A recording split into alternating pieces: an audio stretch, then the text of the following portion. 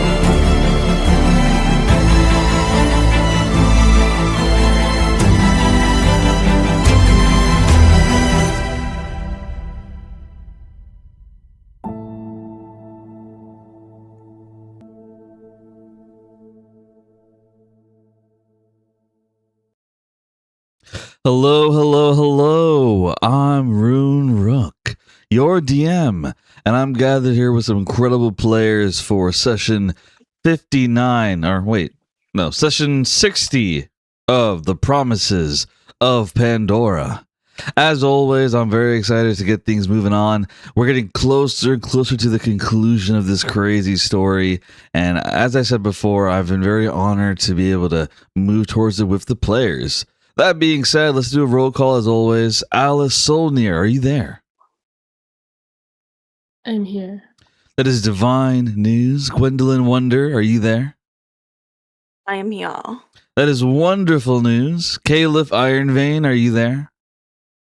I'm here. That is Devilish News. Lorelei Honoria, are you there?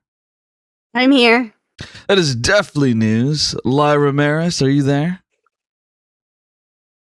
Sorry, I'm here. That's okay. That's Chilling News. And Naren Phantom, are you there? I'm here. That is Ghostly News. And Voss Slapjaw, are you there? I'm here. That is Hopping News. I can't think of anything else right now. But Riveting! Riveting!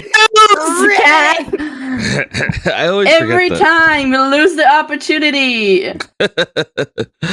All right. Well, all that being said, this session is not going to be super duper long because some people have stuff going on. So I do want to get things moving real fast, though. I have a lot planned. I'm very excited. So we'll be ending session at 5:15 p.m. That's the plan. Okay, everybody. I'm getting the music and then we're going to start in. Whoop.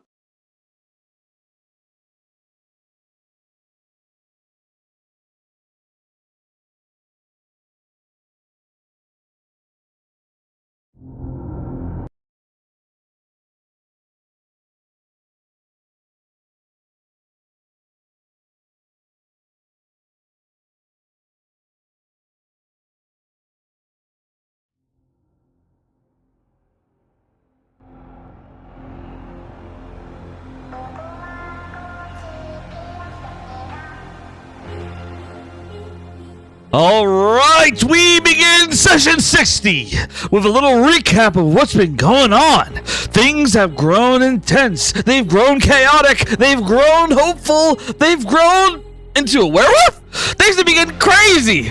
Naren Phantom finds herself to be dealing with her fiance, who is now a werewolf and seems to not be able to remember her unless he is a werewolf. Kind of crazy. Meanwhile, Caleb has a nice heart-to-heart moment with her new boo, Tazriel, a man who is honorable, a man who is strong, a man who is stable. Meanwhile, her crazy, unstable ex-Ventari's out there. Who knows what he's up to? Meanwhile, we got Gwendolyn Wonder, a woman who's been through it all, who finds herself with all the power she could ask for. And to top it off, some, powerful, loyal shadow man named Shade. They have a thing going on, they're going over notes and stories together, and their love grows stronger by the day. Meanwhile, Lorelai and Calyx, they grow closer together, while Lorelai begins to want things she never even thought about before. Kids and all that. It's crazy. Calyx is going crazy about it. I'll tell you what, Calyx is gonna spoil the hell out of that kid if they have one. That's gonna be crazy.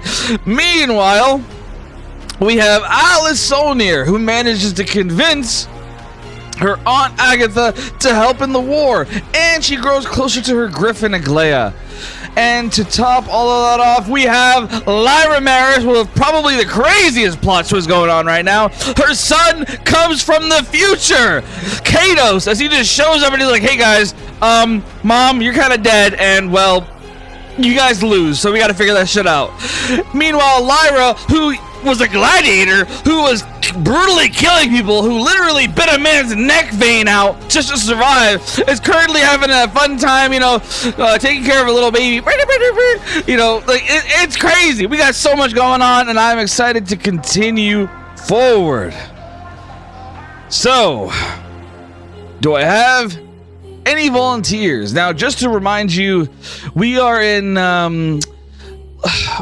downtime, but only a little bit of it, as we prepare for the war. The troops will be coming soon. You guys will be enacting your plan. So, who would like to go next? First, say next. Who would like to go first? If no one volunteers, I'll pick someone, like a teacher. Wait, teacher or professor? I'm confused. Tomato, tomato.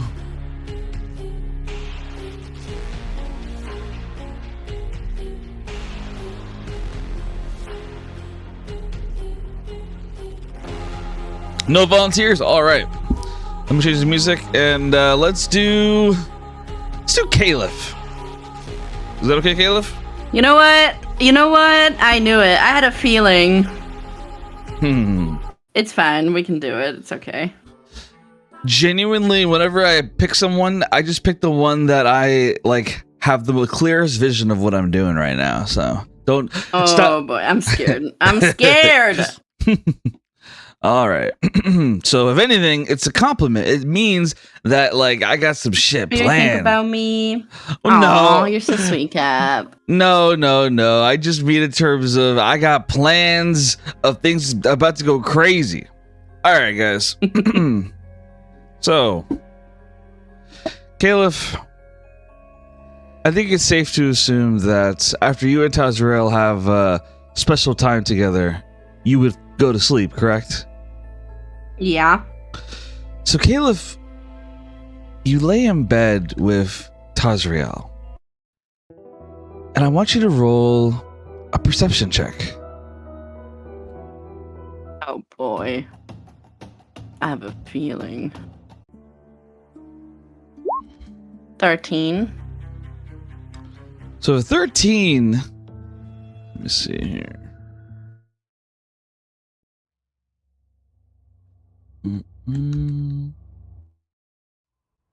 Okay.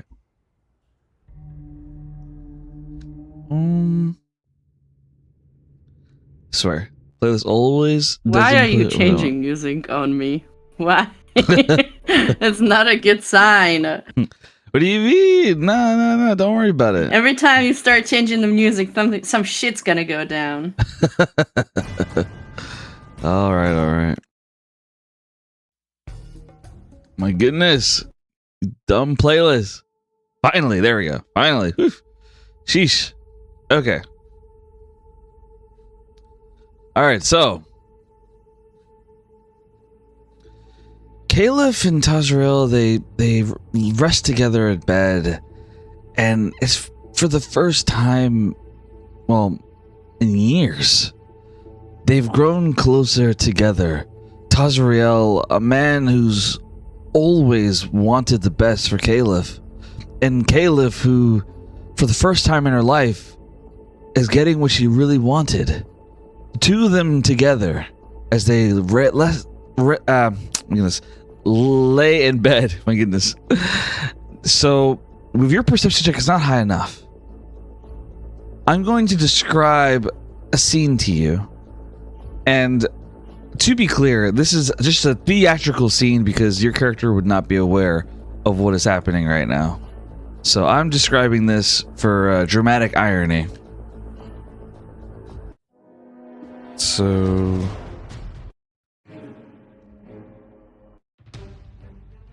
you know what? I'll just pause music for this part. Okay. So, the door creaks open very slightly. There's footsteps. However, they're slow and quiet. Technically speaking, there's no way to make not a sound unless you're using magic. However, when it comes to this man, he has spent his life light on his toes. He knows how to move without making sounds that could wake someone up. The floor creaks only slightly as a man stands over Caliph and Tazrael. There's a dagger in his hand. He's inside the uniform of one of the Wonder Soldiers. He removes the helmet. It's Ventari.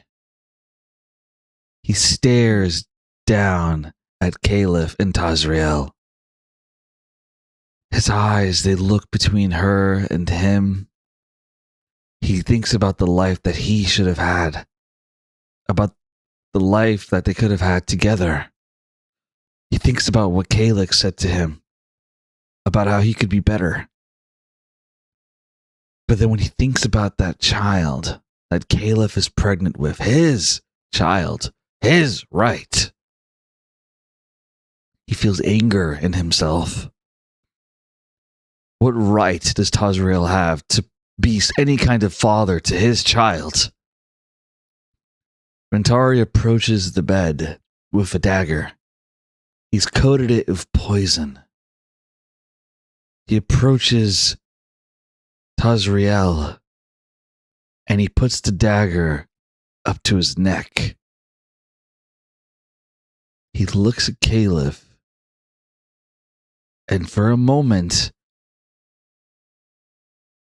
he stabs Tazrael in the throat,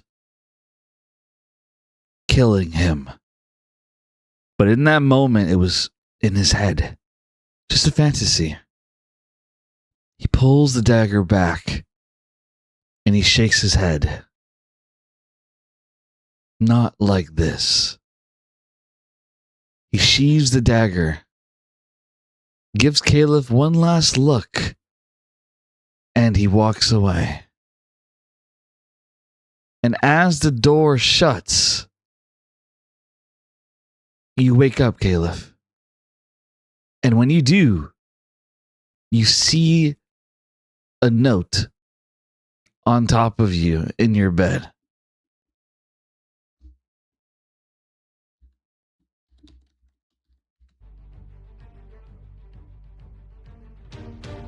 Hey. What does the note say? You see Ventari's name on it. And in his handwriting, Ventari, he says, "Dear Caliph,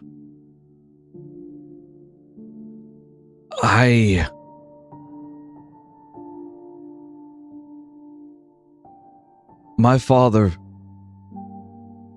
lied to me my entire life. He lied to me, he tricked me, and in the end he got my family killed.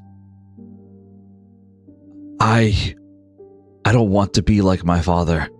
I want my child to have a life that I didn't get to have.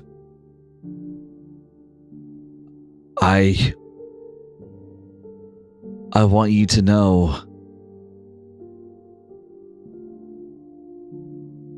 that I'm away right now, but I still want to be in our child's life. So wait for me. Signed, Ventari. Bruh. Bruh. No, I'm sorry I abandoned you in your biggest time of need, but I want you to wait for me. Nah, you think, you bitch. Okay, nah. Hell nah. Caleb reads the note. And the idea that he was in her room and snuck in makes her uncomfortable. She's not surprised, though. It's Ventari. He's done worse stuff. But it's not just her room anymore. She's not alone. Tazriel is there as well. And she's in bed with him, and it's just an uncomfortable situation. And then he says, wait for me. And now instead of being uncomfortable, she's just pissed. Is there a window in the room? You're underground, so no. Oh, right. I forgot. No, it's okay. Well, in that case, she's just going to crumble up the note and just toss it somewhere. Maybe there's like a fake window, you know? No, I'm just kidding. No, I was gonna toss it out the window, but I know. I found it funny, like someone like put like a picture on the wall pretending it's a window or something. Anyway, that would be funny. But yeah, no. So you discard it, you get rid of it. And do you wake Tazriel up, or do you let him keep sleeping? What's the time? I'm gonna say it's about 5 a.m. Okay, do we have plans the next day? Do we have to be up at a certain time for us to go to Good war, question. or like... So Ozymandias, he has told you guys that he will be teleporting all of the armies here. So all the armies are gonna rally here, and then he'll teleport from here. So... short man answer is people will be there 8 a.m. Okay, well, still too early, so no, she's just gonna snuggle in and try to go back to sleep. All right. So Caleb, she does not wake up Tazriel after getting that note from Ventari. She has no idea that Tazriel's life was inches from being ended. All right. Would anyone else like to volunteer?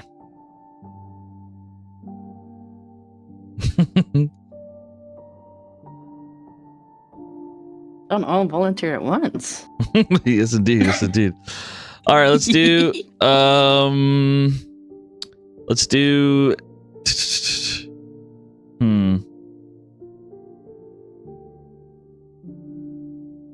I believe Gwendolyn has some things she wanted to do last session, so let's continue that, Gwen.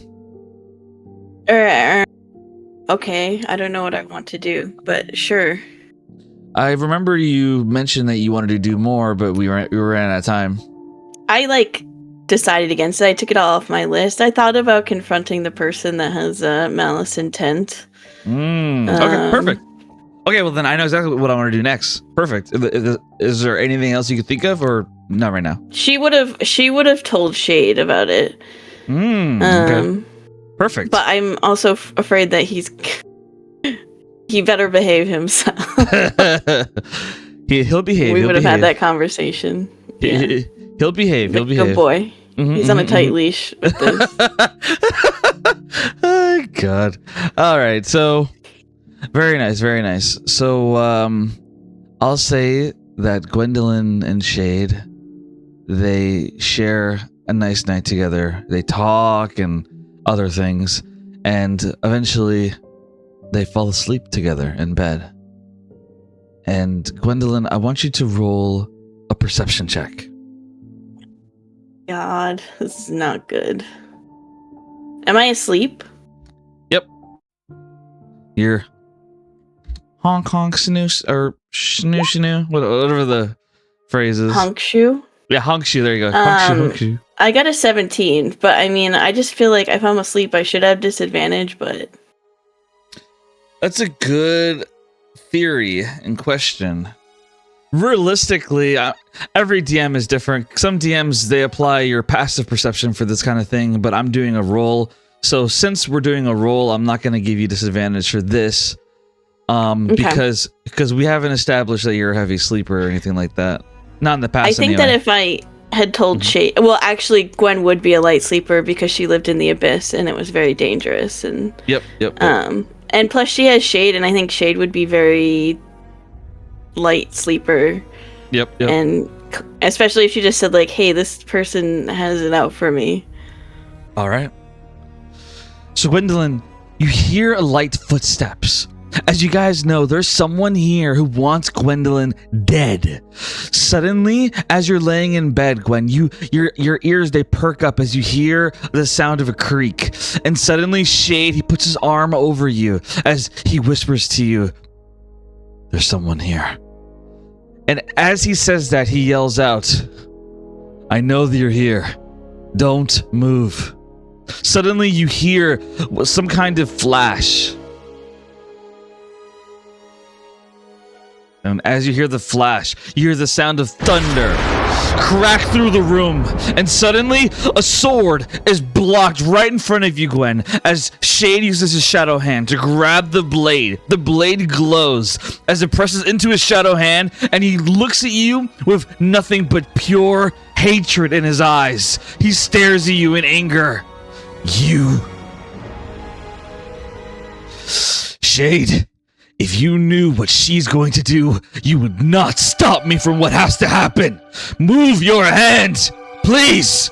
I don't want to have to kill you too. Gwendolyn, you look at your attacker, the man who's trying to assassinate you, trying to end your life.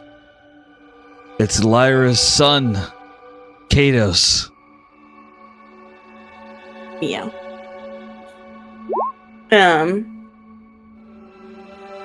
Gwen is very calm. And What? she looks between Shade and Kratos. Oh, okay. So my bad. That's not my bad. It's Kadros. Kadros. Kadros. Was it Kadros? Yeah, Kadros. I'm sure we're all gonna mess it up. It's okay. But yeah. Kadros. Okay, she looks at Kadros. And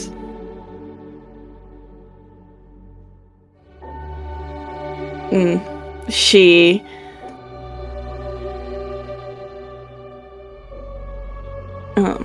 says, you could just tell me what I did, and I won't do it.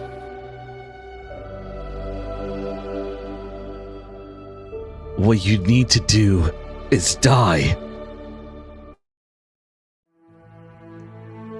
You're the reason everything goes wrong. You're the reason everyone's dead. It's because of you, the Phoenix. You live in the future. You live in my world. And you're worse than Ovelius. You're worse than all of them. You terrorize everyone above. Ovelius isn't the villain of the future. It's you. You're the one ruling over all of them. You're the one burning all of them. You're the reason that my wife is dead. And you have to die. My son got married? That's what you're worried about? A wife? My God. Oh my God, what's she like? Actually, no, I don't even care. He's not real. He's the baby. The baby is my only son. He would yell. Baby He would is say, my only son. No, you're good. He would yell. He would say, I wouldn't be surprised if whatever you did in the tree got my mom killed as well. But things are quite clear. You are the villain of this damned nightmare of a world. My father may have been too kind to say it, he may have been too nice to admit it, but I could read between the lines. You are the reason it all falls apart. Even if that's true, trying to kill her will only guarantee that you die before you even meet your wife. Shade says very hostilely as he looks at Kadros blocking the sword. Kadros' face is pure hatred and fear of Gwendolyn.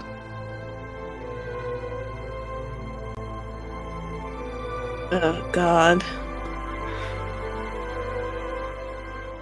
That was not the direction I thought it was going to go. I thought I was just like, oops, I accidentally killed everyone. Oops. I didn't realize Gwen went villain.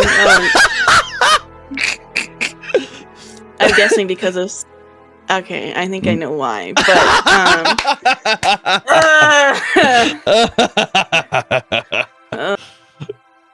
The plot thickens. I love Lyra's reaction. My son got married. Muzzles off. Continue. Go ahead. Was she a good girl? Was she good? Gwen doesn't move. She continues to let Shade kind of like handle it, but she does sit up a little bit, and she's looking at Kadros in the eyes, and she says, "The battle hasn't even started. Anything could change. You being here has already changed a lot. Who's to say that it'll end the same?" If that was true, then when I told you not to talk to the god of pain, when I told you to keep yourself out of it, you would have listened. But no, you made a reason to talk to him. You'll always find a reason to get what you want. That's what you are. You are chaos incarnate. You will never stop. First, you killed Ovelius, claiming it was for others, claiming it was for the worlds.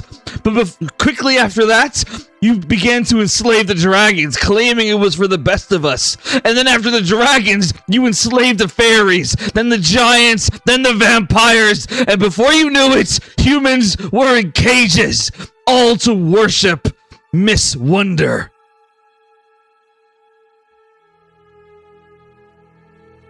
The hell?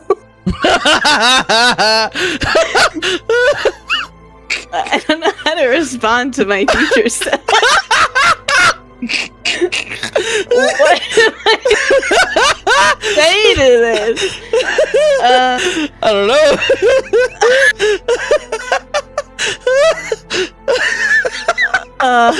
You knew this was coming. I was hinting at this for a long time. I did not know that this was coming. No. You knew you'd be the demise of the promises. The stars I didn't know told that you. I was. What the hell? I thought that I would accidentally kill them. I didn't know that I was gonna be like some ruthless, crazy. What? Listen, the future is not written in stone. Future's not written in stone.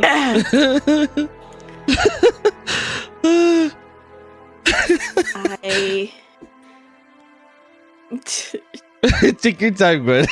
Take your time. Oh, God. I can jump to someone else if you can't think of anything. She says, I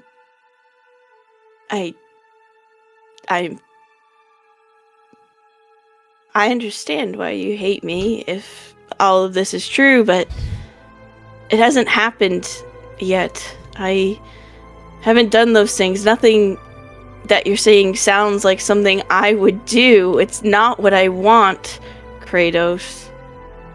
He stares at her, and then Shade shoves him back. If you're going to talk to her, then put the sword away. Otherwise, I'll have to pull my weapon out.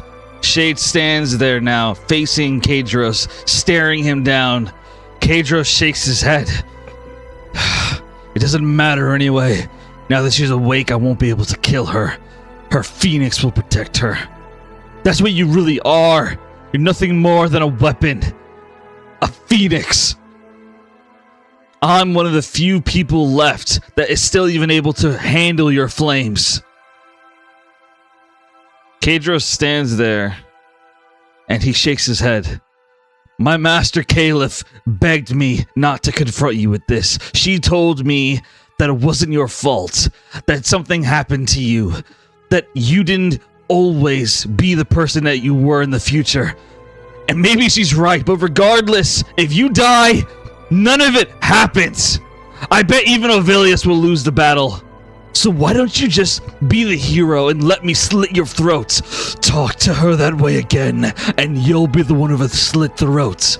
Shade says, his voice turns deep as it begins to have a dark edge, and his shadows begin spanning around as he stands against Kadros. Gwen gets out of the bed and she walks up next to Shade and she kind of like grabs his wrist gently and strokes it with her thumb as she looks at Kadros and she says, well, without me, we don't stand as much of a chance against Ovelius either. I don't want to become the person that you are describing. I don't want to hurt people. And if I was to become that person, then I would hope you would slit my throat. But I am not that person. Not yet. Roll persuasion.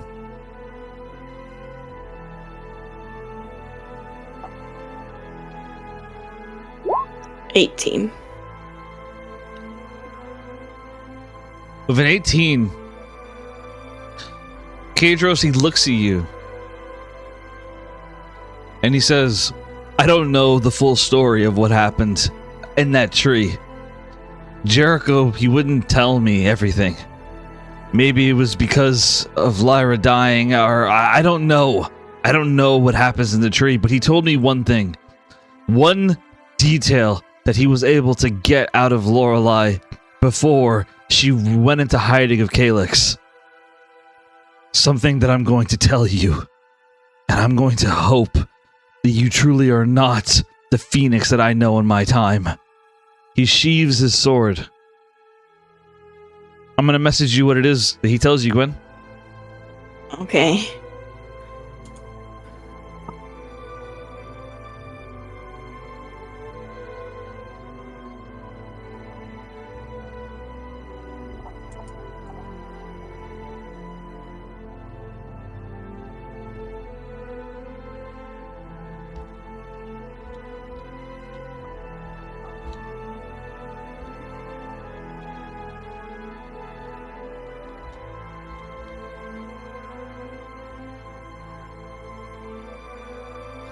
So he says that to you, and then he proceeds to walk away. Shade blocks his exit. You're not going anywhere. Gwendolyn, do you want me to take care of him now? Or should I call for your guards? Shade stands in his way, like ready to fight Kadros. Gwen is frowning and she says, we're not going to take care of him, Shade. He is Lyra's son. And I killed his wife. Would you not be doing the same? Shade sighs and steps back, lowering his shadows.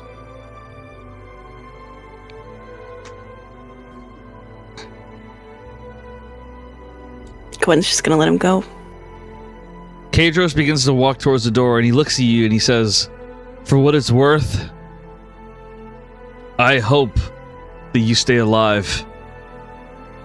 Because the Gwendolyn here seems a lot better than the one that I know. And I think that you have something to do with that. As he looks at Shade. And then Kadros walks out. And after he walks out, Gwen is going to look at Shade, and she does look a bit scared because this is like her fear, is that she would lose control and she would become a terrible, powerful being. And she says, I think something terrible happened in that tree, Shade. Well, now we know, and we can stop it. And besides, we've known for a long time that there's something evil in that tree. I was there for longer than I want to remember.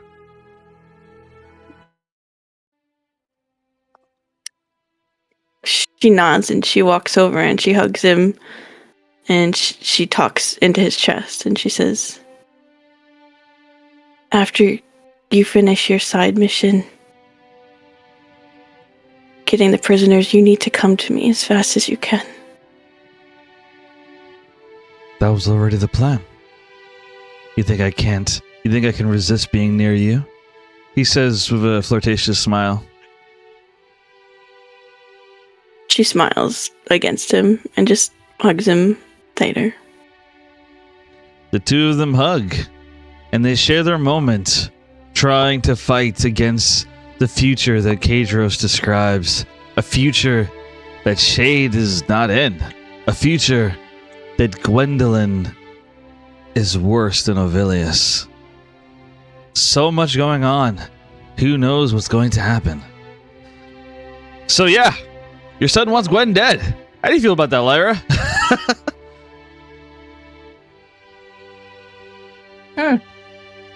Interesting. I don't think maybe he's my son. Also, what the fuck do you mean, master? Like master, My master, Caleb? like sensei, you know, like teacher. I raised him! He called me mom last session! What the fuck? Well, he's like, so when he's in an emotional tone, he'll call you So what mom- I'm hearing, mom. so what I'm hearing is that's your baby that wants Gwen dead. No. So there's I two removed different myself from the situation. there's two different tones. When he's serious, he calls you master because you taught him everything he knows in terms of fighting. It's a sign of respect. And when he's emotional, you're mom. Okay. But yeah, no. So that goes on. Okay. Any volunteers? Bruh. It can't be any worse than that. There aren't any volunteers. Just pick someone, move on. Bruh. Oh. Bruh. Why is everyone so nervous? My goodness. You keep throwing random shit at us. Yeah. Yeah, sorry, after them two, like, oh, Caleb, guess what? Your ex-lover tried to kill me on New Oh, Gwen, guess what? This kid from the future wants you dead, tried to kill you in the night. Okay, alright, well, I see two others sleeping, so, I don't know. Let's see. I actually don't really have, let me double check. Nothing else happens for those that are sleeping. Everything else is pretty peaceful. I'm ready to go to the morning. If any, unless anyone Lucky. has anything they want to do. Wow. Never mind. No, what's up? No. What's up? Tell me. No, I don't want to waste time. Nah, you're not wasting time. What's up? Meh. No such thing. We're not wasting time. What do You I give us endless content. do? Alice and Asher before going to bed. Because I went to that last session, but we ran out of time. Yeah, let's do it. All right, let's see here.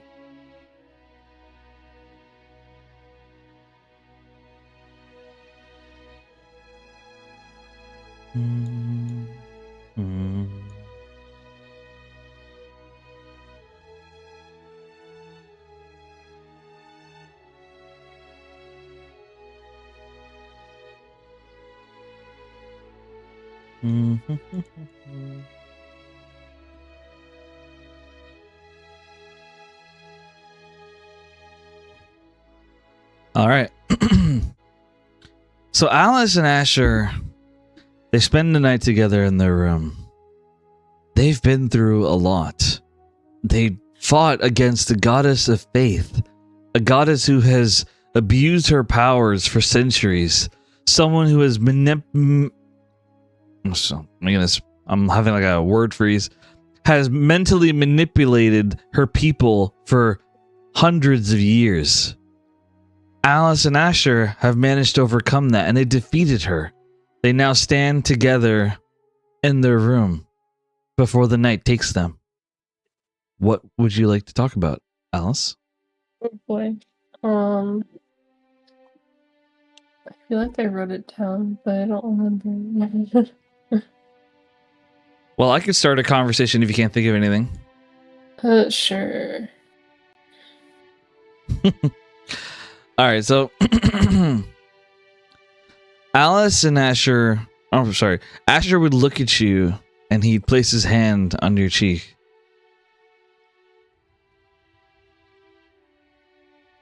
You saved my life today. I would be dead right now if it wasn't for you. You've become so strong, Alice. But I'll catch up to you. He says with a slight smirk. She kind of like rolls her eyes, but she like kind of leans into his touch. And she says, "I spent my whole life trying to catch up to you." Really? I thought you were just always pissed at me. He says with a smirk as he keeps looking at you. Well, that too. I wouldn't blame you. I was a bit of an ass. I didn't want to confront my feelings for you. There were so many reasons not to talk to you. So many reasons not to get close to you. Who knew it would take the threat of the end of Dornia for us to come together? End of the world, really. And she kind of like gives him like a kind of like a mischievous like smirk, like a bit more like teasing, I guess. And she's like, "Well, it makes sense considering how much a coward you are when it comes to this kind of thing." A coward? I fought in the front lines of every battle I've ever been a part of. You should know. I was the one covering you when those bats attacked us. Remember that? He says flirtatiously as he leans in. She kind of like meets his gaze, and says, "And yet, look how long it's been for you to like tell me how you really feel." You want me to tell you how I really feel? You want to know exactly what I'm thinking? Are you sure about that? It wouldn't be very proper. He says as he whispers into your ear. My vampiric urges tend to get stronger at night. She kind of like raises an eyebrow, like not really understanding what he means, because like she's like, "What are vampire?" Or like she's just kind of confused more than anything. He like blushes, like he doesn't blush, but he feels a bit embarrassed as he's like, I was trying to make it sound cool, but I'm saying that I'm thirsty. You cool to never. He's like, what I'm trying to say is that I'm thirsty for you. She kind of smirks, and this time she's the one that's blushing. And she's gonna say, "In exactly which way are you thirsty?" She's like, He whispers, "I'll let you decide that, you royal brat." As he gives you a slight kiss on the neck, but you feel him graze it with his fangs a little bit.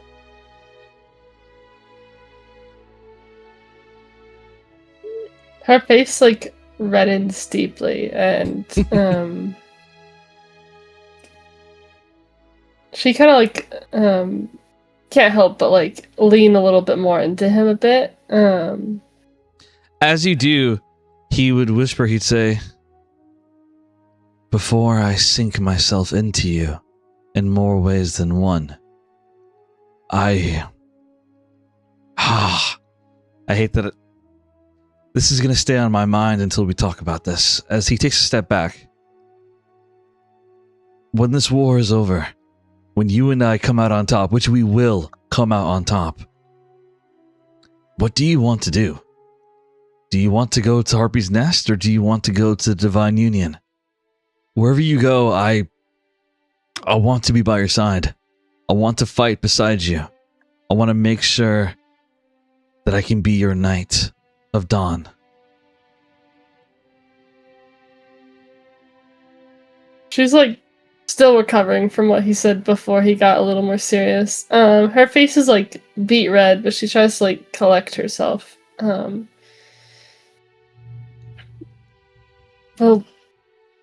there's a lot of business we have to deal with in the Divine Union. I mean, I imagine she probably would have told him, but she'd be like, they want me to lead, but I don't know if I have it in me. You have it in you. You're a natural leader. I saw it when you were fighting alongside the Promises in the Abyss. I remember when you fought against one of the lords. You never gave up. And I've seen your leadership before. And whatever you can't do, I'll do. I'll be your right hand. I'll back you up. I'm with you, Alice, no matter what. You might be a bit of a brat, and you might be royal, but you're mine, and I'll always protect you, and I'll always give you what you want. He says with a bit of a hot whisper as he places his hand on your neck slightly. She like again is like blushing deeply, and she is gonna kind of like cup his face with both of her hands. And she like leans in. You're more than just my right hand. Asher, you're my partner, my everything. And whatever happens in or out of this war, if we survive, if we don't, no matter what, I'm just glad that you're by my side to do this. I'm glad that I have you. And whatever happens after this, if I have to lead a nation, if I have to go reinvent my family again, I want you there. And I know I can do it as long as you're there. He nods. I will be. And I want a reward for what we're going to be doing. Let's be honest. I'll be probably carrying a lot of the weight. What with my sword and all. He says with a She hard rolls her eyes and she says, after you just said that I was like the stronger of us, really? Well, hey. After I just saved your life. You might be the one in front and you might be the stronger one, but my powers have been growing. My bat speed is faster than before. Clearly not enough. Yeah, well, I'll catch up to you. And even if I'm not able to how many wings do you have? Enough to pin you down. You don't pin people down with wings. Like she says, like he's trying so hard to like be flirtatious. Like he's like very like he's not used to this. Like he's trying hard. And as you say that, he just kind of shakes his head. You know, just because you're stronger doesn't mean you get to just shut down what I say. Because I have a lot to say. Alice Solnir. Exactly what else do you have to say then, Asher Donson? I have to say that when this is over and you have won thanks to help of others, he winks. I'd say others? I'd say that I owe you a proper date. One that doesn't loom behind the end of the world. I want to take you to a library, a real library. And I want us to have a date where we can just talk and So that eat. other one didn't count? She says kind of teasingly, but like... Of course it counted. But I want to do it in the mortal realm, the real world. As fun as it was to take you to that place, to me it's not the same. I want to have you in every way in this realm.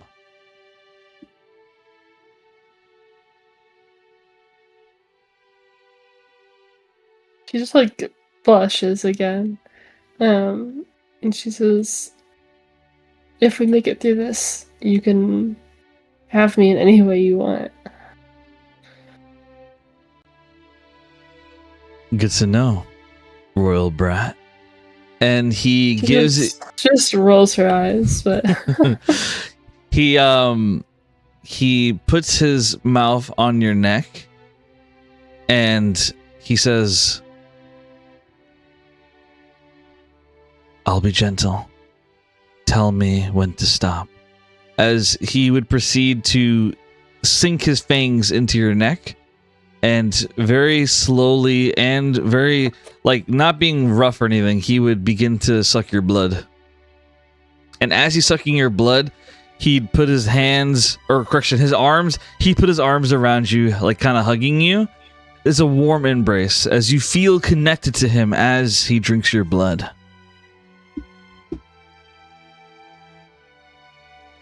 And we can say fade to black for the rest of that scene.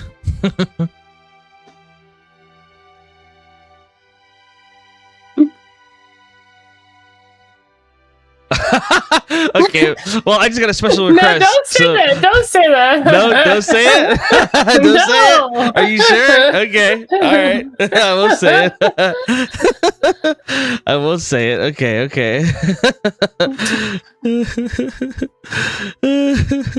Okay. So, all that being said, very well done, Alice. Very well done. Okay. I'll give a short summary for the others. So Naren and Adrian, they are sleeping in bed right now. Adrian is in werewolf mode. Naren is kind of just trying to deal with it. He's a twister and turner. So Naren's been trying to like not get suffocated by him. Meanwhile, Lorelai and Calyx, they have been laying in bed and they should be sleeping.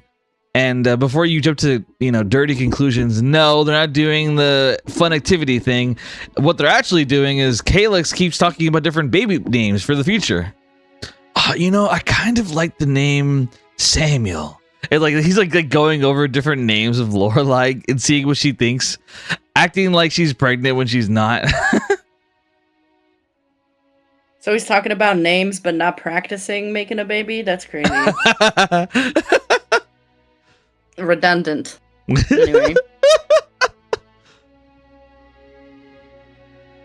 How would you feel about this, Lorelai? I'm curious. I mean, they don't need much sleep because they are elves, so it makes sense that they're up stupid late talking about shit. All right. And Naren, how about you? How do you feel about sleeping with a werewolf?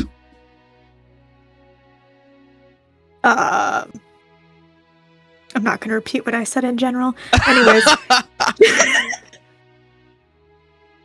She probably doesn't really care. She's just worried that he's not okay. Aw, that's sweet. All right. How could I forget? Lyra, for you, my summary of you is that Jericho, he tells you that he needs to, he wants to get a drink and he needs to think, but that he'll join you in bed soon. And so you are in the room, Lyra, and you have the baby with you.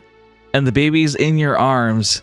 And I have received multiple Don't you dare make criticisms. any baby noises. Yeah, I have heard multiple criticisms of my baby noises, which I think are well done, but whatever. So no baby noises, okay? What the fuck? Ba-da-ba-da-ba. I Yeah. could do better. Come on. My child's a beatbox, so great. You know what? You know what? No. That's better. So much better. There we go. Just use that. Love it. That's So this, cute. Ba-da-ba-da-ba is not. so this baby, he's Why is this baby crying? Fuck's sake. Slap the baby. God. No, she won't slap the baby. Okay. So you're holding the baby in your arms, and the baby, his eyes look just like yours as he looks at you while sucking his thumb. And what do you do? How do you feel?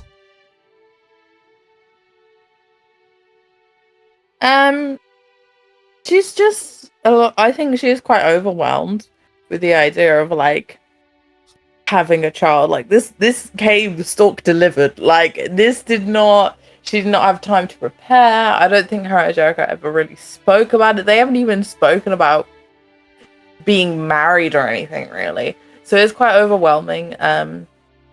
But she's very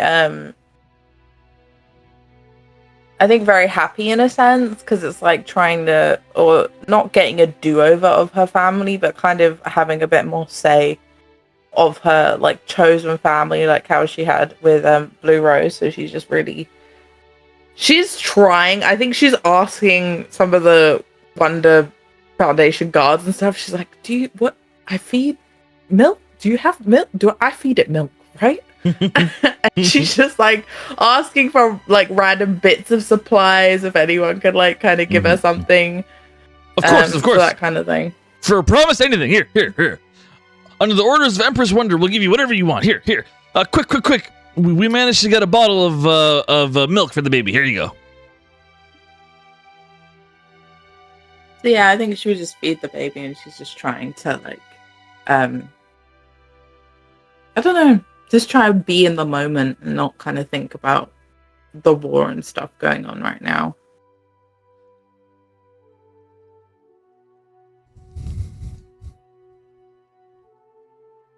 Yeah.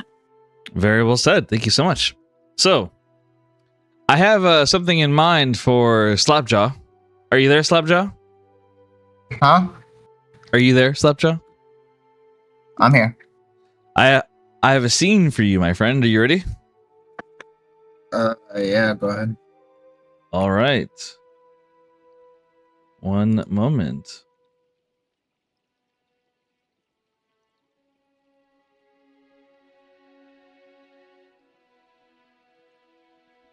Yeah, just a quick question. Will I be included in any scenes for the next, 10 minutes? Because I would go make dinner if not.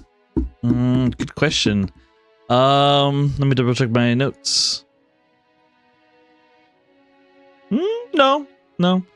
After this scene with Slapjaw, I intend to go to the morning in which all the armies show up, and you guys kind of just reconfirm your plans for what you want to do, and then you guys talk to everybody and give your goodbyes, and then you guys get teleported. That's about it. That's all I got for now. Okay, bet. I'm gonna be listening, just AFK. Thank you. Yep.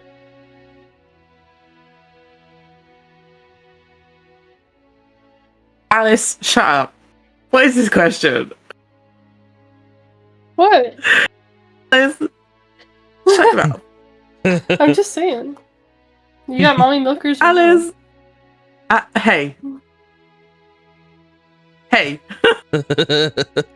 Would she I'm lactate? listening.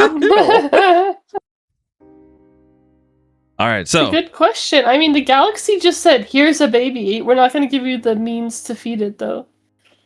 I will say, okay, here's what I'll say. So for Lyra, Lyra, as you're- lactating during war? No. no, not that. No, not that. So, Lyra, here's what happens. You don't lactate, but here's what happens, okay? You're holding the baby and you feel your natural energy, like your spiritual energy, you feel it feeding into the baby. And you feel the baby, like the baby rejects the milk. Like, they offer milk to the baby's like the baby doesn't want milk. But as you hold it, you feel your energy getting siphoned off into the baby, and the baby seems like the baby stops crying. So the baby eats your energy. God, you're just like your father wanting to feed energy to people through Bro, photosynthesis. what? Bro, watch the baby. The baby's blaming the wrong person. That kid's gonna grow up and eat the life force from his wife, okay? What do you mean? Bro's eating her life force. No, it's not eating her life Lyra force. dies because he ate her.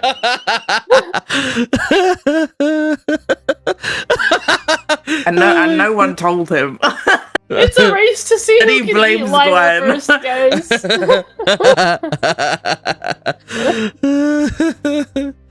Oh man.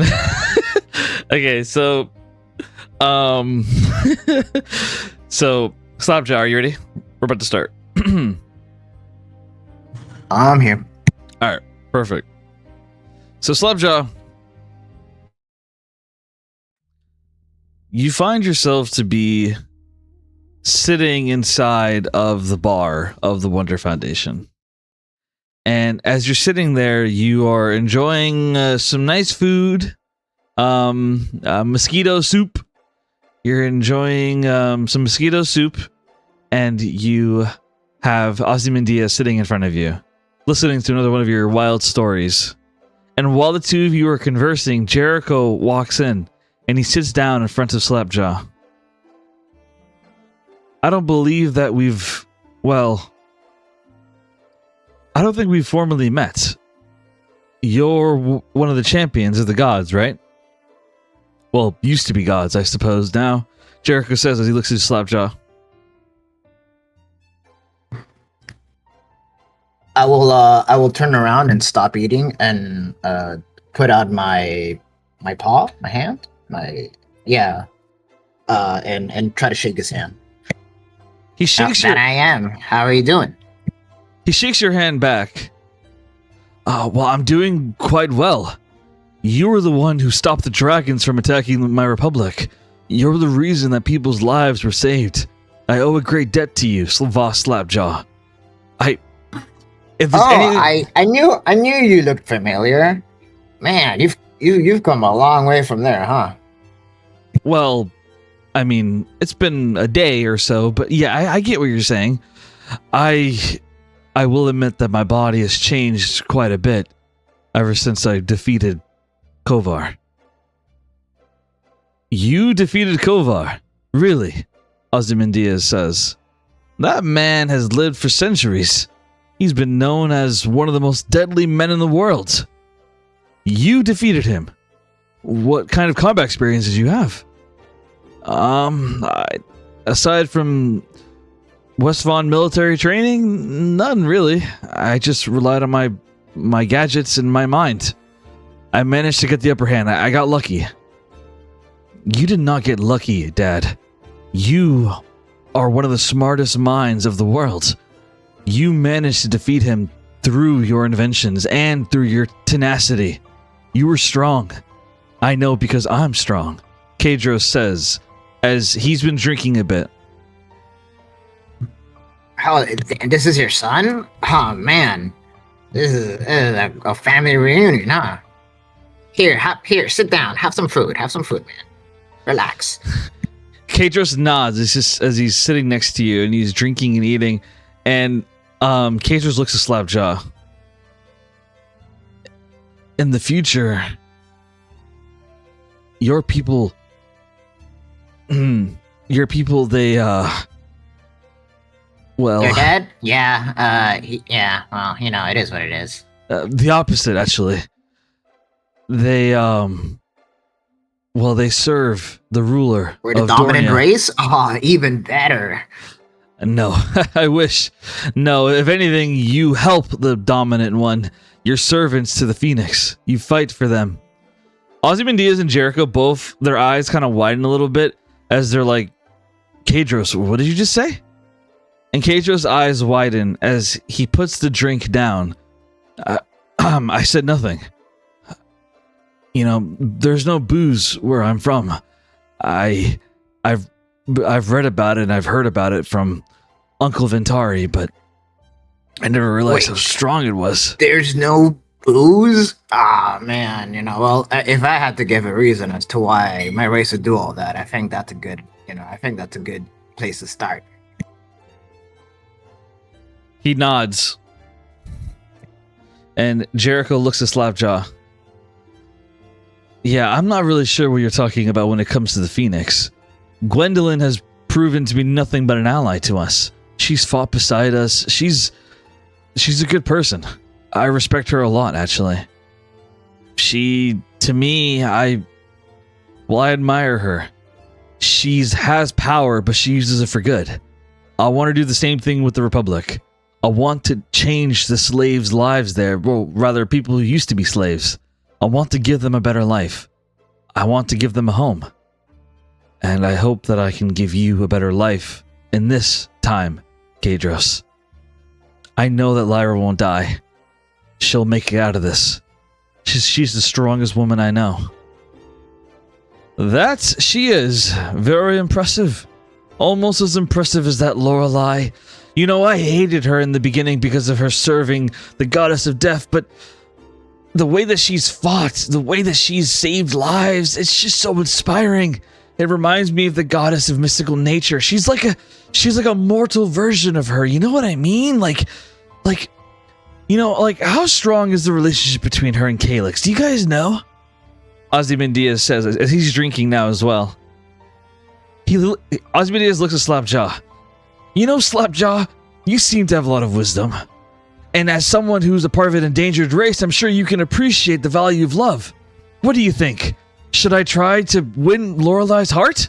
Should I push Calyx out of the way, prove that I'm the better wizard?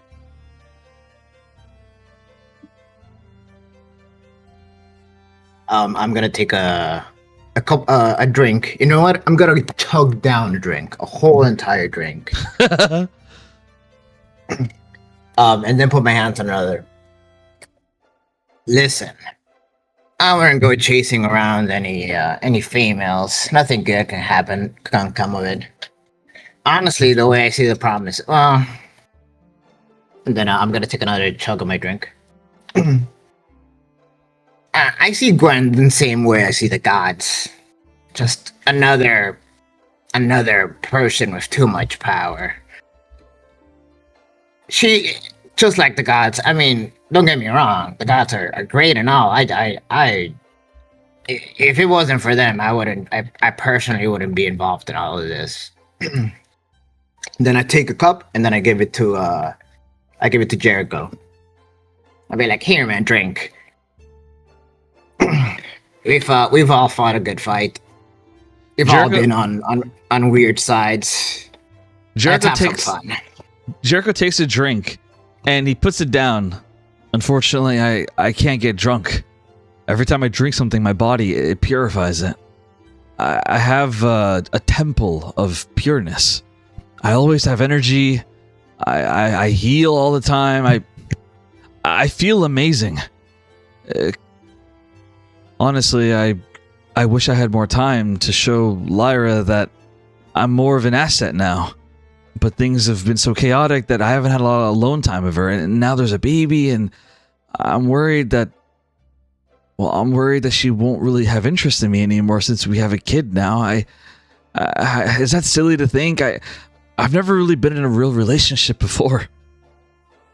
Slapjaw, what do you think? Do you think...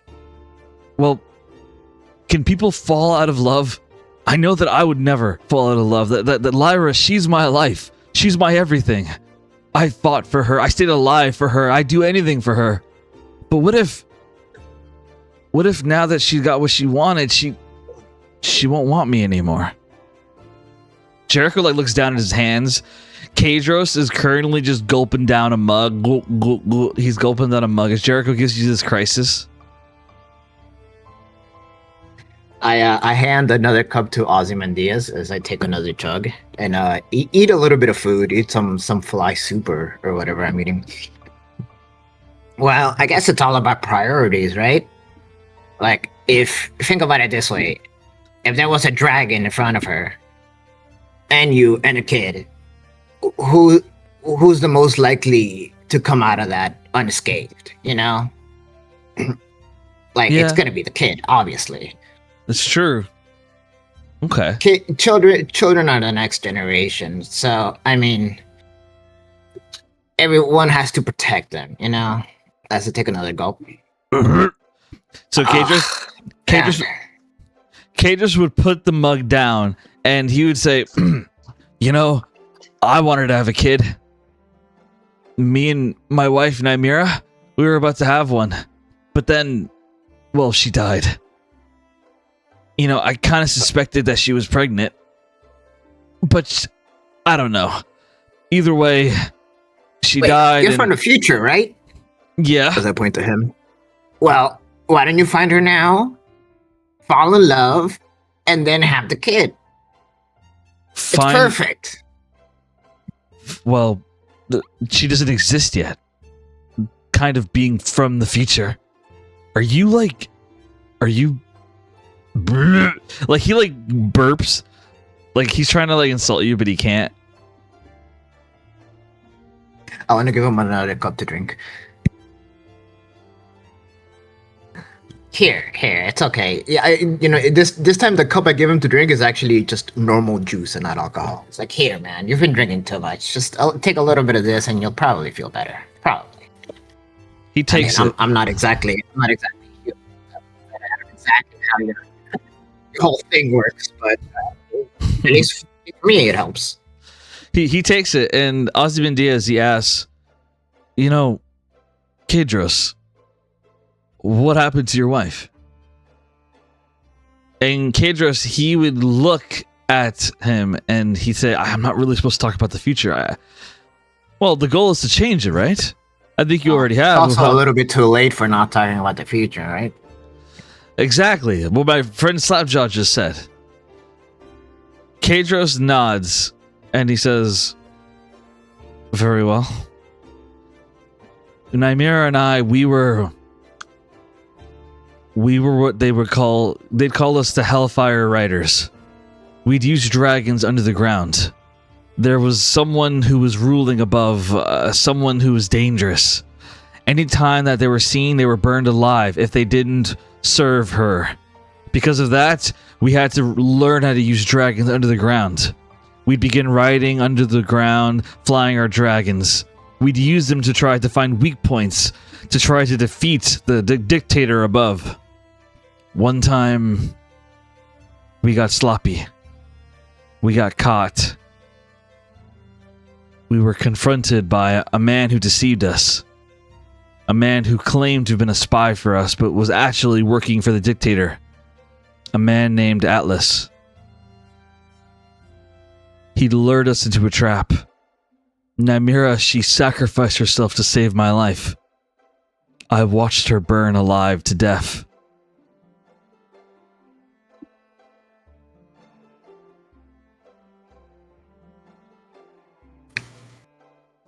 Wow, there's so much to unpack there, honestly.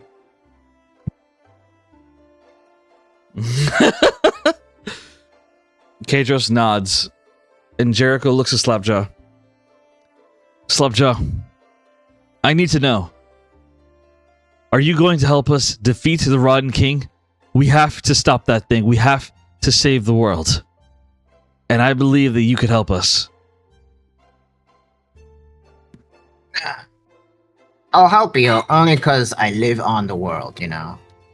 But other than that, I just kind of want to go home after this. If the gods, if the god of whatever isn't gonna keep me here, I kind of just want to go home. Well, but I'll help you defeat the king, you know. Let me remind you that it's only the right thing to do. Let me remind you that all the gods are gone. Well, yeah, that's what I mean. If with the gods gone, there's nothing really keeping me here aside from the fact that I live on, you know, the world the king is trying to destroy, you know. But you know what, Katos? Tell me more about the whole my race helping, the Miss Dictator. Tell me more about that. I'm curious. How does that happen? I mean, as far as I know, there's only like Well, so what a happens couple is of that us. what happens is that the dictator, we call her the Neon. The Neon, she, well, how do I put this? The Neon, she begins to dwindle down races. She believes that there are too many races that are, well, dangerous. And so she begins to dwindle them down. The humans, the elves, the tieflings, all of them. However, when she comes across your kind, she realizes that your birth rates are extremely low, extremely non-fertile. And because of that, she chooses to trust your kind. She offers a deal. Serve her, and she'll spare you. And so all of your kind serve underneath the Neon. You enforce her rules. As far as I know, there's hundreds of you now. And the hundreds of you serve as officers underneath her. You do her bidding. I saw one of your kind use their tongue to literally rip someone's brain out of their ear one time. You're horrific creatures. Oh yeah, I saw somebody do that to to this animal we were hunting once. Yeah, it was crazy. Honestly, man, I mean, and then I take a chug of it. In theory, all you have to do is befriend like one or two, and then I mean, it sounds to me like they're more like her honor guard than they are of full force, right? And I mean, historically, it's the honor guard to usually take out the emperors or whatever you want to call them. So in theory, you just have to befriend a couple of them and have them turn on her, you know? In theory, of course. Then I put my cup down. It's a lot easier than it sounds. But I mean, that can all change though, right? Since you're here, shouldn't be too hard. All right. Very well said. Jericho, he offers a toast and he says, let's make a pledge here and now. No matter what happens down there, we have to work together to stop the monster from digging to the core of the world. Our lives come second to saving the world. Can we agree on that, gentlemen? Here. And I'll take another chug of my drink. All right. And you guys toast. We're going to take a very short, like actual 5-minute break just so I can get a drink. 5-minute break here. And when we get back, we'll be getting to the army showing up and you guys, seeing them and all that. So 5-minute break, everybody. Starting now. Ooh, it's going down.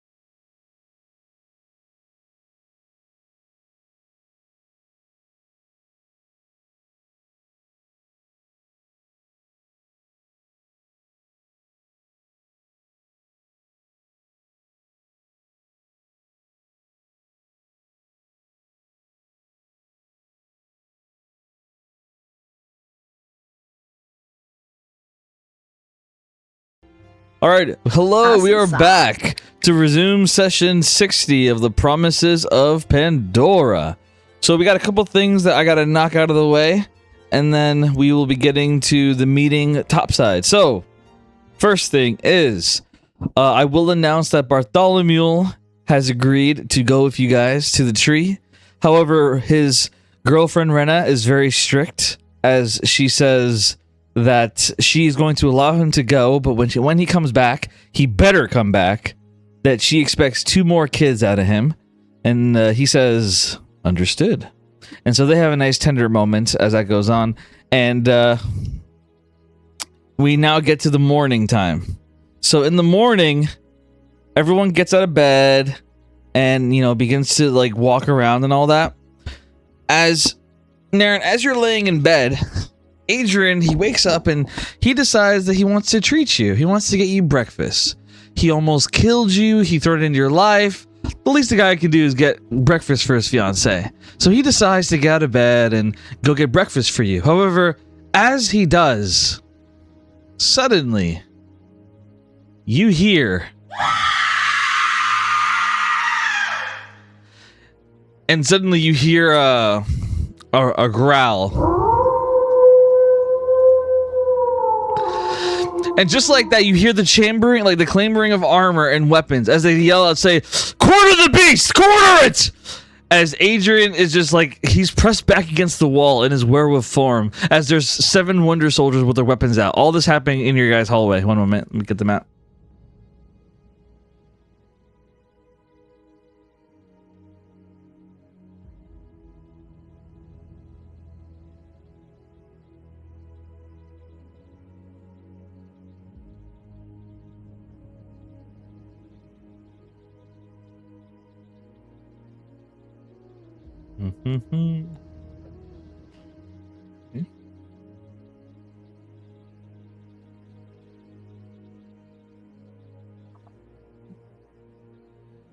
Okay, there we go. Got that.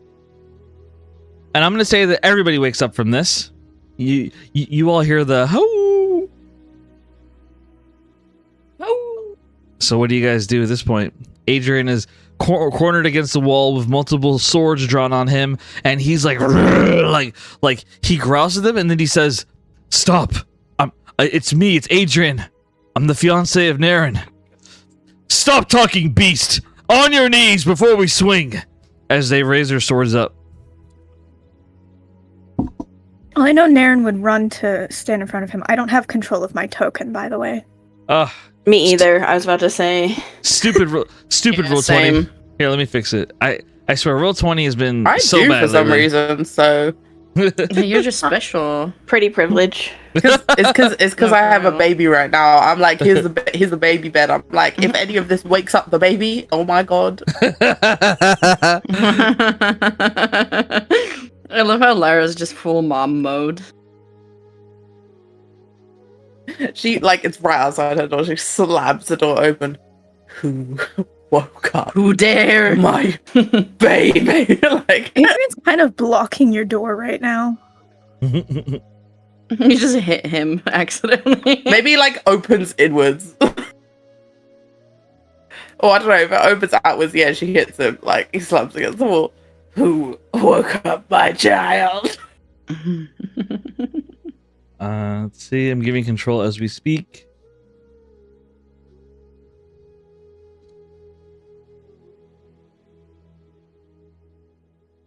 Oh, Alice has control first. Cool.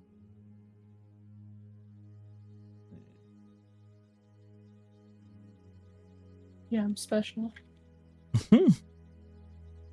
All right. I think everyone should have controller tokens now. Cool.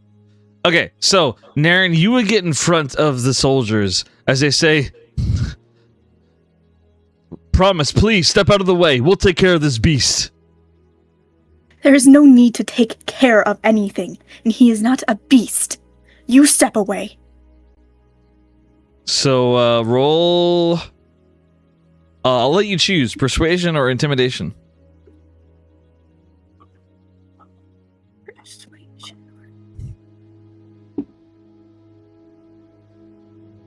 doesn't matter in the long run. Okay.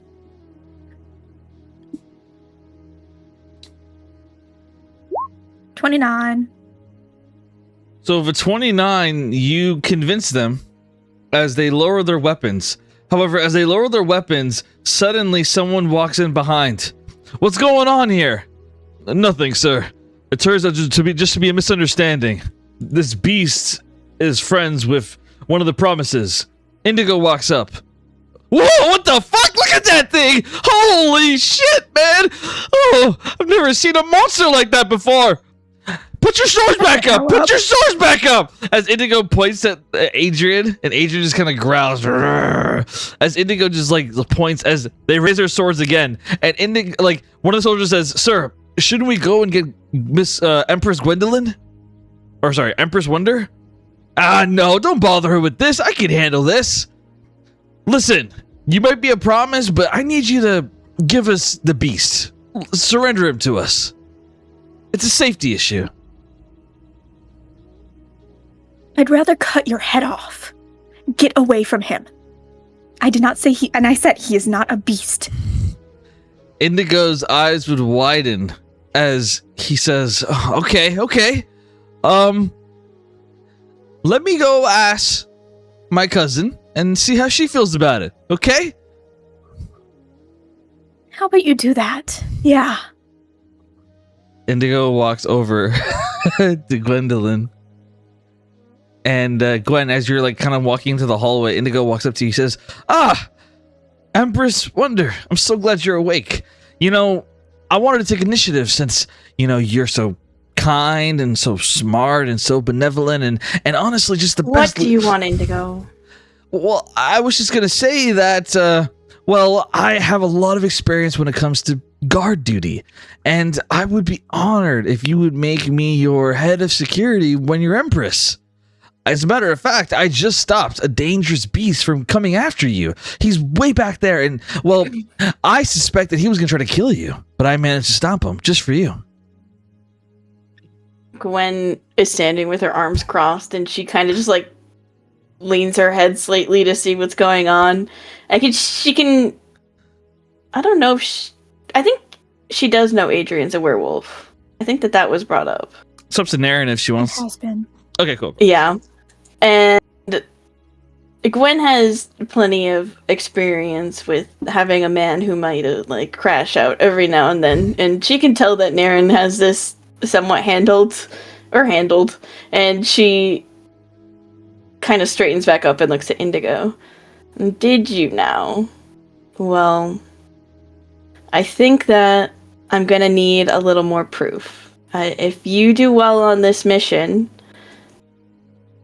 to help the prisoners, then you'll be first in line." "Oh, fuck yeah. Consider me the man. I'm gonna free the fuck out of those people," as he salutes to you. And she just nods to him. All right. But she would come up here and kind of assess the situation. The moment that Gwendolyn walks up, Naren, you see something that makes you think back home of when you are amongst your subjects. You watch as the Wonder Soldiers, all of them kneel to Gwendolyn immediately. All of them are kneeling now. "Empress Wonder." She regards them, but she just looks at them for a moment, nodding, but then she looks at Naren and Adrian, and she says, "Are you two being bothered?" I mean, a little bit. "Shall I send them away?"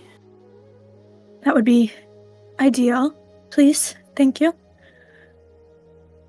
She would look to Adrian for a second, and assuming he looks very under control, she would nod, and she'd look back at the soldiers, and she'd say, "I want you back at your posts, and I want you to leave the Promises and their guests alone.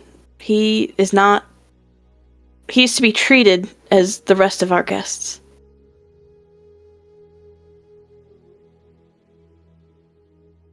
They all look at you and they nod. Of course!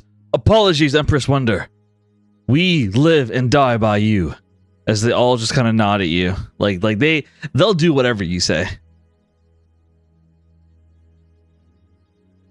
And she'd nod. And she'd look at Naren and Adrian. And she'd say, anything else you need? Or shall I leave you to it? No, thank you, truly. And she would give you a slight nod. Gwen would smile and nod back before she would probably message Shade and say, I'm leaving the barracks to see what's going on with the rest of the Foundation. Meet me when you're ready. And she would head out. All right. Very nice. One moment.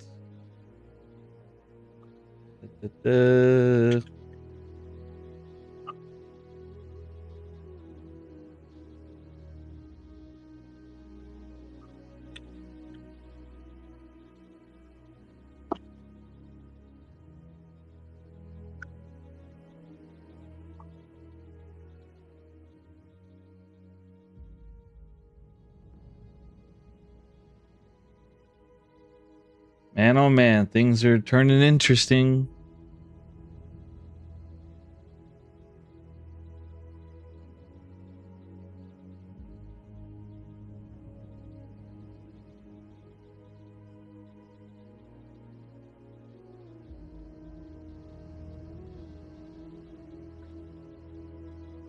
Okay, is there anything anyone else would like to do? Okay, so real quick, so for the Chimari tribe people, I'll keep it simple. If anyone wants to like do a scene talking to them, we can do that either here or text RP, whatever. But to summarize, they want to help fight. They're willing to join one of the armies and help fight. They want to fight for their home.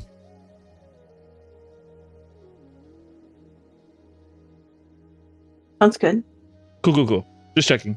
I think Caliph would tell Taz about Vakari being in there, but we don't have to do that in session. Okay. That sounds good to me.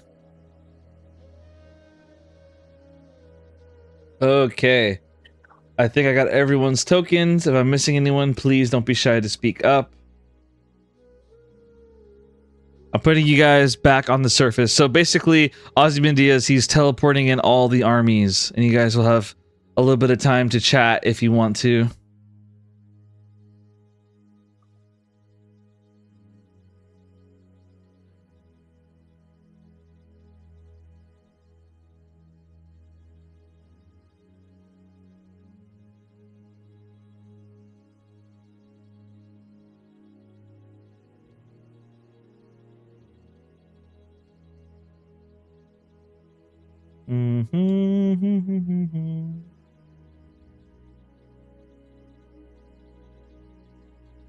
Okay, I'm putting you guys on the map. I still have to organize a little bit, but I'm putting you guys on the map.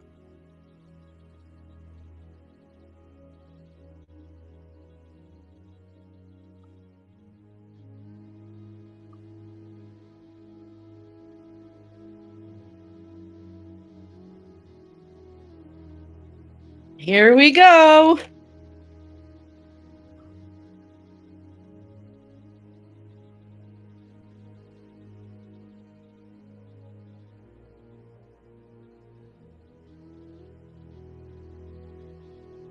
So I'll be noting a couple things. So that you guys will be seeing. So Gwendolyn, you will be surprised to see that the Wonder Empire, or whatever you want to be calling it, Carven Empire, you will be seeing that Quell is actually there with the army.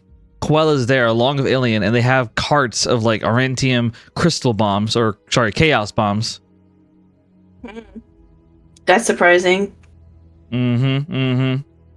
The Republic would be there, mass army of them. Kemzar stands at the front with literally hundreds of thousands of barbarians.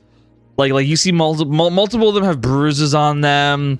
Multiple of them wear like chains on their wrists that like the chains like broken, and like there are what's the word, like handcuffs. I forget the shackles. There we go. Broken shackles on their wrists as they stand there. Meanwhile, Harpy's Nest arrives with the Ace of Mars. The Phantom Federation arrives.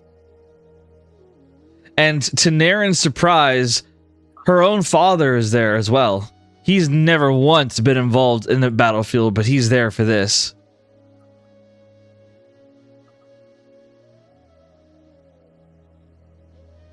Along with Solomon and Tundra. And then we have the West Von Kingdom. They show up very proudly.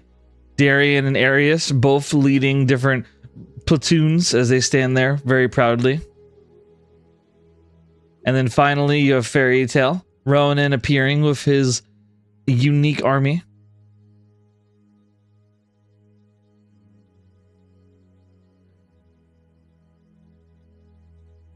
And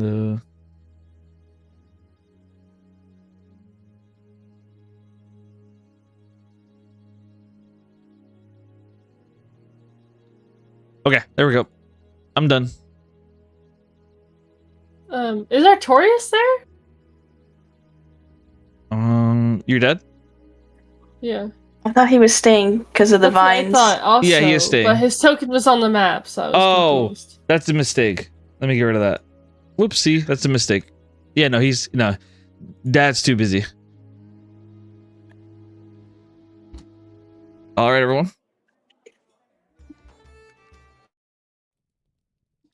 Actually, I think that song fits pretty well. Well, actually, no. It's too happy. I mean, What do you mean? This is a happy time. there could be some hope involved. We don't need like sad That's true. That's true. despair. I respect that. That's true. That's no fun.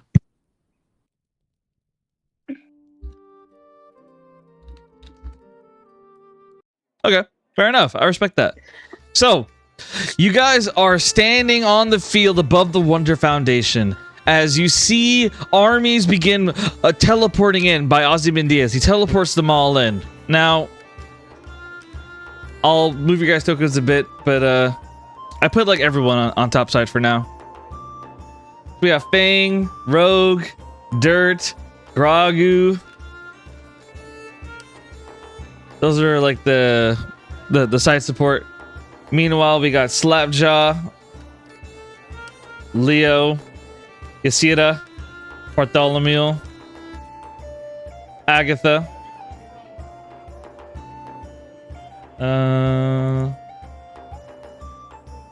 Gwen's mom, Cuvis,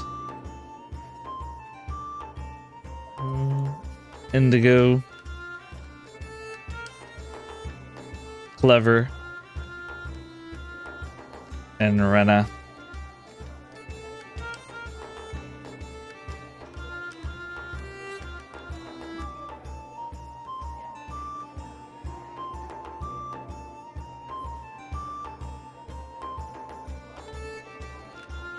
Man, you guys have a lot of people on your side. Oh my goodness.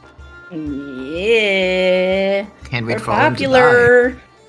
Shut the fuck up. Why would you say that? I mean, some of our allies could die. No. Most of them will die. Marion and I They will can survive. I don't know what you're talking about. I have someone I'd be okay with dying. You are so funny. A father. Who else? both of us want our dads dead. I'm gonna make all the tokens of the map a little bit bigger. But while I'm doing that, I want you guys to think about anyone who you might want to talk to.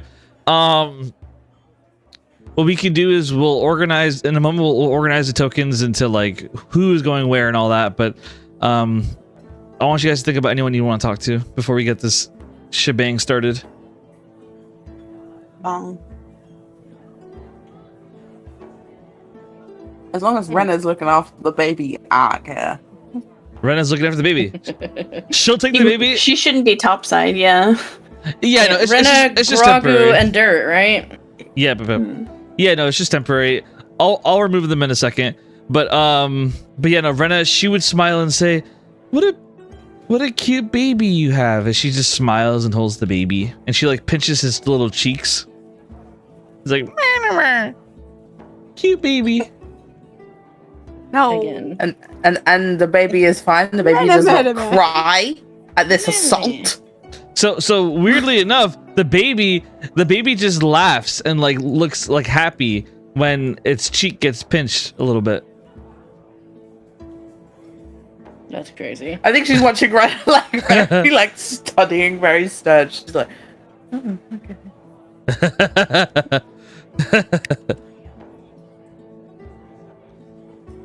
So as that happens, does anyone else have anything they'd want to say to other people here? I mean, Alice had intended to put Leo in charge of the Sky Brigade. Oh, really? Perfect. Yeah. How would you tell him? She already did tell him when they talked before. She said she wanted him to lead that again, because he was leading it before. Okay. Perfect. So Leo would go over to the Harpy's nest. He would look at you before he goes, and he says, "Thank you so much for the opportunity. And I look forward to being able to play games with you again when we get home." He gives you a smile and nod to you and Asher. "I know for a fact that a lot of people will be happy when they see you again, Alice." She just nods and gives him like a soft smile, because she knows she's not immediately going back after this war. Like, she has to go back to the Divine Union first, but she would not and be like, "Yeah, I'll see you after." And she also using like the Sending Stone to like talk to, I think Hadnir is who was like in control before over there. She would tell him to give the stone to Leo, and that Leo was gonna charge the army since he's done it before. All right. Very nice. As you do that, Rena would give Bartholomew a kiss on the lips and say, "I'll be waiting for you." And Bartholomew smiles and says, "Don't worry, I'll come back." Meanwhile, Grogu would look at Caliph and he'd say, "You better survive. I want to play tic-tac-toe when you get back." I'll be fine, Grogu. Just take care of the kid, okay? "No problem. You got it. I'll make sure he's a troublemaker just like me." Oh, I bet you will. Rogue would fly up to Alice and Asher and he'd say, "I'll miss both of you. Please make Rogue? sure you..." Wait, where's Rogue going? You want him with you? I have no idea what the plan was for Rogue, honestly. I assumed he was that'd be up to what Rogue wants, like, honestly. I just assumed he was staying with the others, like the take care of the baby squad. I mean, that's up to Rogue to be like. Alice would give him the choice if he wants to stay back or go with her. Well, honestly, I want to be there for you. I want to be able to support you the way you supported me. But I feel like I'd be a burden if I was out there with you. I don't want people to use me against you, Alice. You deserve to be able to go all out. I'll stay back, but I'll come to you flying if I hear anything bad. She will nod and give him like little Rogue kisses, like rub her forehead to his. And what was that laugh? Give me another. I don't know.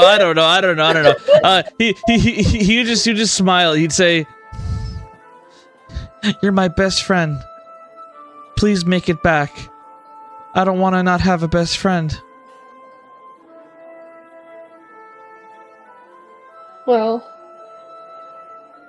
it's like trying to think of what to say, because that's an interesting reason to not want her to die.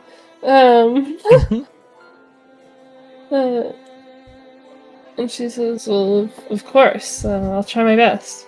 But if something does happen to you, take care of yourself. And she'll, like, give him, like, little, like, head pats. Very nice, very nice. Dirt would walk over to Lyra, and Dirt would be kind of like crossing his hands together a little bit as he says, Lyra, I had a request. Something I wanted to ask you about. Yes. Well,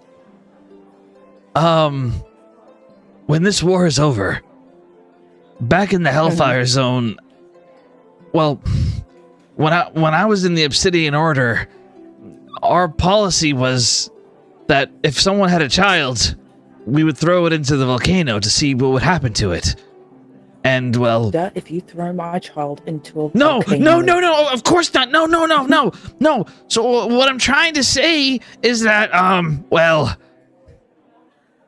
I don't want to be like that. I want to be able to, be a real friend. You're my friend, and by extension, that means the baby's my friend. I was gonna ask, when this war is over, do you think that I can be friends with your family? Do you think that maybe I could be your family? I don't have anyone. why are you doing this? Like, this is, you can't make me emotional for no fucking reason. Anyway, she Lyra looks at her and she's like, kind of scrunching her face a little bit like, what are you talking about? Duh. Look, you are one of the first people that I got to save instead of kill. You are a family friend. You are family. What are you talking about? if it makes you oh, don't cry. Don't do it. Don't suck it back in. No. He's trying to suck it back in. You watch him trying to suck back in that one tear.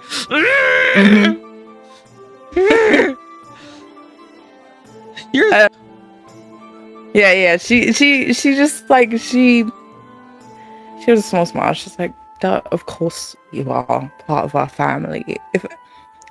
If it makes you, if you want a real title for it, I suppose you are like the baby's godfather, maybe? That is the right word. Look, I don't know, but you are in our lives, okay? Godfather! Suddenly, Dirt passes out right there. Dirt faints. He goes unconscious. He faints with a smile on his face. No, Lyra looks down. I imagine Gragu is like coming up to him trying to. Yeah, I know. Lyra looks down, and then I think she looks at Gragu, who I'm assuming is walking up. She's like, hey, Gragu, don't let him hold the baby if he does that. No problem. I don't think anyone can get a baby out of Rena's arms. She's acting like it's her kid. As like Rena's like looking at the baby and like poking its nose and laughing. Poking my child's face. I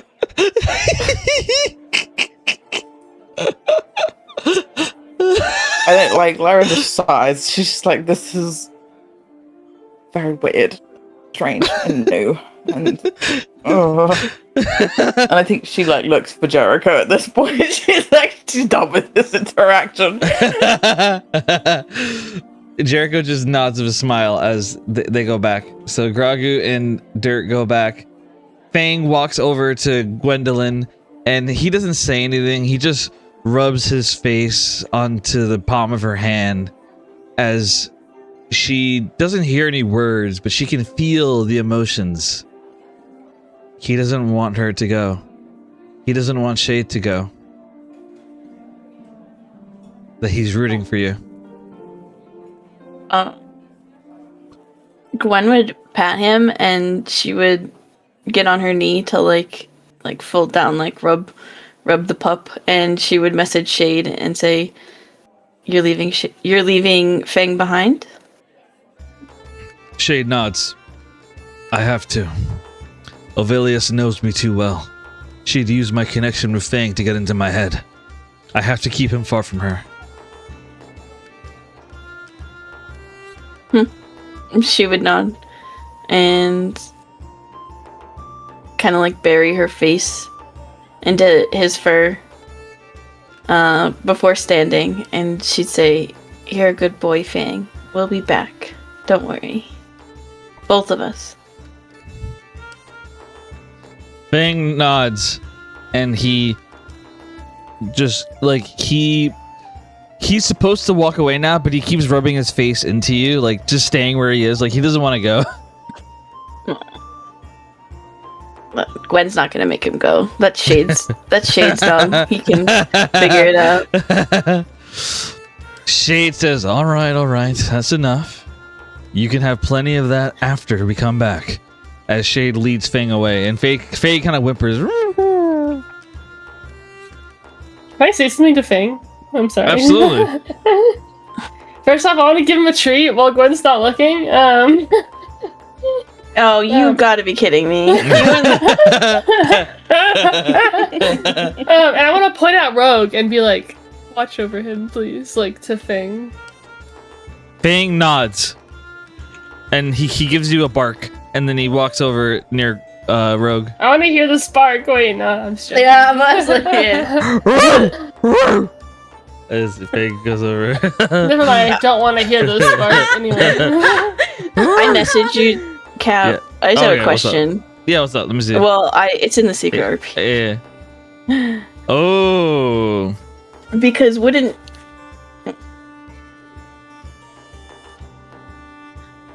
That's a good question. Yeah. Just curious. It's fine. We don't have to explore that. Just... No, you're good.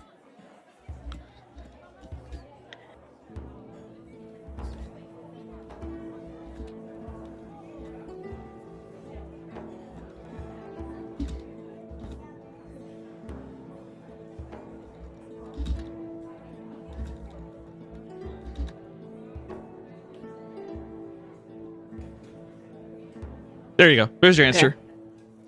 Okay, that's interesting. Yep. That's what I'll say. That's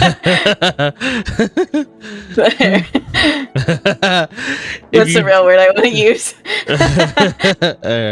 So, oh, 1 second. One more thing.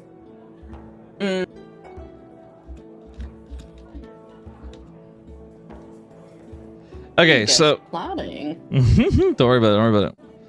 So those 5 are gone now. I'll say that they're disappear.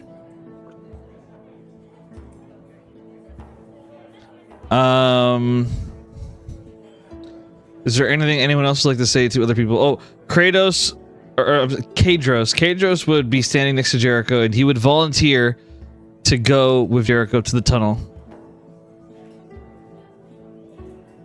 I have something. Is Suvinar there? Suvinar. One of the elemental dragons, the one that wanted me dead. Yes. He's there. Mm-hmm. Okay, well then, in that case, I think Caliph would walk up to him, probably with Tazriel as well. All right. Risky, but... So Caliph and Tazriel, they begin walking together. General Daxus stands in front as he says, "Welcome, Caliph. It's good to see you." It's good to see you too, General. We really appreciate you helping us and being in charge. I know it's not an easy job. And then she will look over and see Suvinar there, and she will turn to him and go, And thank you for coming. You were the last person I expected here. So, Suvenar growls at you. I only came because I was ordered to by Nullify, the king of the Hellfire Zone.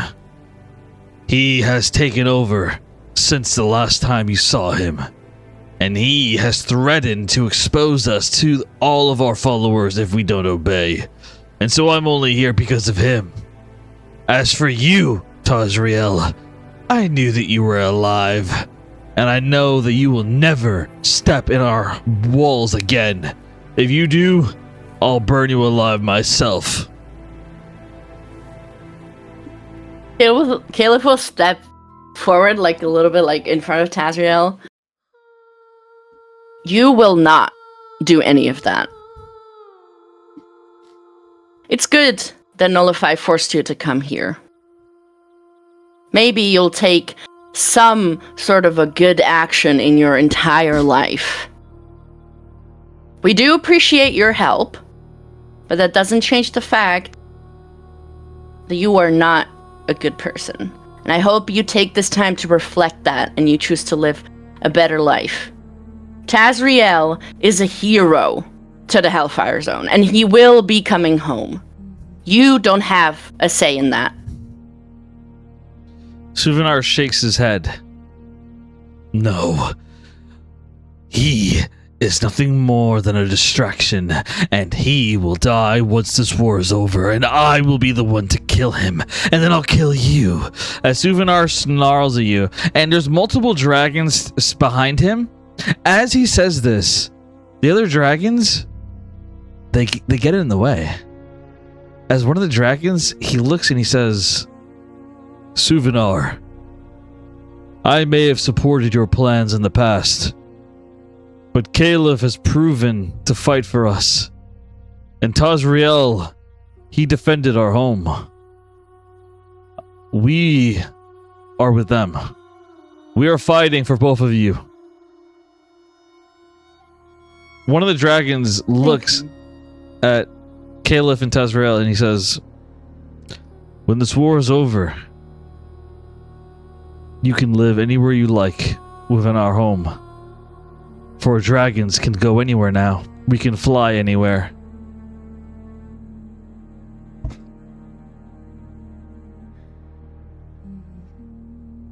Thank you. You can't wait to get back home.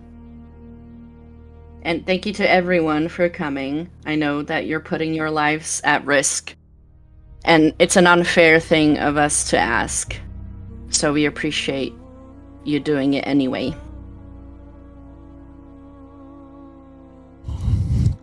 They all nod. Nullify walks up. And he walks up to Caleb and he says, maybe we have a moment alone, Caleb? Tazriel stands defensively of you, as Tazriel immediately says, no.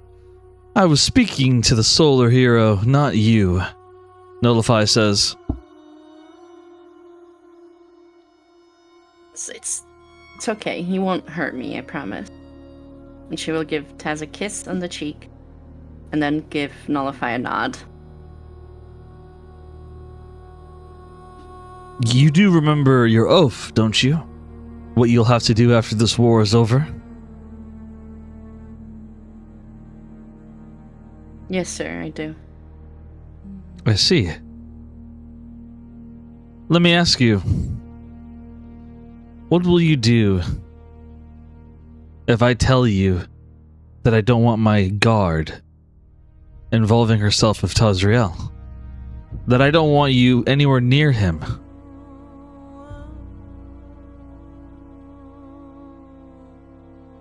Sir, with all due respect, me being your guard is a job. It is a career.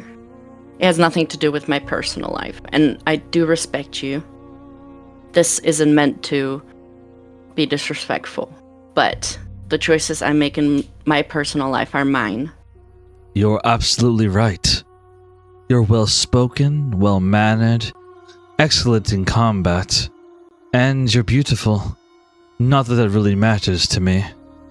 You're not my type.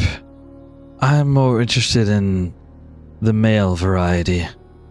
Regardless, my influence over the Hellfire Zone is strained. Some of those think that I'm a fool to bring dragons into this war, but they don't realize that we need to change the image of dragons in this world.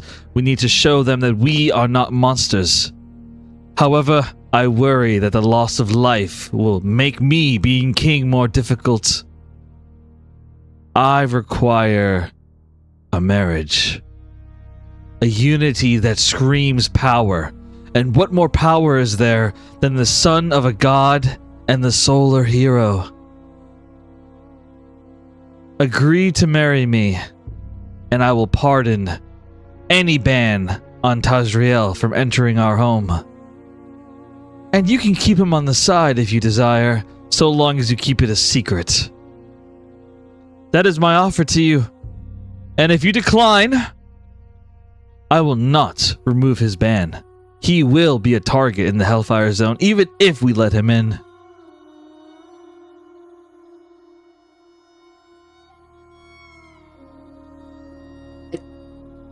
I can't do that. Why not? I've agreed to be in your guard despite not wanting to. Because that to me seems like a fair trade, but I will not sell myself to you because you wish to have power. It's not for power. Make your own. It's not for power, it's for our home. Influence. Don't you care about Solar City? Remember Suvinar? You want to know why he no longer has power? Why he no longer is able to take over? Because of me. Because of me rising above him in influence. I have power. I have influence, but I don't have their love. They love you, Caliph. They have a whole... Earn it! Don't put that on me. It is not my responsibility to make sure that our people love you. That is your thing. You make that happen. I made it happen myself. Nobody helped me. Quite the opposite. I was put down my entire life. From the moment I stepped into the Army because I was small and a woman. I was put down, and still I made my name. I made them love me because I was good, and I loved them, and I protected them, and I did everything to serve them. Do the same, and they will love you. I will not marry you. I will marry the man I love, and I will raise my child with him, and have many, many more. Roll persuasion, Caliph. Well said. Very well said. Oh, these gods do not fail me right now. Nat 20, baby! Woo! So the Nat 20, he is blown away by what you've said. Like he is completely blown away, and he agrees with you completely. And because of a Nat 20, he looks at you and he says, "Forgive me. You're right. When this war is over, ask me for one thing, and no matter what it is, I will grant it to you as the king of our home. No matter what, you have my word." He nods to you. Does that include Tazriel being let into the Hellfire Zone, or is that the thing I have to ask for? Tazriel is clear. He'll be allowed home. No punishments. Then let me go from your service. I don't have to wait for the war to be over. That is my one request. I will not be your guard. Very well. You are released. You may live your life any way you desire. And when this war is over, I'll ensure that you and Tazriel are taken care of. You've earned it. I suppose I'll work on becoming the king that you speak of. May you live this war. As he walks away. She will bow to him as he's leaving. And then return to Taz with, like, cheesing. Like, the biggest smile on her face. She's so happy. Very nice, very nice. All right. Would anyone else like to have any conversations with these people before we head out?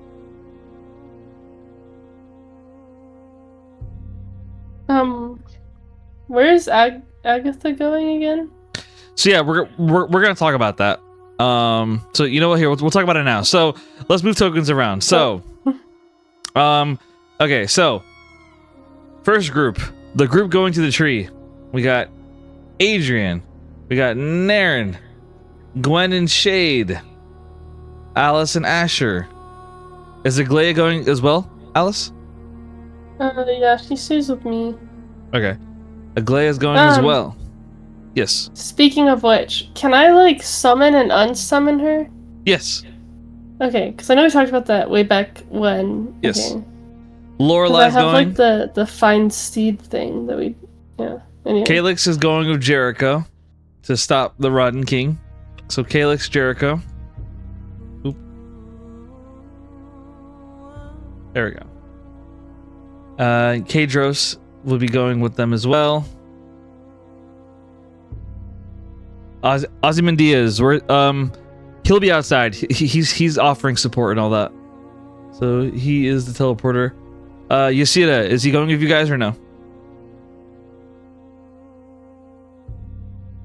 Yes. Everyone who's not coming with Jericho is coming with us, I think, right? I think Yasira would go with Jericho, to be honest. Fair. Lyra is with the tree team. Slavjaw's with Jericho team. Bartholomew is with tree team.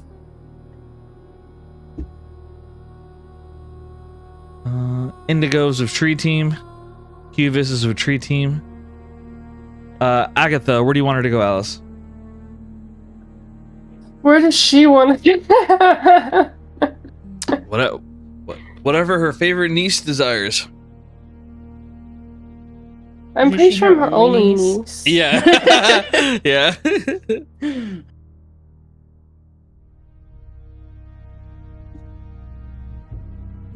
Yeah, well, actually, I want her and Zarya to go to the other tree people to try to rescue people, I think.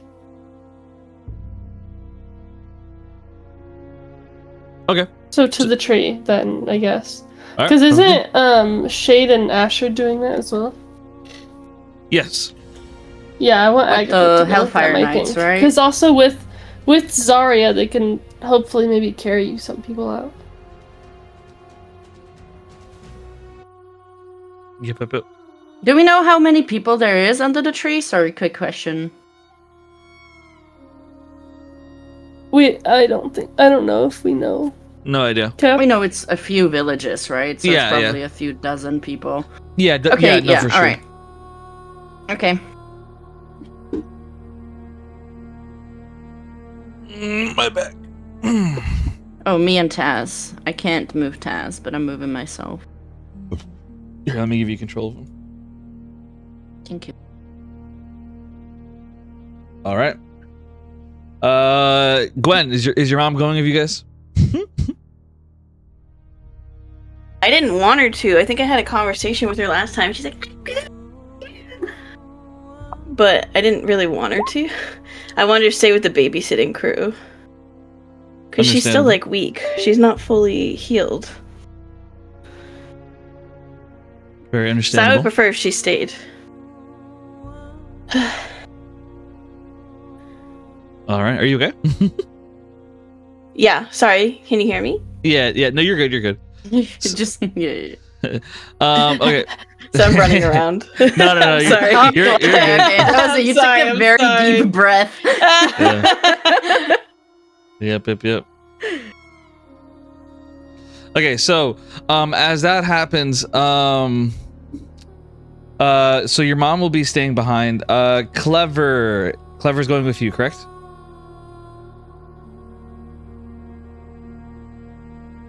I'm gonna say yes. So Clever's going as well. Caliph. Oh, I almost said he could go with the Cuvis or Quell. I mean, yeah, Quell. That way we're separate in case something happens. But No, he would not let you go alone. He would definitely go with you. alright, I'm not alone. Look at all these allies. Meanwhile, Tazriel would go Jericho and Slapjaw. And that's it in terms of your guys' allies. The Chimari tribe members, they would join the Republic. And that's basically it. This is your guys' last chance to, and to be clear, it doesn't even need to be like a conversation or anything. Like, I'm okay with just like having you say something to a character, and that's it. Like, it's up to you guys. So what I'm trying to say is, this could be like, I want everyone to listen very carefully to what I'm about to say. You guys are about to go into the final battle, potentially, of your lives. You all could die. Jericho, Slapjaw, other people amongst their group, Tazriel, they could die trying to stop this monster digging a tunnel. A lot of people can die today. Today decides the lives of thousands of people, maybe even millions. Is there anything any of you want to say to those who are separating from you before you leave? Yeah. Yeah. All right. I feel like we all do, don't we? Yeah. Let's start.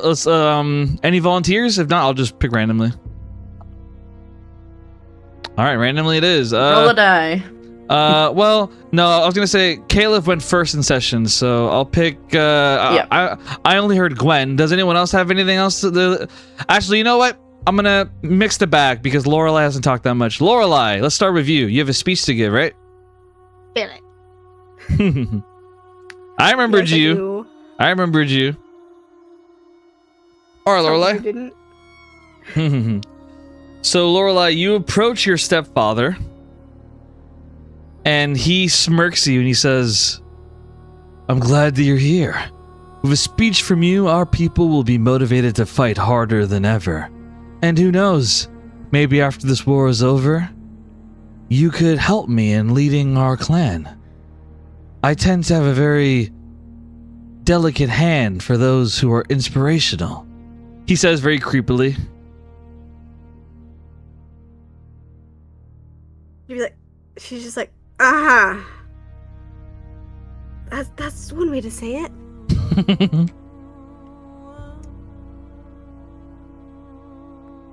I don't think I will need your help if I were to lead. I think you underestimate me. And then he looks at you and he whispers in your ear. He says, you underestimate me, Lorelei. I am the one who killed your father. He reveals that he knows who you are.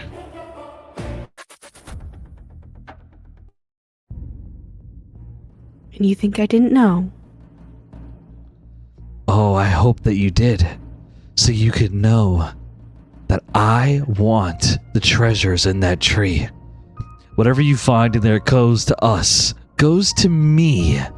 You're not fighting for the worlds. You're not fighting for the promises. You're not even fighting for yourself anymore. You're fighting for your mother.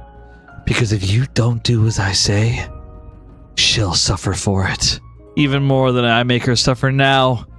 She has been such a good wife, doing whatever I say, because she doesn't want her dear daughter to end up dead. Little did she know that I had no idea where you were all this time. I had no idea she gave you to the goddess of death. But I pretended like I knew where you were. I pretended like I had you this whole time. And she listened to me because of it. Isn't that hilarious?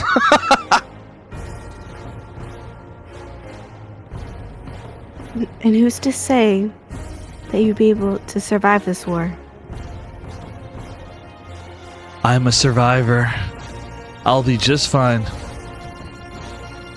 I'm sure you will.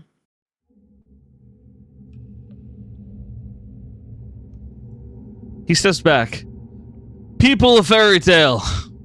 Lorelei Minoria, the Promise, wants to say some words to you. And I'm excited to hear them. Go ahead, Lorelei. Okay.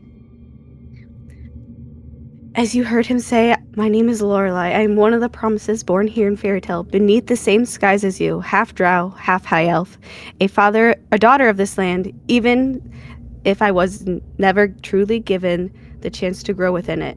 When I was a baby, my mother gave me to the goddess of death herself so I could be kept safe. We are going to war because Ophelius does not want peace. She does not want unity. She wants power, endless power, and she will drown this world in blood to claim it. If she wins, she will not spare your homes because you surrendered. She will not spare your children because they are innocent. She will not spare your loved ones because you begged. She will take and take until there's nothing left of this world but fear.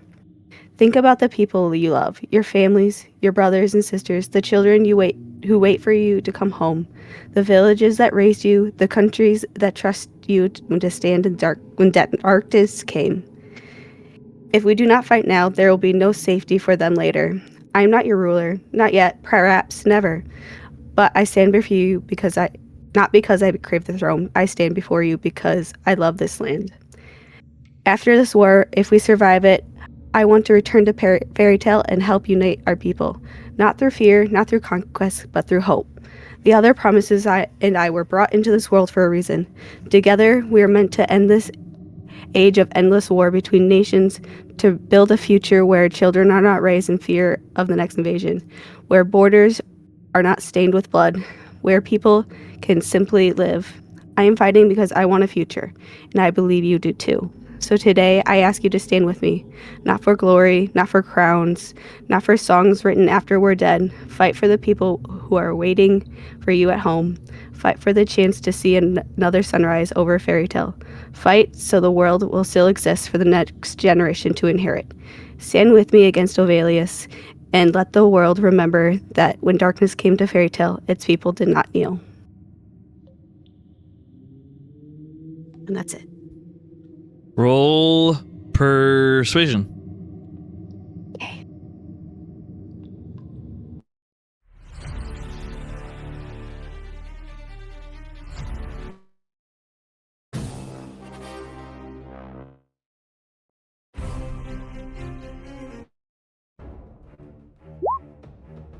Rip. I do not have tokens for this. I get it. With a 7, they all kind of like they nod at what you said, but overall they actually like what you said. As they all say, "Yeah, let's show them what Fairy Tale's about." As like they all kind of just cheer up and they're all ready to go.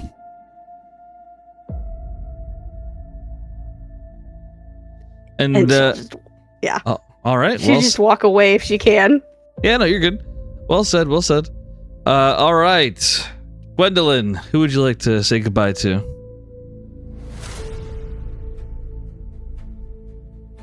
I would like, well, I'm not sending anyone, I don't think, with Jericho, but I want to go talk to Quell really quick. And my soldiers. All right. You walk up to them. Quell has his arms crossed and he looks upset as Ilian stands next to him and she frowns at him. And you overhear a conversation they're having. Quell, he yells out, he says, "This is ridiculous. A leader leads from behind. Why am I out here with these savages and barbarians? I should be at home, ensuring the children are safe like what Gwen wanted. Oh, don't play dumb. We have others who can do that. We have servants. You need to be here to inspire the people you want to lead." Ilian, we both know that I'm not even leader. Gwendolyn is. Well, if you want her to believe in you the way I believe in you, then you have to show that you're worthy of being a leader. I swear, Quell, you have to think of more than just your ambitions and what's in your pants. Quell sighs. But you like what's in my pants, he says with a smirk as you walk up to them, Gwen. I don't want to hear about what's in your pants, Quell. Oh! I'm actually surprised to see you here. Her arms are crossed.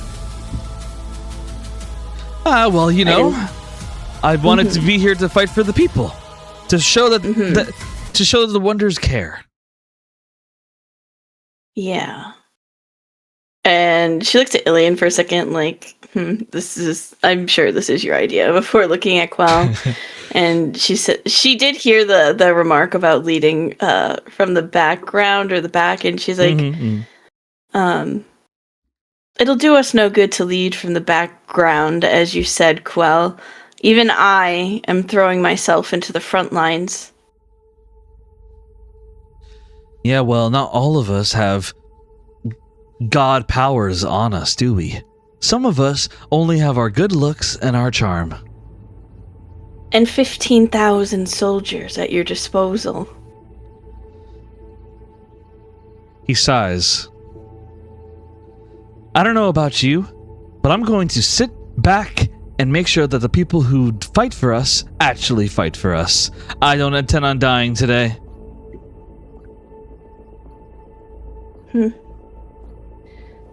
Well, I will say, I am glad to see you here, Quell. It's more than I expected from you.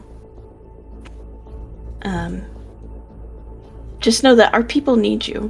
While I'm not able to lead them, I need you to take that responsibility. And I need you to take it serious. And I need you to think about their lives being just as important as yours or mine. Roll persuasion.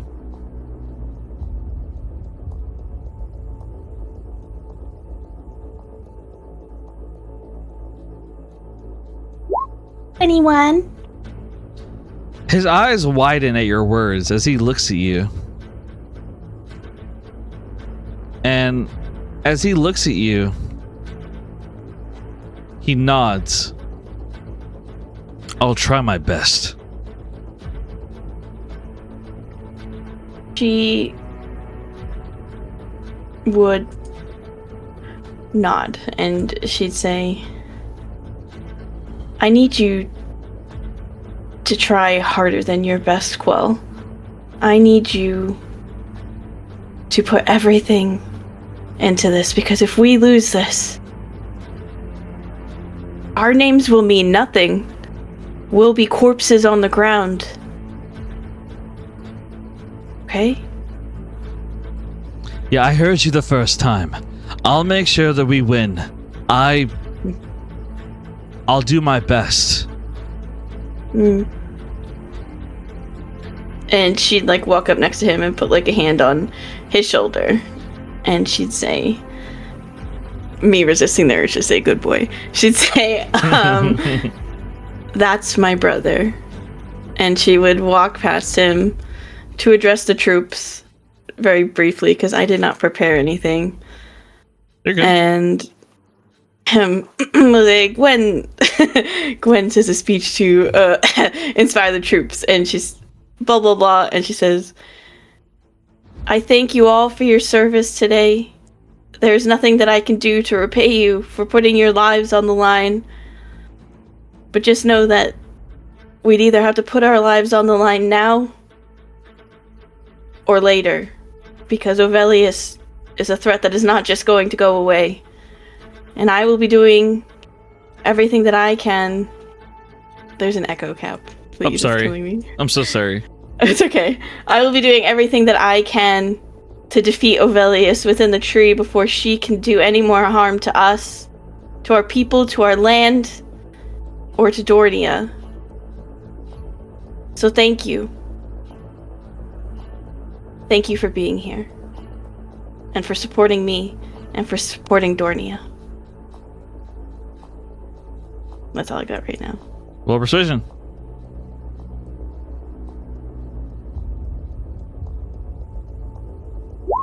$28. So for 28, they would just all nod and cheer. To the Wonders! As they all just cheer and yell, and like they're all like really happy as they heard what you had to say, and they're all cheering for you. Woo, woo, yeah! And like as they're cheering, Quell would look at this and he would think about the way that they look. Like he mutters to himself, I want them to look at me that way. Like they look at Gwendolyn like she is the like a hero. like she is their salvation. They are all looking at her with nothing but mere admiration. Meanwhile, Kadros is watching this and he just kind of mutters to himself, look at them. They have no idea of who she really is. He thinks to himself, but he decides to keep it to himself. He better keep that to himself. He is one mistake away from just being eliminated as a problem. That would be dramatic. Okay. I don't know how Lyra would handle that.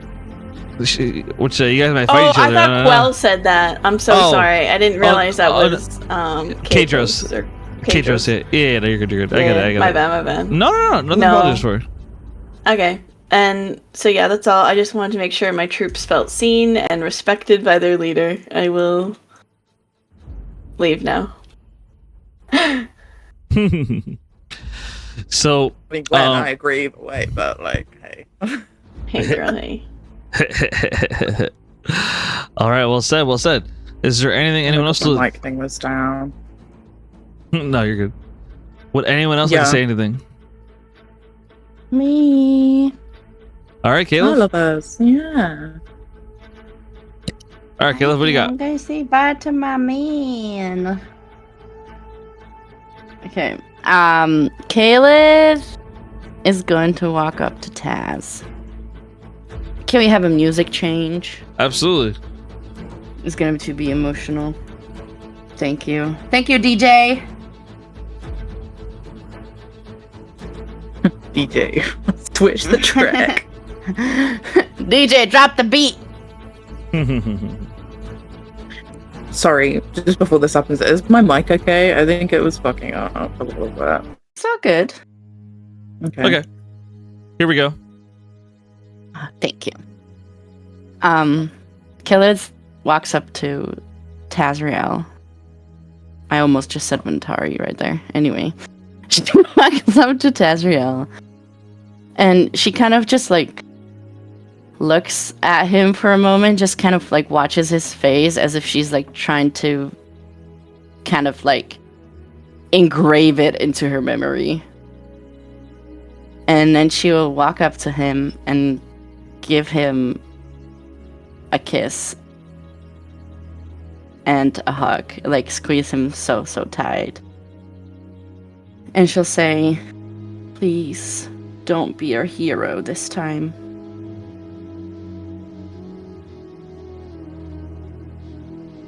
He looks at you with a smile. The only kind of hero I'm going to be is the one who goes home to you. Good. If anything goes wrong, you feel like you're in over your head, just run. There's no shame in saving your life. Grab everyone you can and run out of there. We can deal with the king later. I need you to come back to me this time, okay? I'll come back to you. And I'll make sure that we win this. I'll make sure that we all get to go home. No matter what. I give you my word, Caleb. Okay. And you promised me that you make it out of there as well. That you survive this. I'm the solar hero, haven't you heard? I always make it out. He gives a smirk at you saying that. She'll kiss him again. And, yeah, that's it, I think.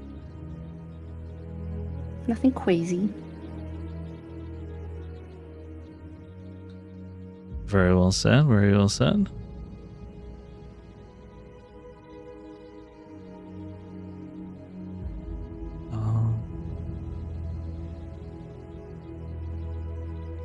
All right, anyone else? I imagine Naren would talk to her father. All right. So, Naren, you go up to your dad. And resisting the urge to slap him, yep.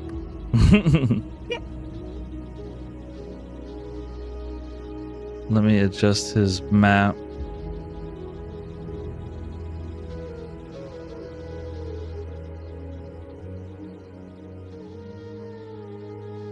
Okay.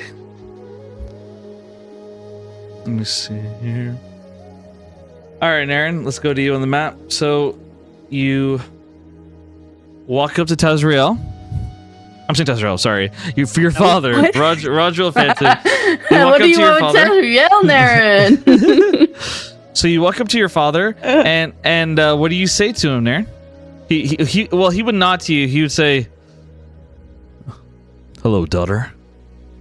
You see Tundra standing next to him, along with like the entire army of the Phantom Federation. She would walk up and go, "Father, you're the last person I expected to be here. Why? Why now?" Well, I figured if this is going to be the last war that ever happens, I want to be there for it. Or what? You don't have some other plan other than that? Of course not. What do you take me for, Naren? I keep my word. Sure. You know... Are you sure you're not? You should learn to value family. Because when it all falls apart, family is all that you have. Try to remember that. I value the family that actually cares for me. I care for you. You're my daughter. I'm a piece in your game. That's all that matters. That might be true. But we share the same blood. And I hope that you can see the value in that one day, Naren. I truly do.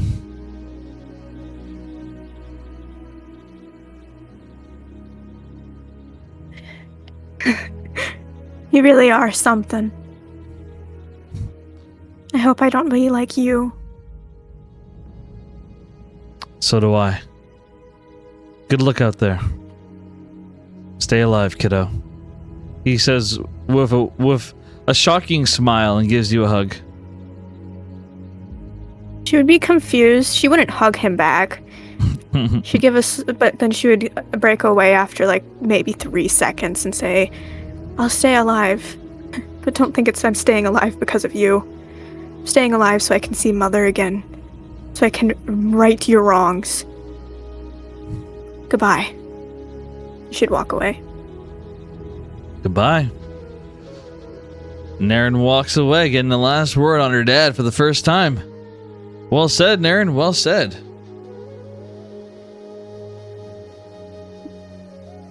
Got some drama going on. All right. Would anyone else like to say anything to anyone?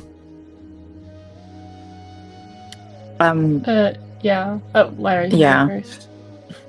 What's up, Lyra? I actually can't. My family's literally coming through the door. It's just really annoying. They're going to make a bunch of noise in a minute. Aw. I just wanted to... I'll Say- just text it, sorry. Say goodbye to your baby daddy. Yeah. She really the baby daddy though. Like, can we just say University it's a short conversation and she just tells them to come home because they have a child to look after now? Honestly, what I want to do, because I do have something planned for that conversation, we'll do it in text RP. How about that? Okay. Okay. I mean, you can say whatever you want to him right now on the recording. I don't mind at all. But I definitely would want him to say more in text RP. Mm-hmm.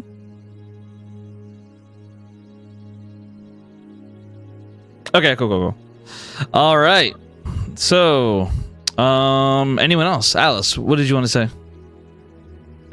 Well, she wants to talk to the Harpies and then also to the Divine Union people. All right. So you go to the Harpies. They all stand at attention, ready for you. She'd like straighten up and like say like, as you all know, I have officially put Leo in charge of the Sky Brigade again. I want him and Hadmir to lead the Harpies in this war.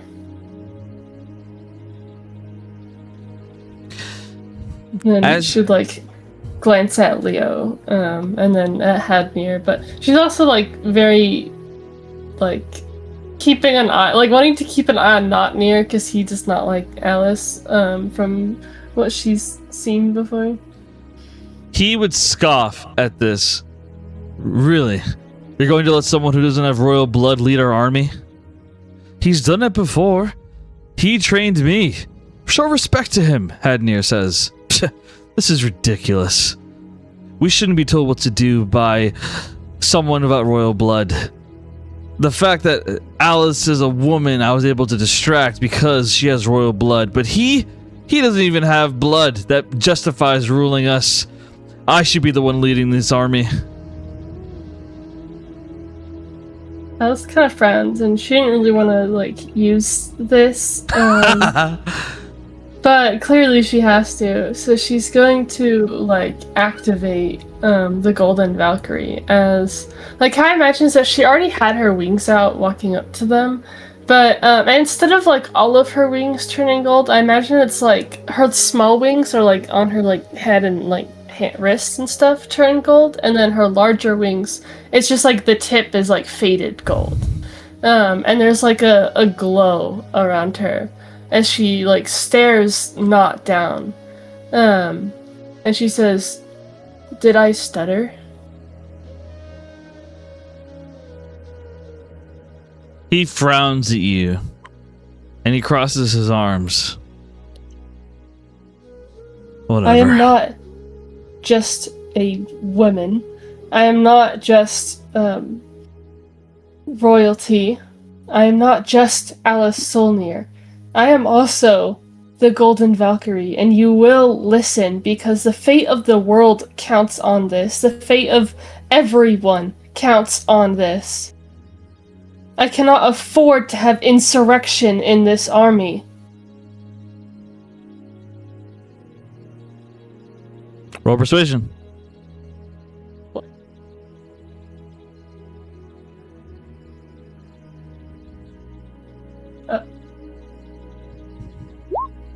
It's at 25.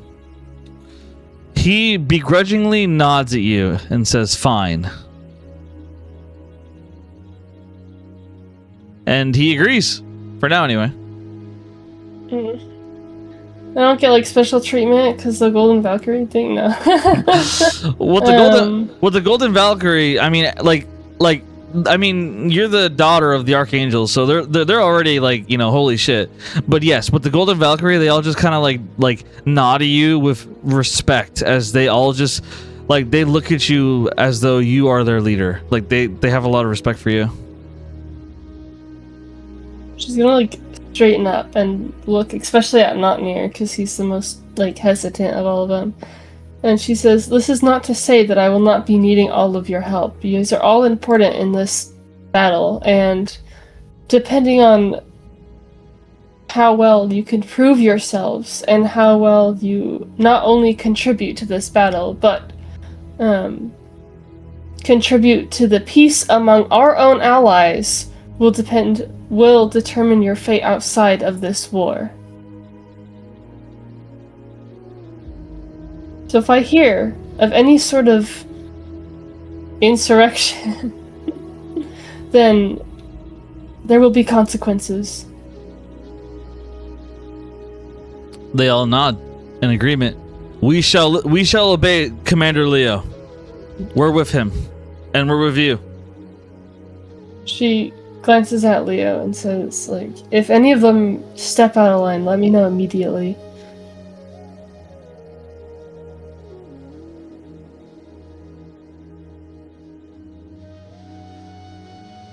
He nods and agrees.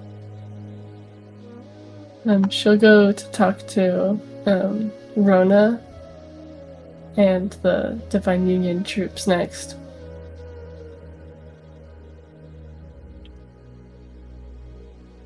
All right. As she's like approaching, she has kind of like a heavy look in her eyes after that previous conversation and thinking all that's to come. And she'll say, "Commander Rona, thank you again for your service and your aid in these times. Of course. Like I said, we all owe everything to you. She shakes her head and says, just because I was the lucky one able to free you does not mean you owe me anything. Just because I took away a force that had enslaved your minds does not mean you owe me anything. But I will do my best to serve the people. You may feel that way, Alice, but we can feel our own way. And I'm telling you, we all are thankful to you. You gave a chance for us to have our own lives. And we will fight not only for you and what you've done for us, but for the sake of the world we want to live in. It'd be rather tragic if the world ended before we could even enjoy the lives we've been given recently. She nods and says, I will agree. I'm still very thankful again for your services, and it would be very useful to have an ally like you on my side once I return to the Divine Union after all of this.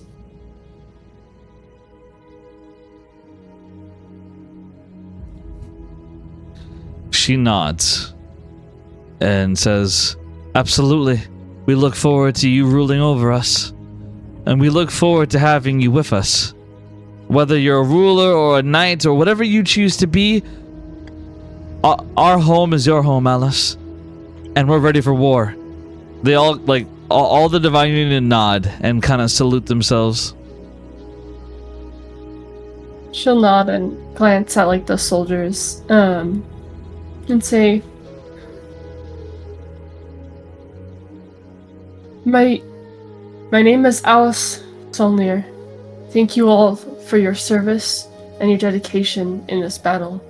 I hope that once this is over, I can repay it by doing my best to help rebuild the Divine Union into something greater than it was before.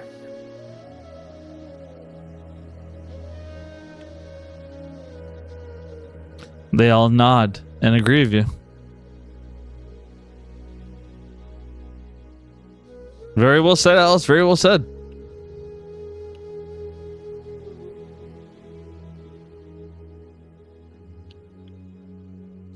All right. Is there anything else?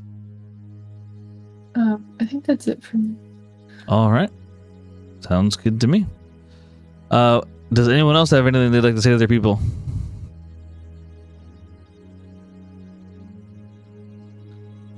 All right.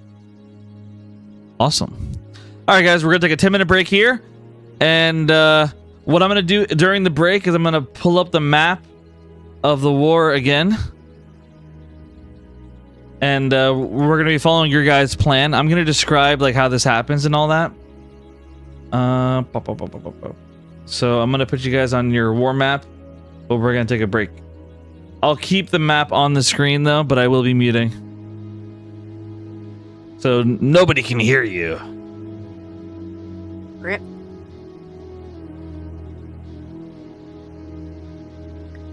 Woo! Here we go, guys. This is it. Here we go. Oh boy, oh boy, oh boy. Mm-hmm.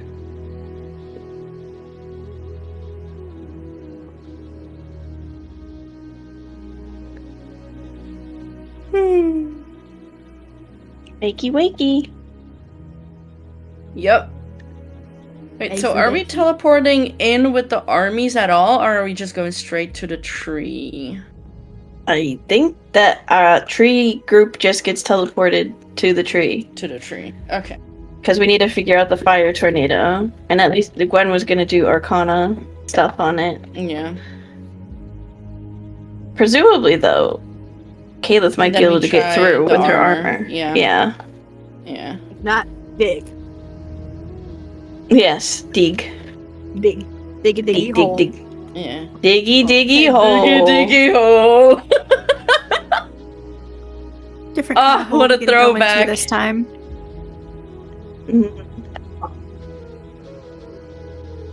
I'm sure we'll be fine. Yeah, sure. We'll survive this, guys. Everyone Yeah. will live. Mm-hmm. Everybody and their love interests, Yes. I believe. Indeed, indeed. Mm-hmm. We've got this. Trust, guys. It's fine. I've already Well- created futures without my love interests. Yeah, Yeah, that's me too. fair. I haven't even literally created can't- one with Adrian in it. I have options for every scenario. I don't know about every scenario, but Well.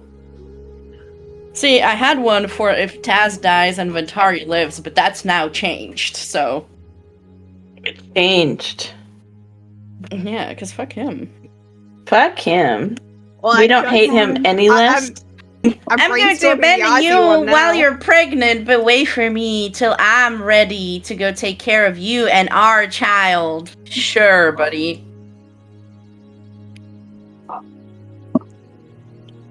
I'm cooking up one with Ozzy in it right now, so. Woo? I'm back. Hey, he's a Cap's cute the one who picture. brought that Back. one in. Okay. My bad. We were not muted, but I'm muting now. Sorry about that. Bruh.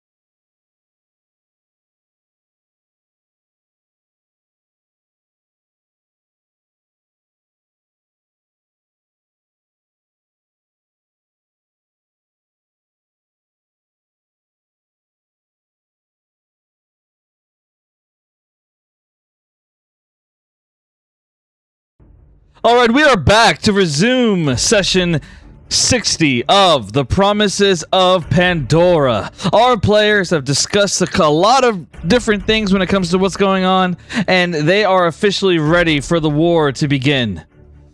So, as a reminder, there are sky wyverns in the air, soul wyverns in the air, or spirit wyverns, whatever, as they fly in the air, and they battle against air troops, as land troops as well. Ozymandias begins the teleportation as he teleports to different groups. Caleb's moving over here. So... Yeah, Kip, we're at... Oh, I thought we were at the wrong map because it's a different one from on your stream.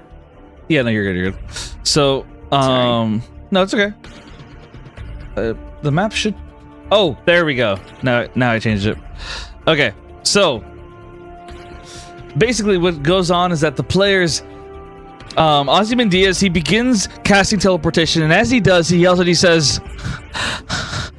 I have lived for centuries. I have seen atrocities unlike any other. I have committed atrocities unlike any other. But today I want everyone to remember... You are fighting for the end of war. You are fighting for the end of death. You are fighting to stay alive. I cast support magic on all of you. Win this and save those who deserve to be saved. He casts his magic into the air. You guys hear the teleportation spells going off. It is nothing but chaos as armies prepare for battle. They get teleported into the middle of the abyss, towards the sacred tree. Jericho, Slapjaw, Calyx, Ysira, Tazriel, and Kadros, they all find themselves to be teleporting into the tunnel. I almost forgot. The Westfond Kingdom, along with Darian and Arius, are going as well. So they're going as well. Oh, the Republic as well. Half. Yes, of half. the Westfond Kingdom. Yes. Thank you. Half. Meanwhile, the Republic is going as well. So Darian is going to be out on the field. Arius will be going down in the tunnel with Jericho. Wait, and 2 dragons and all of the Solar Knights. Yep. As well. Yep. Darius is trying to keep his eye on Gwen. Yeah, no, you're... So, don't worry. I will make sure to be more clear on terms of troops for next session. Right now, we're focusing on you guys. Well, next session, I plan on, giving a detailed, summary of what's going on with the troops. But for now, we'll focus on you guys. So, everyone's going out on their orders right now. Meanwhile, we get to the players. The players, they all are in battle mode, as they are teleported by Ozymandias to the sacred tree. I'm taking you guys there now. Are you all ready to begin the final battle of the abyss? Yeah, let's go! Yeah. All right. Hoorah! So you all teleport, and as you do, you find yourself to be in front of a giant flame tornado. It spirals around. You see it surrounding the sacred tree. You see thousands, if not hundreds of thousands of tree monsters surrounding it. They're stretching their branches around. Their mouths are open with their mouths glowing. You hear the souls of children crying out. They want to be free. They want out of this, but they can't! They're forced to serve Avilius as they fight against you! You hear children crying, screaming to the trees, "Save us! Please! Let us free!" The trees continue marching towards you as you all appear. I'm putting you all on a new map now.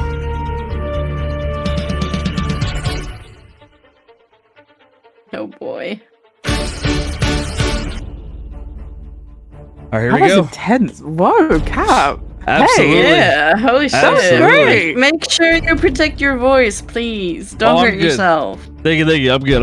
All right, I'm putting you guys on a new map now. Let's begin. So you find yourselves to be appearing in front of the tree. You see hundreds of thousands of tree monsters moving towards you. And as they're moving towards you, you all take defensive positions. Bartholomew, Cubis, Agatha, Indigo, Clever, Shade, Adrian, Asher, even Aglaya, all of them get in battle stance alongside the Promises of Pandora as you prepare for these tree monsters to move in. You even prepare for the the spirit wyverns move in as well. However, as they close in, suddenly you hear the cheers and screams of the other armies. All of them, Harpy's Nest, the Republic, or not the Republic, but all the armies, as they all move in, and suddenly the trees and spirit monsters, they begin to move away from you. The plan is working. They're distracted as they move away from you.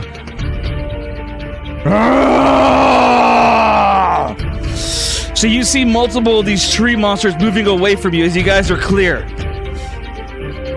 Now remember, the only reason that you're able to be here right now, the only reason that you can stand in front of the tree without thousands of monsters coming towards you is because of the brave souls of the armies of Dornia fighting against them as we speak. These people have women, they have children, they have fathers, they have mothers, they have wives, they have lives to fight and protect for as they buy time for you, the Promises of Pandora. You have trained for this, you have cried for this, you have risked your lives for this, and now this is the time where you prove that you can change fate.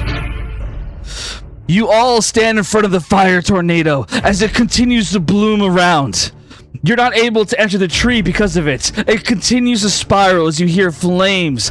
The monsters begin moving away from you, so you don't have to worry about that for now. However, as you stand there, Indigo immediately puts his hand on his eyes. Holy shit, it's hot! Fuck! You see Indigo's like tears rolling down his eyes. Holy fuck, it's hot, it's hot, it's hot! Cubis yells, "Stop being a coward, Indigo! It's hot for all of us! You stand strong!" Asher looks at the fire and he tries to concentrate. He puts his hands on the ground and he casts a spell, Control Flames. Go out, you damn flames! As Asher casts the spell, you guys see the fire begin to rumble, and suddenly the fire, it turns into what appears to be some kind of spiral missile, and it fires straight at Asher. You guys see it moving straight towards him. Does anyone want to do anything? Can I pull him out of the way? Absolutely. Roll a dex save.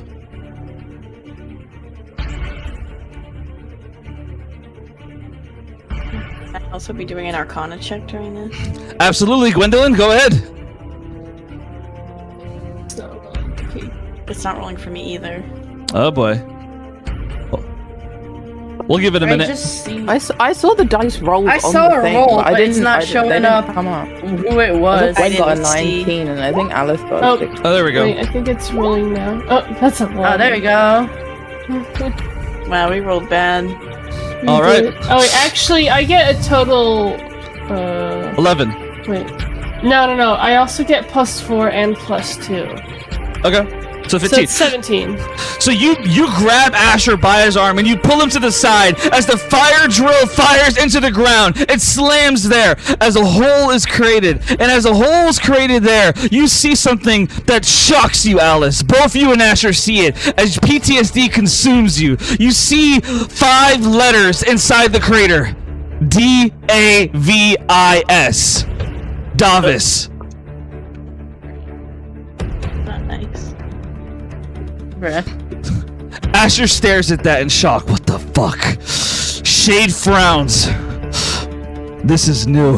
I've never seen this before.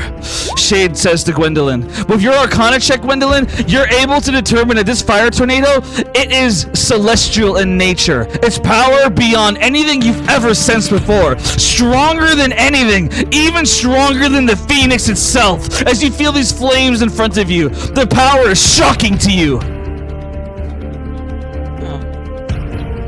It appears to be celestial, which is worrying everyone. Really bad idea, but it might work. Yeah? Okay. Can I touch the tornado? Yes, you can if you want to. Oh my god. Just sort of like Oh my poke god. it. Alice, you place your finger on it. Roll a con save. Oh boy. Okay. That is a 23. total 20. She might get to 9. add more stuff. It's 29. So you take half damage. You take 32 fire damage. Boy. Oh, okay. Do So I Alice- hear, so- see, or feel anything when I touch it? So Alice, you put your finger on it, and as you do, you guys watch as Alice's whole body begins to burn up a little bit. Not too bad. As she gets pushed back, you take 32 damage. And to answer your question, Alice, you're able to see a face inside the tree. You're able to see a face inside the tornado, but it's not Davis. Roll history check to see if you recognize who it is. So it's somebody I knew? 23. With 23, Alice, you're able to remember him, shockingly enough. You're able to envision who this is. Someone you haven't seen in over a year. Someone you barely even talked to. Someone who you killed. You see, Ryer. And for those who are a little or more new to the campaign, I will tell you, Ryer was the childhood friend to Gwendolyn while living inside the Abyss. Alice killed him when he tried to kidnap Gwendolyn while they were in the Abyss. Yeah. I like all this week. Anyway, Alice. That was my best friend. You're so mean. He shouldn't have kidnapped you! Oh, yeah. He was under Rebellious' influence. Alice didn't know at the time. She just saw someone kidnapping Gwen and then asked Gwen, do you want to go with him? Gwen said no, so she cut his hand off. Gwen was so confused. That was it. I know! Anyway, her brain was broken. I'm Alice sorry. is gonna look at Gwen and say, like, she has like kind of a grim look on her face. She says Ryer is in there as she points at the tornado. Gwen's brows would furrow, and she'd say, Ryer? I don't think he's causing this. I don't think he had this kind of magic. She'd nod and like send like message the same image she saw of Ryer in there. And then she's gonna look at Asher and like his sword, because he has the fire elemental swords, and then she'll look back at Gwen and say, well, I'm not sure how, but that sword doesn't do this naturally. However, because of Ovalius is what made Asher able to make the tornadoes, or not Asher, Davis able to make the tornadoes before. But I don't understand how. As Alice is saying this, the fire tornado begins to spread, even wider than before. You better take a step back, you guys are gonna get toasted. I'm drawing another circle. It's getting even wider now as you guys get pushed back. Bartholomew steps back. Cubis, Agatha, Indigo, they step back. Asher, he moves with Alice. Adrian immediately covers Naren. He gets in front of her and puts his back to her to cover her. He's huge right now in his werewolf mode as he says, get back, Naren. She would hurry back. Okay, do I try the anti-magic field?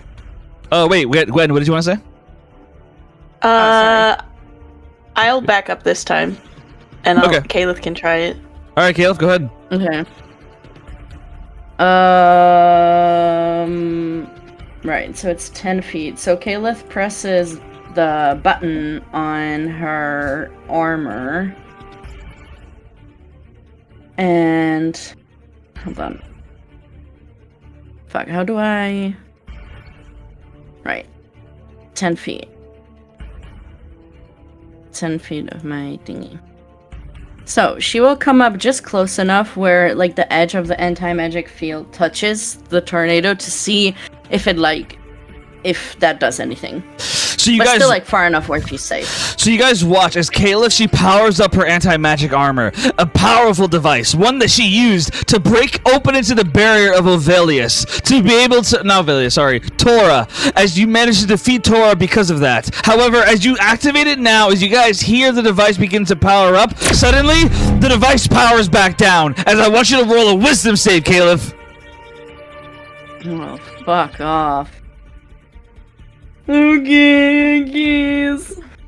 Wait, shit. I have a +3? Yes, wisdom. So it's 32. So for 32, Caleb, luckily for you, I won't make you go unconscious. However, you are currently paralyzed right now as you remain still and your eyes are wide open as suddenly images flash through your mind. Images of when Tazriel died through the banishment bomb, when he disappeared in front of you, the way that you felt when the man that you loved, the man that you didn't even know you were in love with, died in front of you. The last words he said to you, that he loved you. Tazriel died, and it was your fault. Those feelings, those memories, they come back to you, and they keep looping through your mind over and over and over. And as it does, you hear a deep voice. This is pain. This is pain.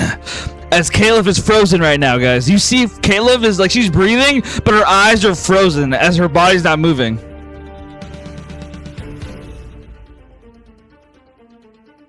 Caliph, Yeah.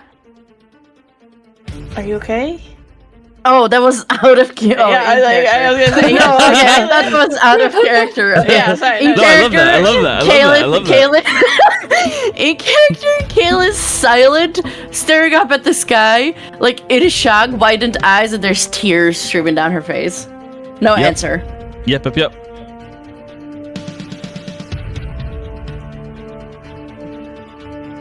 Lyra, Lorelei, Naren, what are you doing during all this?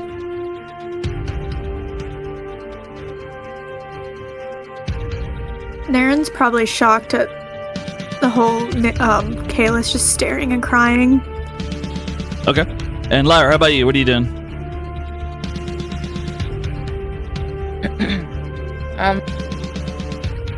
Honestly, I don't know. Like, this is like a lot going on. She's like looking around at probably enemies closing in, and like, I don't know. She's just trying to see everything, process everything. She's just in a kind of bit of a state of shock, like trying to figure out what to do. As of right now, Caliph is frozen and with tears going down her eyes. Do you say or do anything? I love you, Caliph, but no. I mean, Okay, I guess no you worries. could do a medicine check. No. Listen, I just wanted to make sure everyone was. Listen, I want to make sure everyone's involved. Technically, Gwen was gonna say something, so go ahead, Gwen. I just want to make sure everyone's involved. Go ahead, Gwen. What's up? Gwen was gonna look at Lorelei and say, "Can you check? Something's wrong with her." I can try. Lorelei, your mic's a little low. Try to speak up, please. I can try.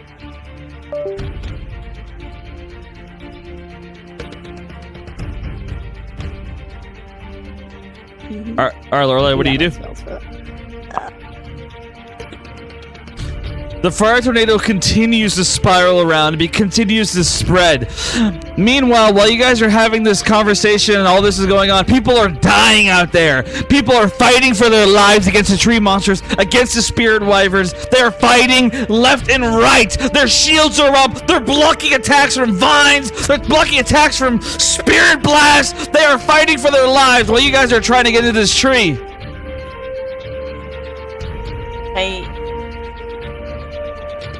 Yeah. Gwen can't remember the spell that we needed to use to dig. Break wall, I think. I thought it was like passway or something like that. Pass wall. Pass wall. Yes. Pass something. Also, pass wall. another idea is I can try to. How deep is it? Like how thick are these tornado walls? We don't know. You have no idea.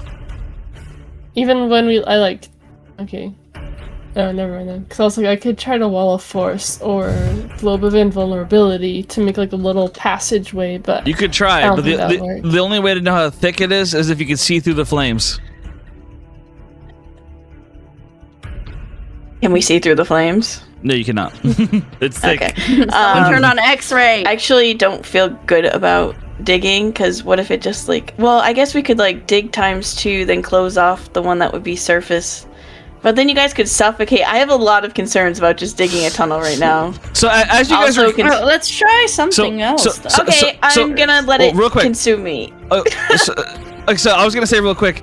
So Gwendolyn, as you're contemplating all that, and if you want to do that, I'm okay with that. But what I was about to say, And if you wanted to go with what I say, that's okay. If you want to just go into it, I'm cool with that too. But what I was going to say is that as you guys are like all contemplating this, like Lorelai is desperately trying to remember his spell to try to help Caleb. Naren is like shocked. Alice is shocked. Like Lyra doesn't even know what to say or do right now. Like she's shocked. Like everyone's trying to figure out what to do. And suddenly you all hear a voice. I am not allowed to grant passage to any of you, except for Gwendolyn Wonder. Step through the flames, Gwendolyn, and I may let your friends through as well. Bring Shade Umbran with you as well.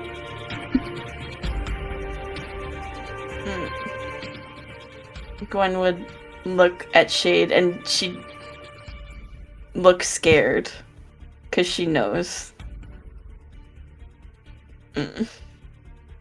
It's up to you, Gwen. Shade would look at you. He'd be like, I'm with you, no matter what.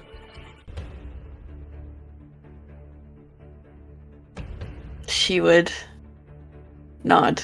And... I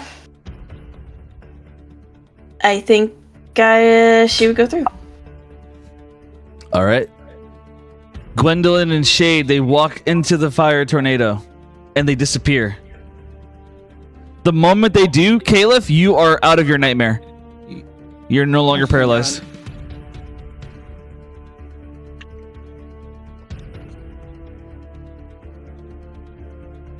Gwendolyn, as you walk into Shade, I want you to roll a dex save.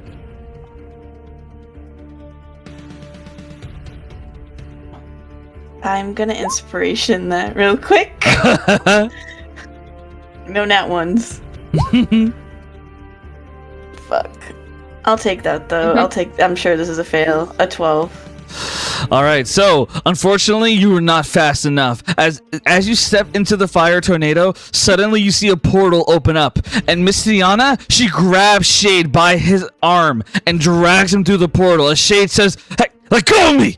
As suddenly Shade is gone, and you are now alone inside this strange room. As Shade has been taken from you, Gwen, and you stand inside this strange room. I'm putting a new map now. And I'm changing the music. That might be better. So, I'm okay with that.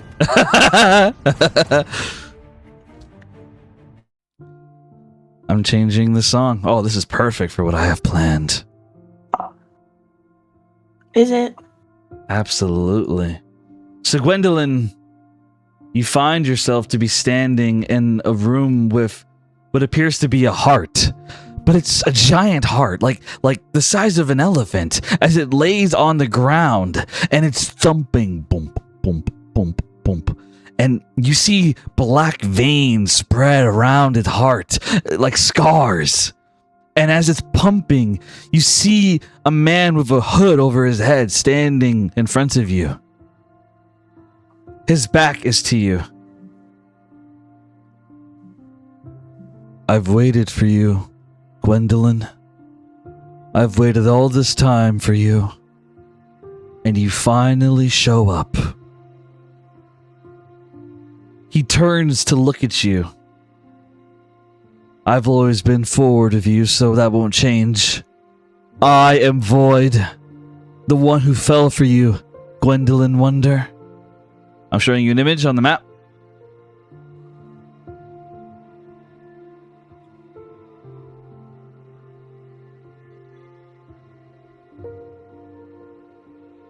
With the new look. Yep. He's taking Red hair's Ryer's. okay. Yeah. He's taking Ryer's Ryer. buddy. He looks like Ryer. Yikers. Putting on the map.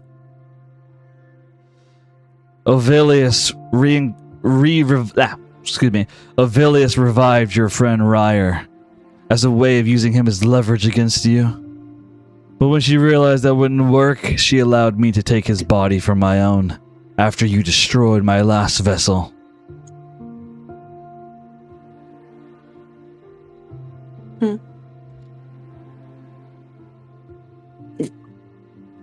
Gwen would kind of be silent for the moment. She's taking in the fact that she's seeing her dead best friend in front of her, but it's not her best friend, it's her ex-husband at this point. Mhm. And she'll say,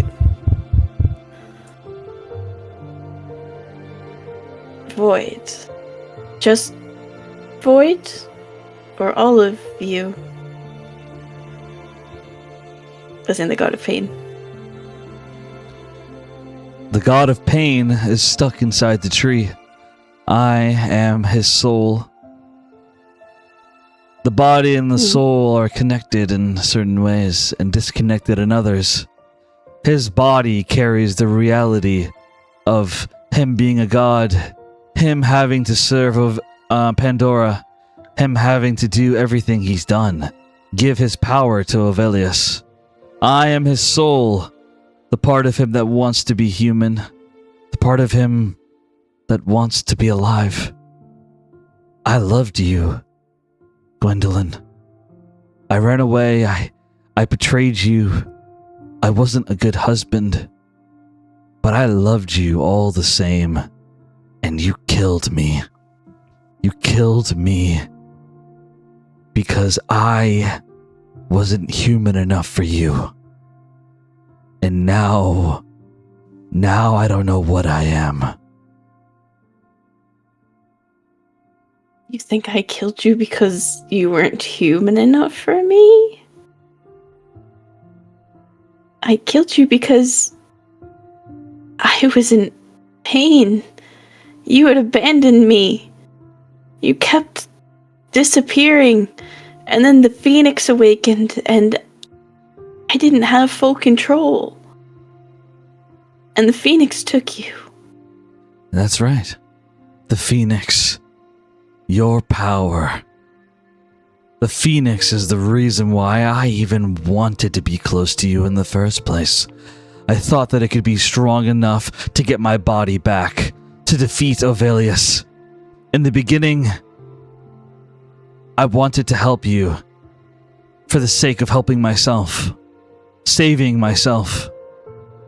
But as we grew closer, as we traveled together, I fell in love with you. You showed me what pleasure was. You showed me what love was. You taught me how to be vulnerable. And after you showed me how to be vulnerable, you ripped my heart out. You think the Phoenix is a good enough excuse to kill the man who loved you? You think you will end up killing Shade too? Maybe you already have by bringing him in here. Maybe I've asked Miss Diana to send him into a volcano for his death.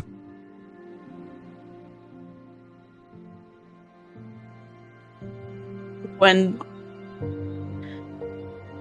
is watching and she takes like one step closer, kind of just testing. And she'd say, the man I loved, I don't think he would do that. I don't think he would ask a lord to kill Shade.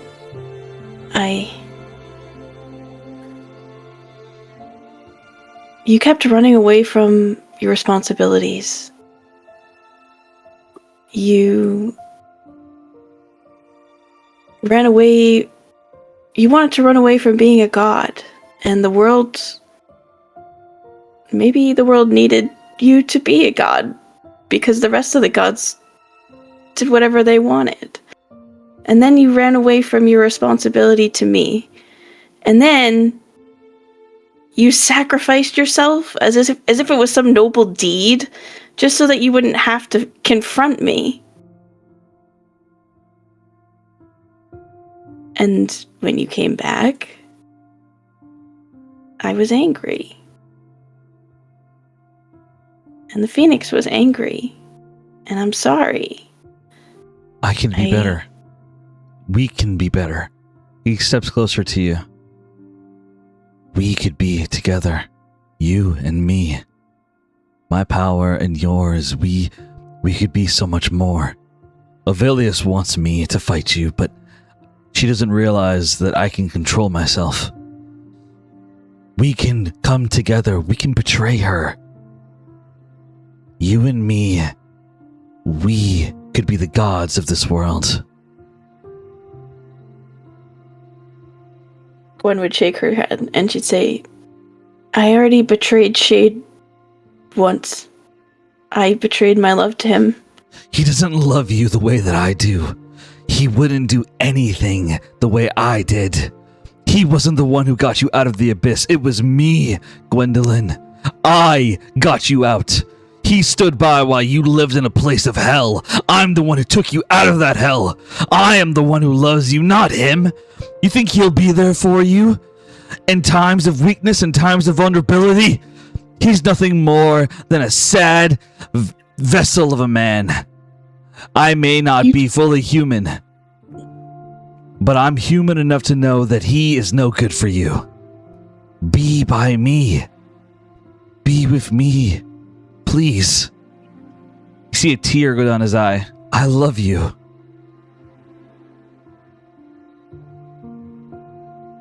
He watches and she'd say, but you just told me you didn't take me from the abyss because of love. You did it because you wanted to use me as a weapon. That changed! That changed, and at least I helped you!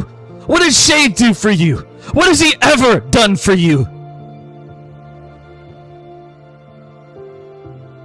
I think you know. I think you've watched.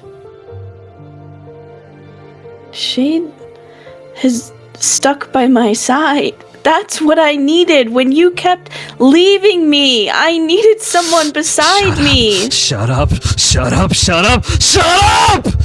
Suddenly you hear the heart in the room beating even harder as he suddenly has Dark's magic spiral around his hand and he puts it in front of your face.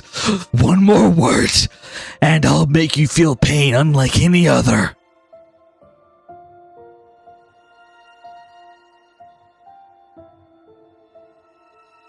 He would put... She would reach for his other hand. Or his wrist. And she would say, do it. I deserve to feel the pain that you went through when I killed you. I'm not trying to fully defend that. It was wrong. So make me feel it. Void. He looks down. I could never hurt you. I love you. You're the closest thing I have ever had to being human. And being human, it's not what I thought it was. When I served my mother, Pandora, but when I served her, I was the strongest being around. The others obeyed me, and I obeyed her. I enforced the rules. I enforced the law. I felt like I was doing God's will. But as time went on, I began to grow hateful towards the mortals because they acted like they were so important, like their lives mattered compared to God's. But when I began acting like them, when I began living among them, I understood that they didn't think they were better than the gods. They thought that they were better for themselves. They loved themselves, and not in the way that gods do. They accepted their flaws and enjoyed their perks, enjoyed who they were. You accepted me. I think that Shade is a mistake. And I think that you still love me. But even if you don't, I hope that you win, Gwendolyn. I hope that you manage to win against Ovilius. And I hope that I don't have to die. Because even if you choose Shade over me, I want to be there. I want to see the life you get to live. I want to be human through you. That said, Ovilius instructed me to open the tornado for you and your allies to come inside. However, she has an offer for you. She has Shade captive. Everyone deafen except for Gwen. It won't be long. Less than a minute. Oh God. Less than a minute. I'll deafen Lewis for him. Louise. Okay. So he looks at you, he says, at the top of the stairs, there are 2 doors. One to the left and one to the right. The door to the left will take you to Avilius. The door to the right will teleport you to somewhere else to die. Will teleport you somewhere else to die. Make it to where the promises all go through the door on the right. If you do that... Actually, sorry, not... Okay, let's rephrase. Not to die. God. No. Let's rephrase this. Let's rephrase. The door on the right will teleport you and the promises to somewhere in the Westfond Kingdom, away from this. Not harming you, but sending you away from this. So the door on the right will send you somewhere else that's not here. The door on the left will take you to Avilius. If you take them to the door on the right, then we will, without a doubt, spare Shade. But if you go to the door on the left, we will kill Shade. That's the offer. I hope to see you in my real body, Gwendolyn. I love you. And I'm resisting every urge in me to wrap my arms around you and kiss you the way that I did for all those years. I love you. He says in like a very deep whisper to you before he begins to walk away.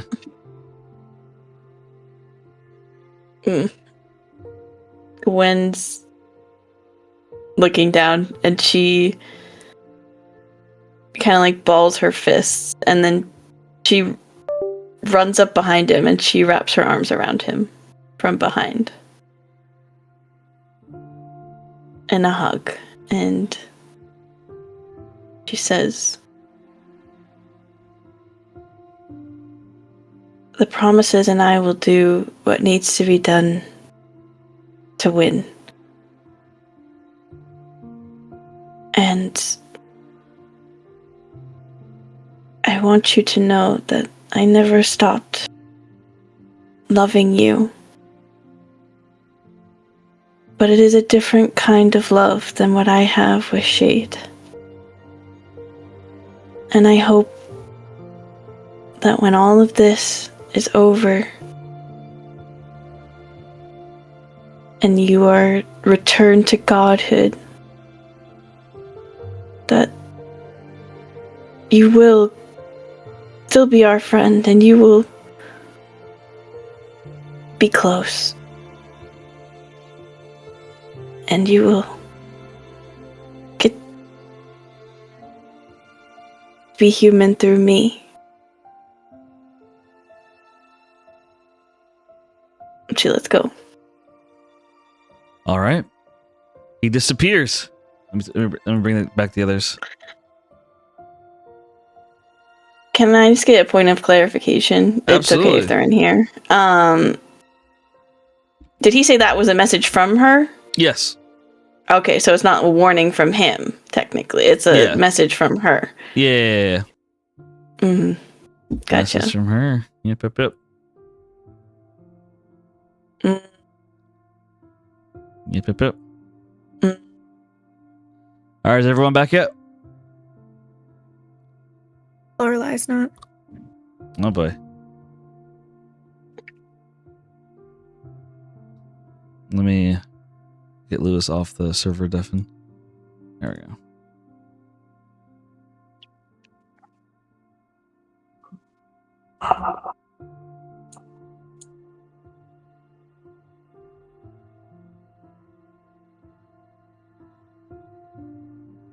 Welcome back, Lorelai. Hi. All right. Hoi. Hi.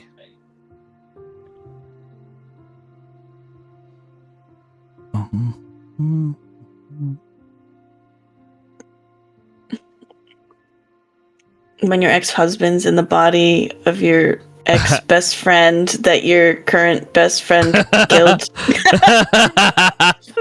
That's hilarious. I think that's hilarious. The thing is, That's I bet if hilarious. they got older, like there definitely would have been some romance between Gwen and Ryer. Maybe, I don't know. Probably. I don't know. Oh. Shade was around. Maybe like a kiss on the cheek or something. I don't know. Maybe. Yeah. Ryer was so into Gwen. Gwen was not really into He was him. so down bad for Gwen. He He was like a was. puppy. He was like a puppy. Yeah. And Shade, like I said, Shade wouldn't have allowed it. Ryer would have just ended up dead somewhere. Probably. No. So in any verse he dies. So I'm innocent. No. You also killed his sister. Yeah, but Gwen's also other best his friend. sister did kidnap and torture and enslave Alice's first love. It's true, but once again, under the orders of Ovelius. this could go on forever. Okay, so that being said, guys, so the fire tornado, it dissipates as you guys see Gwendolyn. Well, actually, no. A part of it dissipates. So you guys see an opening. The fire tornado, like an opening appears in the fire tornado, and you guys can walk through. Yay! Yay, guys. So what do we see when it's gone? Like we just see Gwen disappear in it, and then like a moment later, there's a hole. Like, Yep. And Yep, the I've door got- to the tree? Question mark? Yep, that's right. Let me put you guys a name out. When like looks back at everyone and kind of like beckons them with a hand. Alice would like run up to Gwen and like concern on her face. She said, "Are you okay? What happened?" When kind of looks down and noticeably Shade is not here anymore also. Yep. And she'd say,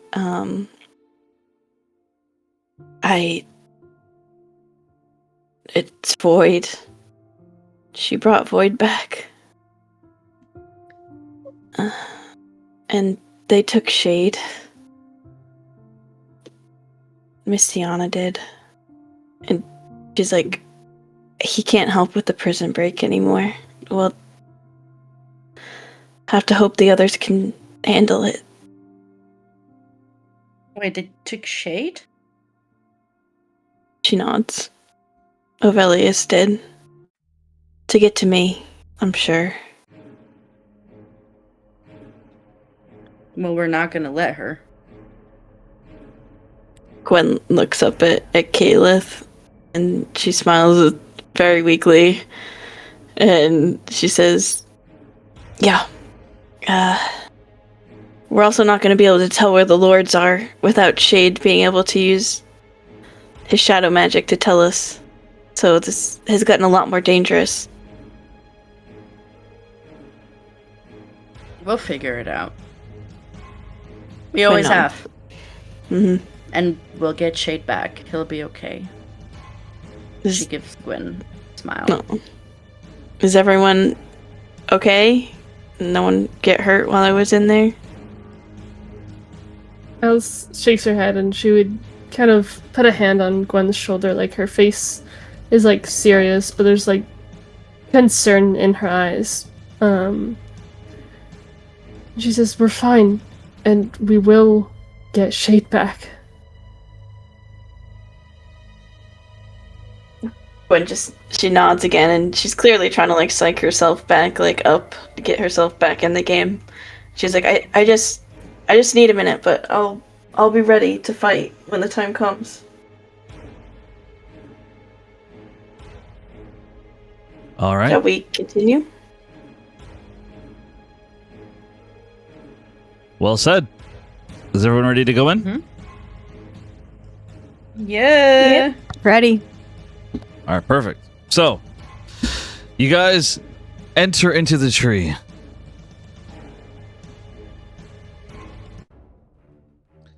So you enter the tree, and this is a spooky place. As you enter, and you see multiple different like entrances. It looks different to what Gwen remembered before. It looked like a castle. Like it was nice. It was clean. It was pristine. It was a little spooky, but overall, it was a very clean-looking place. But now it looks like some kind of nightmare. As I'm putting on the map now.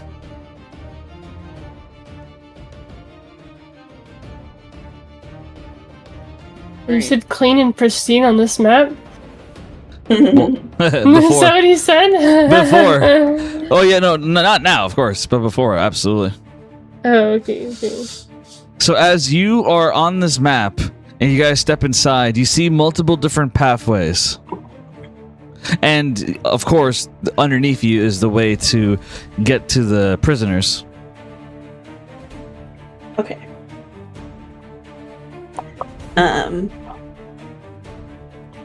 We don't see a way down. We just know it's down. Yes, that's right. Okay. She looks at the prisoner crew and she says, "Do you think I should just dig down?" And she looks at Bartholomew, and you can keep digging. Bartholomew nods, absolutely. As Bartholomew starts digging. Oh, Gwen's gonna use pass wall. He like nods awkwardly. He's like, "Oh, right." Easy steps back and lets you do it. Yeah, so she pulls out her Staff of the Magi, and she uses... I'm gonna use... Let's see, it's 5 feet wide, 8 feet tall, 20 feet deep. So kind of going at an angle so that they're able to, like, walk down it. I'm gonna use it... I'm gonna use it twice, and if we still can't see anything, I'll use it 3 times, which is 60 feet deep. And if nothing else, that'll give them like a huge head start. All right.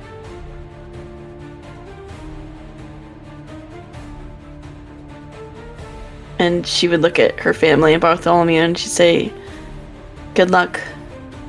Please be careful."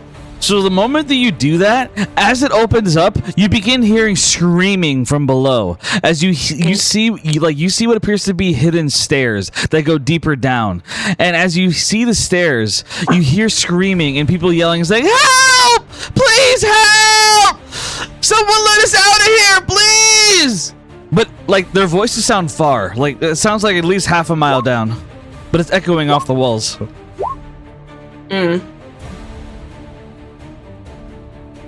Sorry, it spammed that 3 times. Well, I used it 3 times.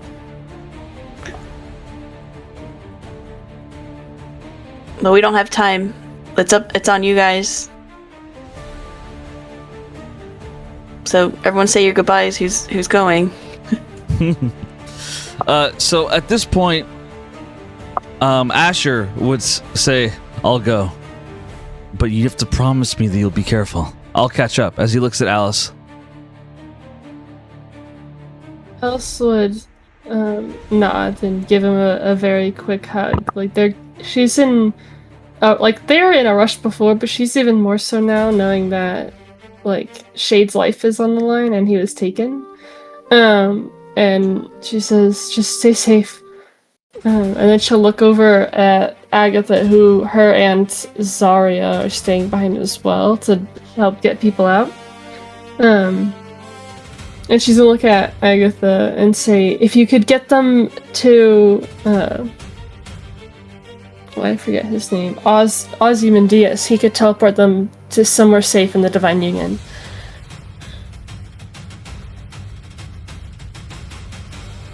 All right. Who did say that to? I'm sorry? Agatha. Okay, go. So Agatha, she would nod at you and she would say, "I completely understand. Come on, let's go. Let's go save some people. And you ladies, make sure you fuck up Avelius, yeah?" She says to all of you. Asher, Clever, Adrian, Bartholomew, Indigo, Cuvis, and Agatha all begin to climb down the stairs as they wish you guys luck. And they begin climbing down the stairs to... Yes, sorry, just really quick. All of the Hellfire Knights are with them.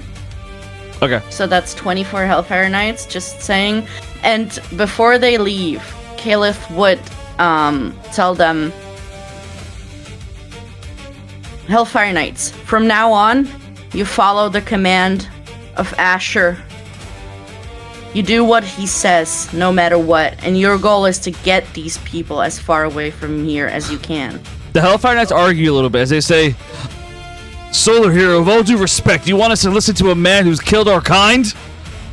Asher. Yes. Asher sighs as he says, "It doesn't matter what race you are anymore. If you want to protect your home, then you'll listen to her and back me up." They look at him and they look at Caliph and they're like, "Are you sure about this?"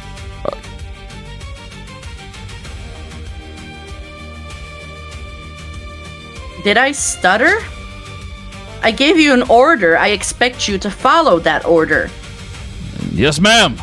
They all nod and reluctantly they agree finally to follow Asher as they all begin marching down the stairs to help the prisoners. Adrian looks at Naren. "I'll be back. Stay safe." I think you're the one who should be thinking about staying safe. Please return to me. "Always." He nods as he begins following Asher. Asher makes a joke at Adrian. He says, "You know, I know you prefer being human and all, but I feel kind of good having a badass werewolf next to me."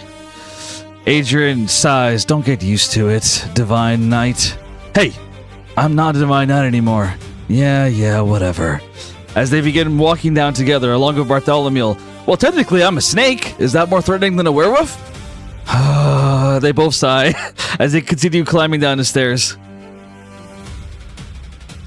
So as they're climbing down the stairs, as they all move in, you guys are up. Which path do you take? There are 3 different paths. One to the left, one in the middle, and one to the right. A puzzle? Come on, Cap. Oh, goodness. Can I see anything? inside? Yeah, Yes. I was gonna inside check if we can tell anything. Go ahead, roll Also, insight. can I have control over Aglaea's token? Yes. 18.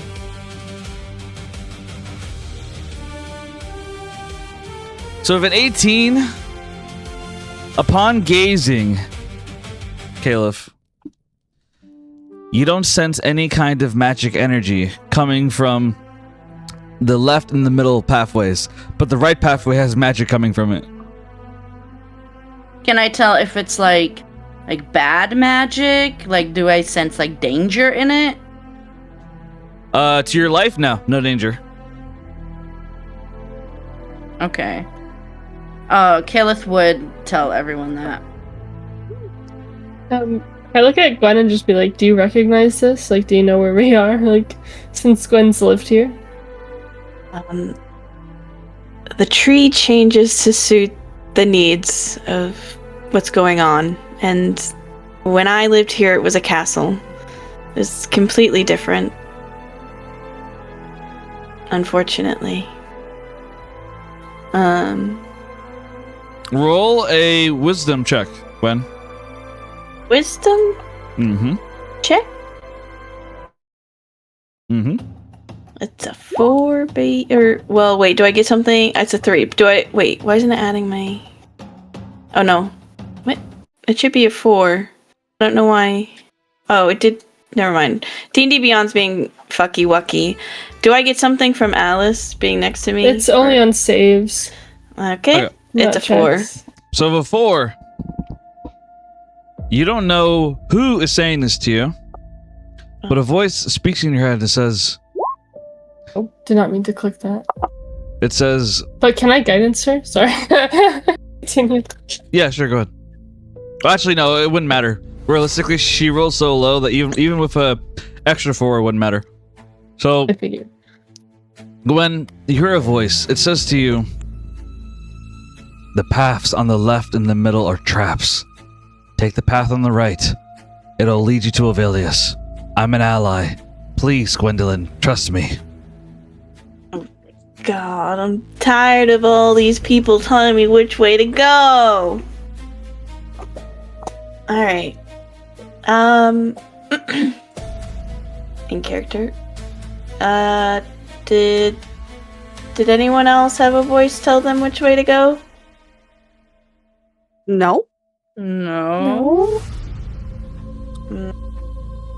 Alice gives Gwen a confused look, like, "Are you okay?" Like, not again. I know it's starting to look like confused Gwen. early She's like, "Please, not stage again." confused Gwen started campaign. She goes, "Well, the voices are telling me to go right." And that the left and the middle are traps. Lyra, are you able to find traps? Yeah. Would you be confident beating up? Sorry. Would you be? That's like out of character. Yeah, I can.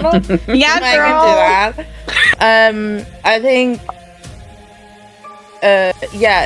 Caleb, you said after like insight you would like sensing more magic on the right side. The right one has magical energy. Left and center does not have any. So I think she would find traps more focused on that right tunnel or door, whatever the hallway is.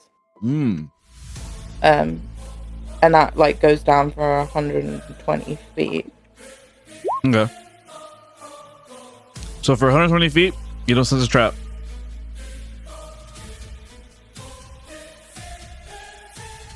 No trap? You don't sense a trap. For 120 feet, you don't sense a trap.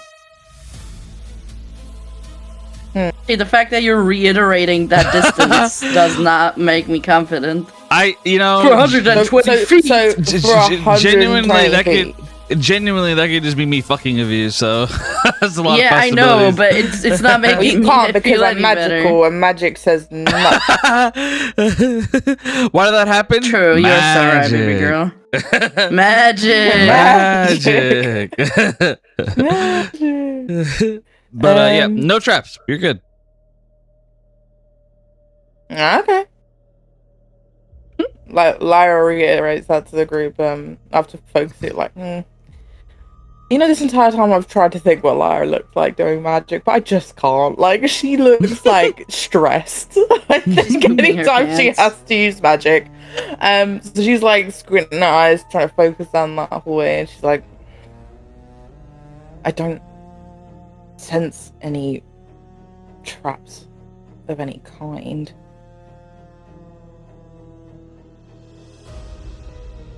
Gwen would nod, and she'd look at the others, and she'd be like, "Are we comfortable going down the right tunnel, everyone? Are we?" I think it's the only logical choice. Alice is very concerned when it comes to Gwen hearing voices, considering, but she would nod and be like, I trust your judgment. It makes sense to go that way. Mm-hmm. All right. So you all travel. Right we go. I'm gonna use detect magic, though. I get 10 minutes of it just to look for anything additional magic that might be coming up. Smart move. So you begin walking through the hall, and you pass 120 feet, and as you keep walking along for another 5 to 6 minutes, you approach a door. And behind that door, you're able to detect magic, Gwendolyn. What kind of magic?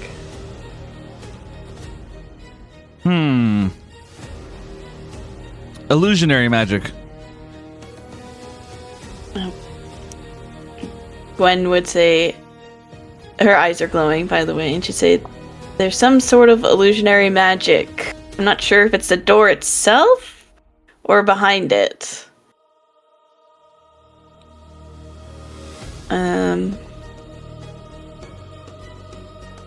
Anyone got any ideas? And try to open the door.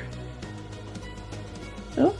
We are not about to be that party that tries everything before they just try to open the door. We do fair. that with boxes. I'm not doing that. I'm gonna try to open the door. To be fair, doors are not our enemy. It's boxes. It's timers. To be fair, mirrors. To be fair, that is honestly that's in character for you guys. It's okay because remember there are literally hundreds of thousands of people out there fighting and dying to buy you guys time inside this tree. Yeah. So. Yeah, Kayla's just like, nah. Gwen's just giving the information. That's all. She's just like, hey, this is what I'm seeing. Do we do a hard knock? Is it locked? It's not locked. Can I open the door? Mm-hmm. Oh, so it opens? Mm-hmm. Bet. So you open Okay, the I door. do not walk in yet. I just like push it open. So the moment the door opens, suddenly you guys hear a clank.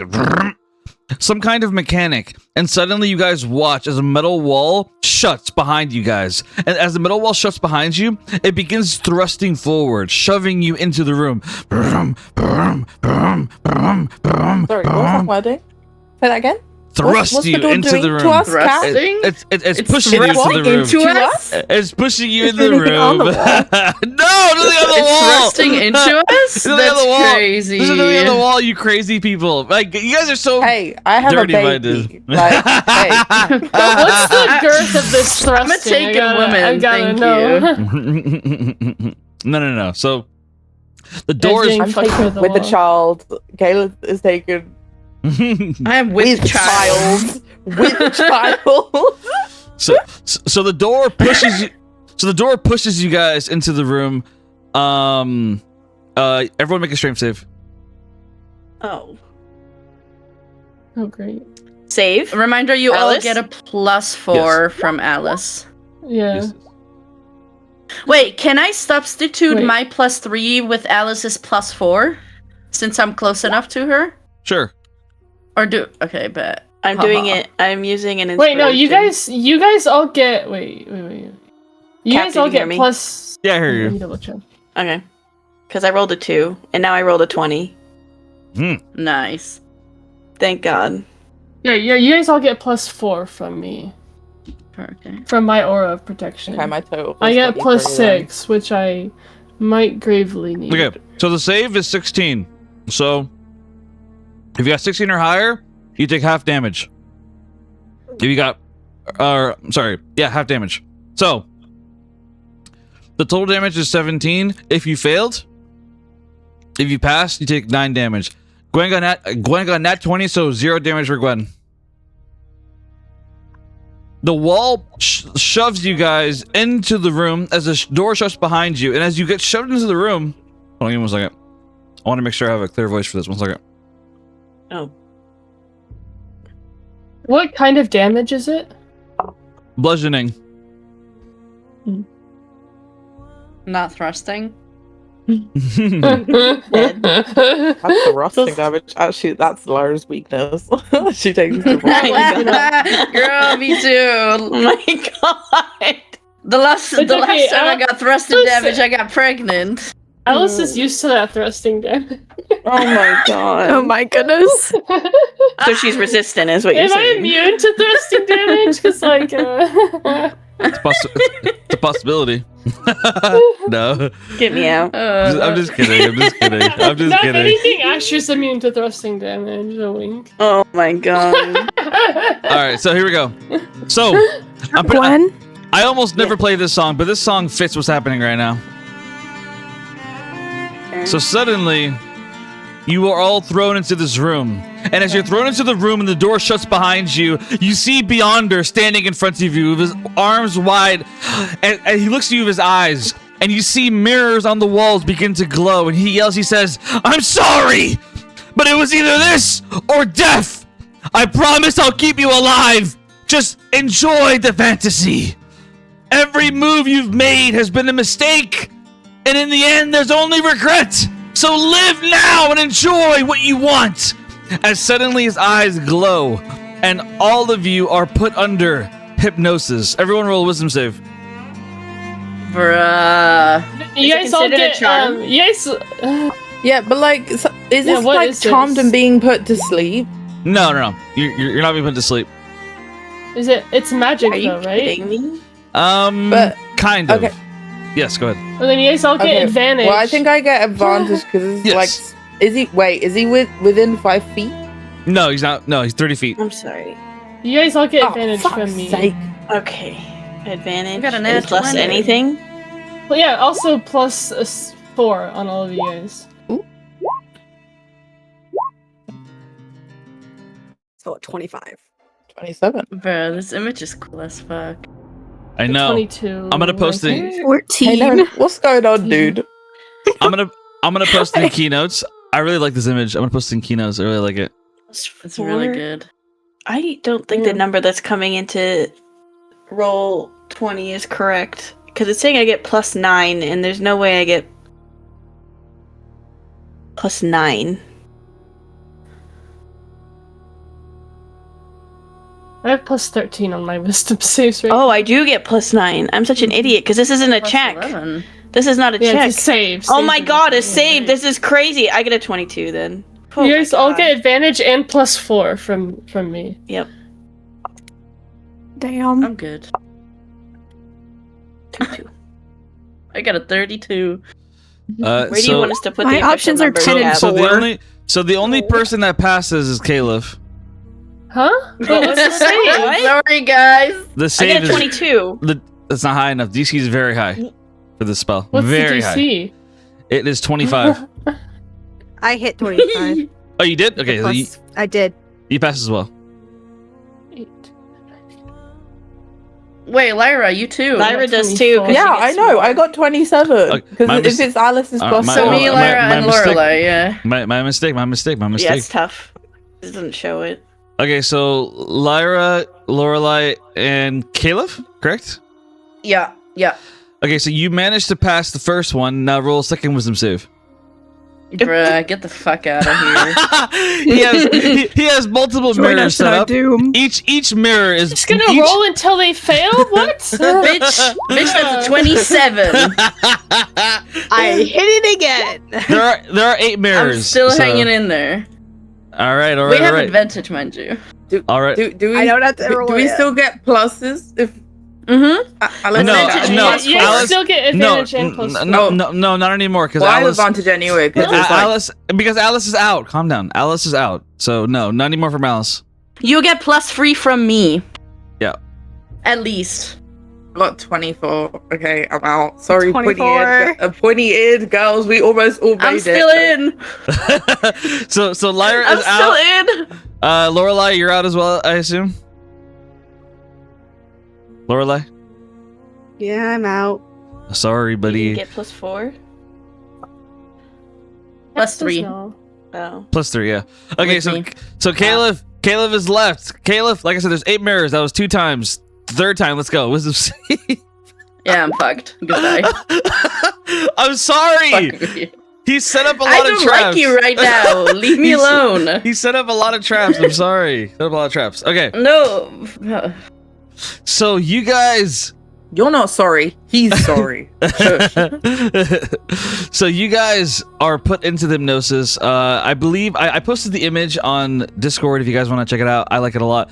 So you all basically, like, in your minds, like right now, you guys are hypnotized basically. Like you are unable to move, but you're not unconscious. And so what happens is that you all suddenly your eyes blink, and I'm going to describe for each of you what's going on right now. And I want everyone to listen very carefully for what's about to happen.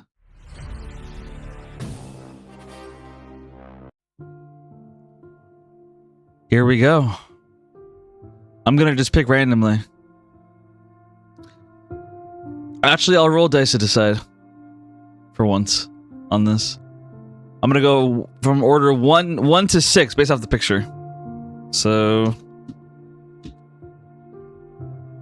5. So we'll do Naren first. Are you ready, Naren? I guess. Naren, you lose all your memories of your current life. It was nothing more than a dream, some passing thought. You blink and you wake up in a nice bed with luxurious sheets. You look outside your window to a beautiful canyon. In your bed is your husband, Adrian. You see multiple of your kids run into the room. Mommy! Are we gonna get pancakes today? Your pancakes are the best. Like your kids are like all like chambering around you. Meanwhile, the older kids are like, Dad, can we play catch today? And Adrian just kind of like groans, like, ugh. You guys know I worked yesterday, right? Give me a second. I'm stretching my old bones. Yeah, right, Dad. I've seen how you are when it comes to fighting. You still move like you're young. Yeah, well, I don't feel like I'm young. But how about instead of playing catch, we go and maybe see a movie or something? Yeah, that sounds awesome. Your kids are all chambering around you. They're all smiling and laughing. Your room is eloquent. You live in a mansion. Everything is great.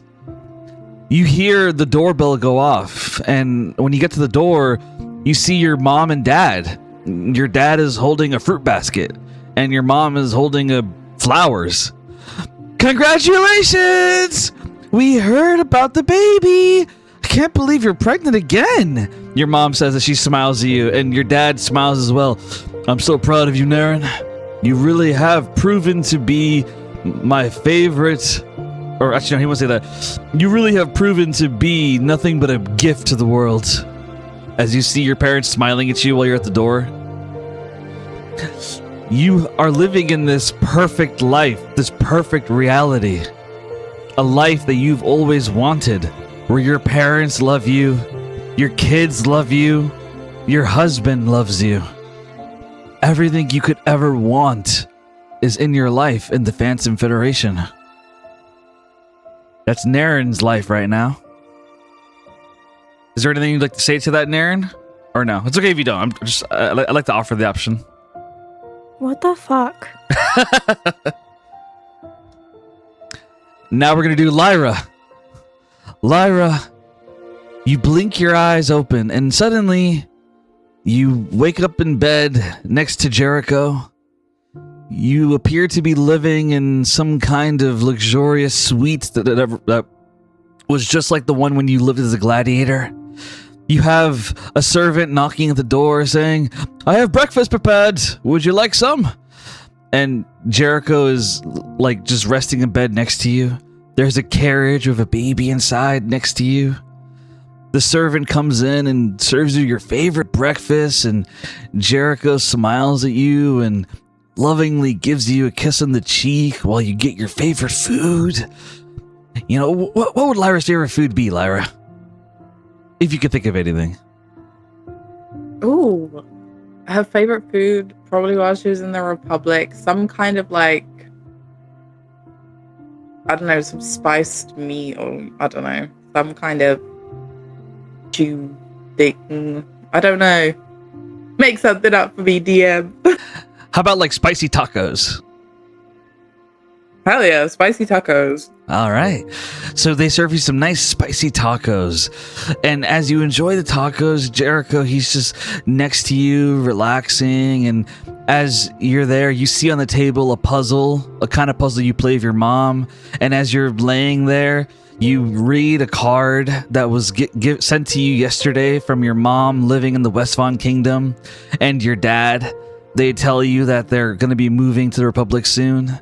And they tell you that things are going good for them in the Westvon Kingdom. Everything is going great. As you begin getting up for your day, you step outside and you have a garden to tend to. And you also have a nice archery ring for you. Like a archery range. You have horses and other animals to tend to. You can hunt, you can cook, you can do whatever you want. As Jericho is loved by all of the country. Everyone worships you guys as king and queen. Your life is a paradise. It's perfect. Any comments for that, Lyra? I genuinely find it interesting you're doing our current love interest. Because if we're doing like fantasy life, I kind of thought you would have said Darrow as like a throwback, or maybe Kofa. Like, I didn't even think about that. I didn't even think about that. That was very interesting. That you like. No, I think it's great. Good. Yeah. I don't know. I think. Yeah. Next if up, I don't remember anything, this feeling of relaxation would be very good for her body. I think even in this hypnosis state, feeling relaxed, she's like her body relaxing. That's not comfortable, but like would feel really good for her. Absolutely. Next up is Alice. Alice, she wakes up in Harpy's nest, and she's living in a nice, comfortable cottage. She doesn't have to wear a crown. She doesn't have to rule over anyone. She can still help people. She goes around and she helps those in need, people who are either starving or people that are suffering from crime. She helps people both in terms of fighting and not fighting, being able to spend her days at home with her and Asher. They lived together for many years, just enjoying each other's company, reading books together, having dinner together, just enjoying their lives. And before long, Alice, she has kids that run around and, well, they're perfect. They're better behaved than any of the other kids around them, and they're also looking just like Asher and Alice. A perfect family. One in which Asher and Alice fly together through the air as Vampire and Asamar. A place where Harpy's Nest and Divine Union are united. There's peace. No one's fighting each other. There's no gods ruling over anyone. There's a democracy. No one's a king or queen. It's just democracy and people enjoying their lives. Alice and Asher are living in a paradise where they can do what they want when they want. I'll ask you a question as well, Alice, since I started the trend. Where do you think you and Asher would like to go the most in terms of like a place to like, you know, like for a date or whatever? No clue. Okay, so you said all of our now memories are gone, right? Like we lived this life or whatever. Yep. So, what? Like, did Alice grow up in Harpy's Nest in this version, or? Yeah, sure. I mean, it's just supposed to be paradise life. Yeah, sure. That's fine. Well, I'm just curious what their backstories would be and how they met. I know. In this alternate life. Because that would influence what they would do, I think. No, I get it. It's a good question, but I don't really have an answer to that, and I don't want to go too deep into it, because like I said, it's a fantasy. But I do appreciate the interest, though. But let's just go off of what you assume. You could assume whatever you want. Probably like some library or bookstore or something. Maybe Navina opened one in Harpy's Nest or something. Very nice, very nice. Well said. And so as you enjoy that life, Alice, as you enjoy a life where you are able to live in places that you love, you have family, the Divine Union, and Harpy's Nest, like everything is going great for you, we now go to the next person.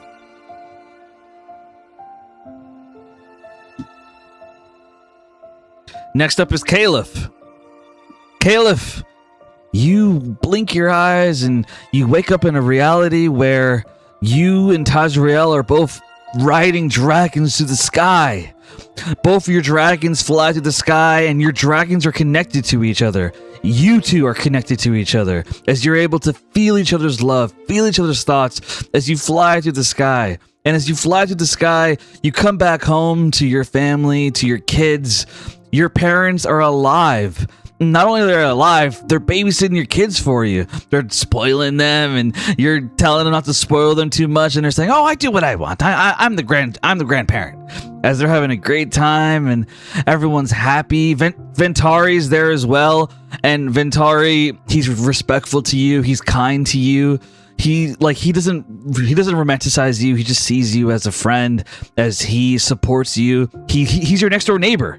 As he helps out, Tazriel and him get along really well, and you have nothing but good people in your life. The dragons and the tieflings, everyone is getting along, everyone's happy. You and Tazriel, you enjoy doing an activity with the kids. Can you think of any activity you do with the kids, Caliph? It's okay if you can't. I think they would do something like very like niche, like bird watching or something, or like metal detecting. I don't know, just something like super niche that they do all together. Okay, either that or like family barbecues. Fair enough. Very well said. And so as you enjoy that paradise life, and I'm not gonna roll dice anymore because we only have 2 people, so I'm just gonna pick one. We're going to do Lorelei. So Lorelei, you blink your eyes and you live in fairy tale. a young man traveled into Fairy Tale. He was very curious about the wonders there, and you ended up meeting a young man named Calyx. The two of you fell in love. You focused on developing more greenery, more life, and the two of you made a farm together. A farm where you have mushrooms and all other kinds of plants. And Calyx, he just enjoys being a lumberjack. Instead of doing magic all the time, he likes to work on his body. He likes to, work on like cutting wood and making things like not destroying forests, but making room for new things to grow. And he likes to sit by you next to the fire. And the two of you have kids, and it's a great life you guys are having. Can you think of any activity you'd like to do with Calyx, Lorelei? Probably just him taking me places, showing me the world. So Lorelei and Calyx, like you see each other like riding on a horse and like just traveling through the land, looking at the sunset. It's just a perfect, beautiful life.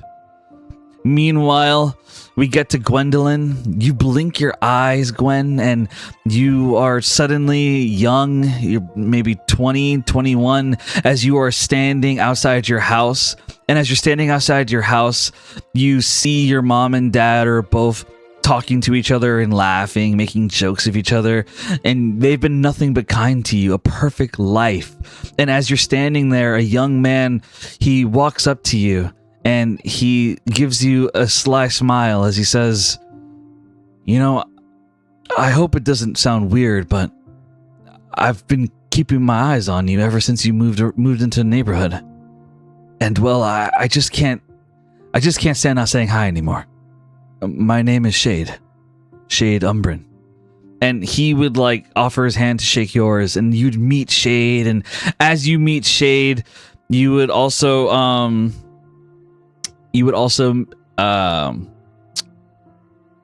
meet Shade, and the two of you would just basically have a life together. You start dating and enjoying a normal relationship in which you go on dates together and you build up your relationship together. And as you build up your relationship together, there might be some other like potential stuff going on, but like just all happy stuff, basically, like all that I can think of right now anyway. I'll ask you a question. For you, Gwen,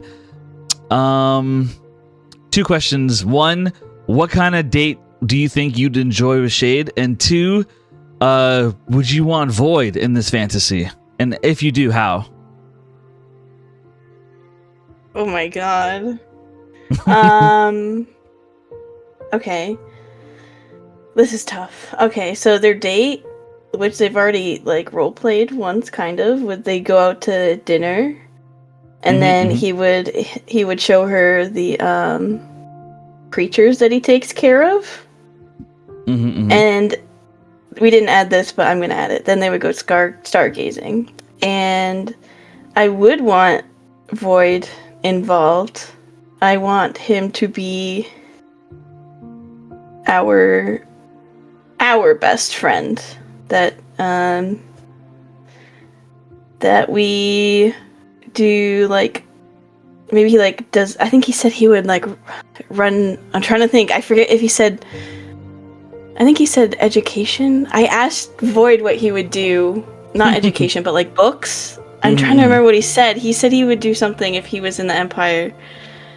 I think he said it would have something to do with like books. So maybe like library thing, but like maybe they all like hang out and like discuss science and things like that. Very well said. That's very well said. And as that happens, you enjoy your life. It's a perfect life. Even Fang, not Shadow Fang, but real Fang, he likes to walk around with you guys sometimes. And all in all, it's a great life. You even have a pet bird at your house named Pippin. Pippin Nook.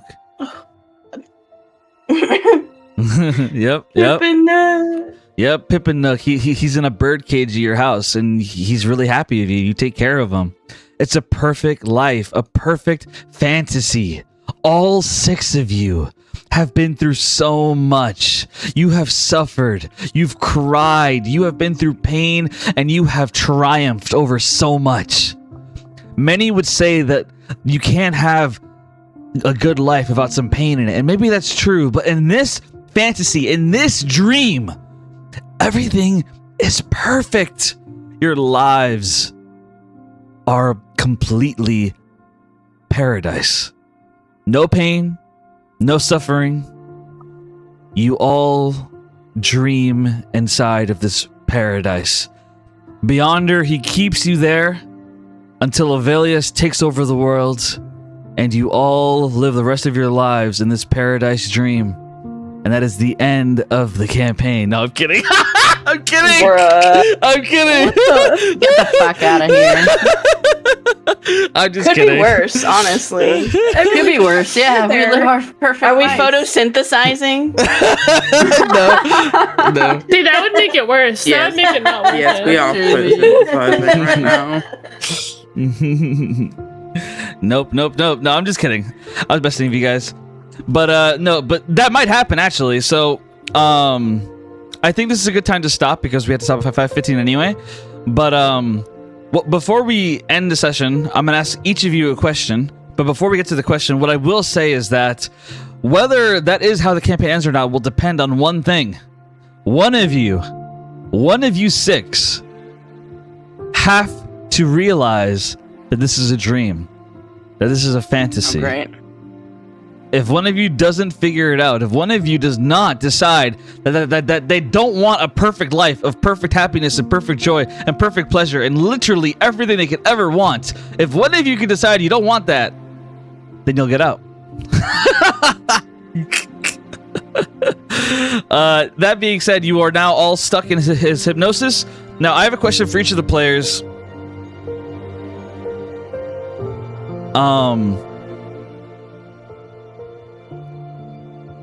And yeah, I have a question. So my question is, I'm trying to think of the wording for this.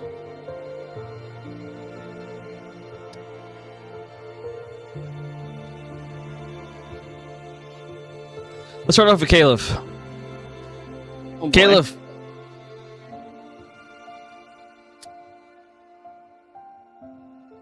what would you describe as your paradise in the real world?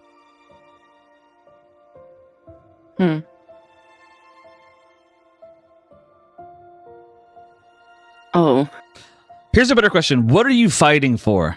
What are you fighting for, Caleb? I'm gonna ask each of you this question, and I'm gonna ask you guys this question. I'm gonna ask two questions. I'm kind of curious because we're moving towards the end here. The question is, I'm gonna ask you, what are you fighting for? And at the end of the campaign, I'm gonna ask each of you, did you get what you wanted? And why? So, Caleb, what are you fighting for? In the real life? Yep, in the real world. Yep. Happiness. Being happy. Being surrounded with the people that I love and that love me. Try to be specific if you can. It's okay if you can't, but try to be specific.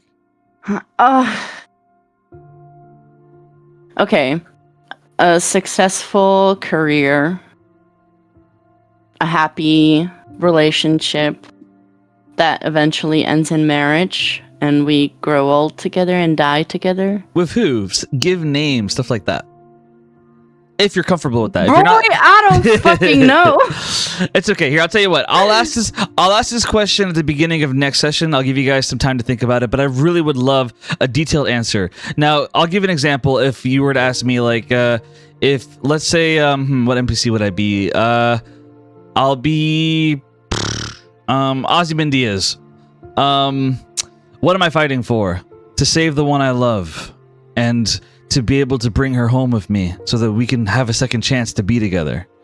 Hey, Cap, use names. Okay, Who's the you one said in real life. Well, Bro, you said in real life, yes, so I'm thinking in real life. No. You're good. No, you're like when I say real life, I mean like real life of the session, not the fantasy. Oh, in Inside the character. mirror. Yeah, in character. In Okay. character. is Bro, what I you meant. said that, so I'm thinking like out of Oh. character. No.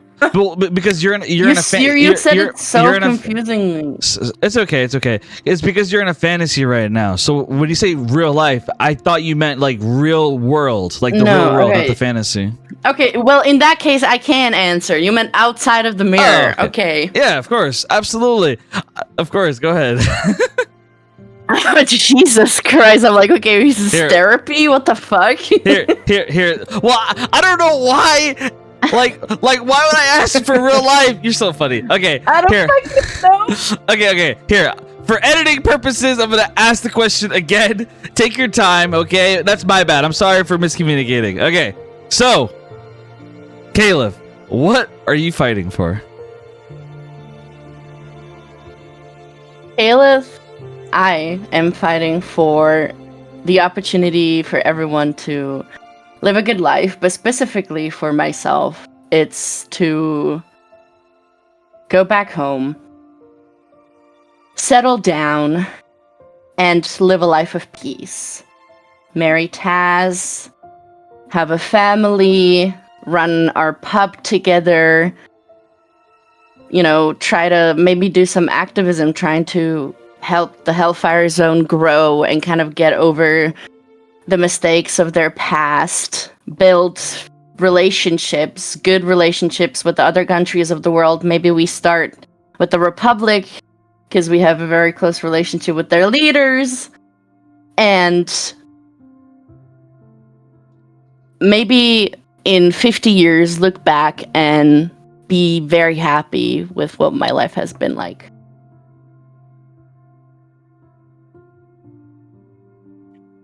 Very well said, Caleb. Very well said. Once again, sorry for the confusion with the real life thing. My brain just glitched. Listen, I will take the blame for What it. do you want for your life, IRL? No, but my brain genuinely glitched. No, my brain genuinely glitched. So that's my bad. Like in hindsight, I understand the confusion. So that's my bad. Anyway, thank you so much for answering, Caleb. I appreciate it. Lyra, do you think you have an answer? What are you fighting for? Oh, I think Lyra is fighting for some kind of future where people aren't defined by their pain, like that she went through, that was inflicted upon her. That she's not, that she could be more than a weapon or more than her usefulness. And so more than a winter knight, more than a gladiator, more than the curse that she thought would literally consume her completely. And I think she is fighting to be a person who can allow herself to be loved for just what she is, not what she can do. Very well said, Lyra. Thank you so much. Very well said. All right, Gwendolyn, what do you got for us? What are you fighting for? For freedom and the freedom of choice, the freedom to hurt, to find happiness, freedom for herself, for Shade, for her people, for the Promises.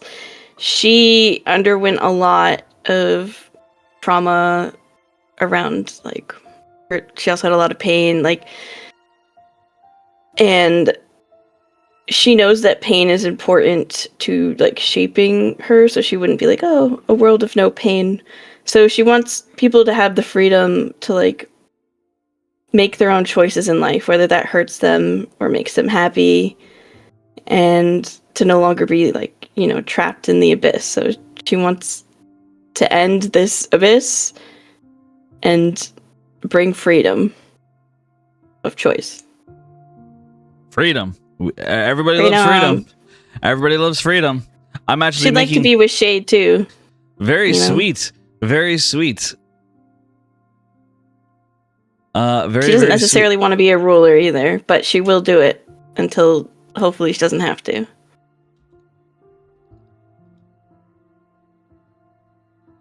The end.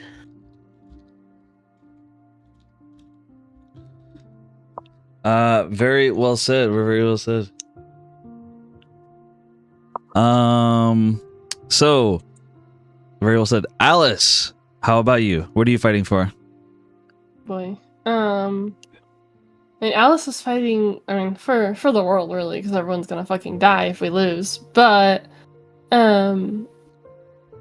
if, like, I mean, Alice kind of, like, fully expects to die in this if it means they can save everyone. But if there was anything for her to live for other than that, it would be, I mean, one for, like, Asher, but also for the Divine Union and all the people who've suffered there, because she knows that a lot of them are kind of lost and looking to her for answers. She doesn't really want to lead, but she just thinks that she might have to, and she might be okay with that for a bit until, like, she can help them get on their feet. But ideally, she'd want to just enjoy life of her own, what's it called?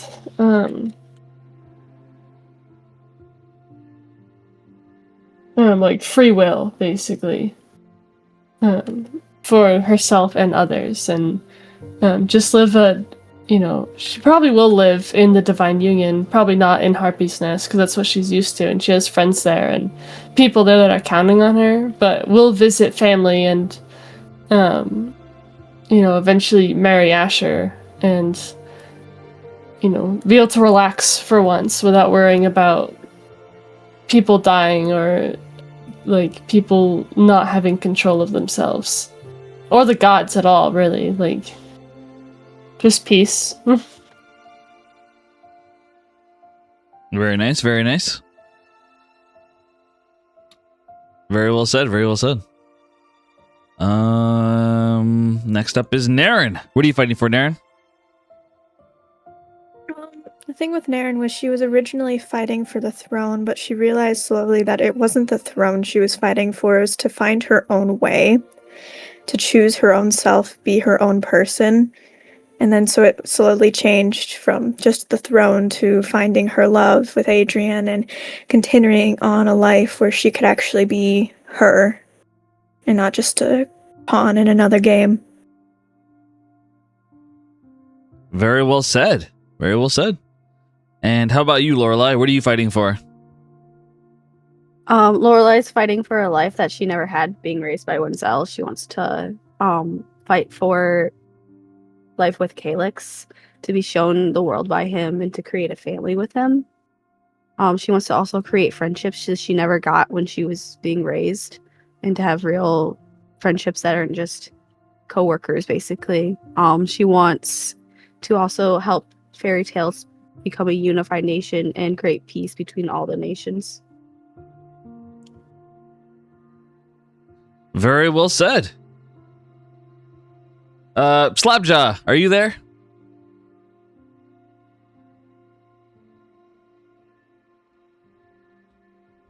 He is not here. That's okay. I was gonna ask him. Yo. Oh, you are here. Awesome. Slapjaw, we're about to end session, but let me ask you, what do you think Slapjaw is fighting for?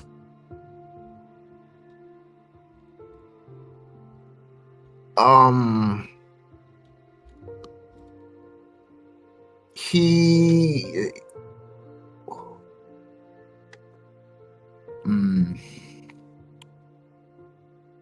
to provide a big warm he wants to provide the next big huge plate of food for the next generation of froglings, for lack of a better word. All right. Very well said. Thank you. I forgot to post his image, but I'm posting keynotes now. This is what the mirror room looks like.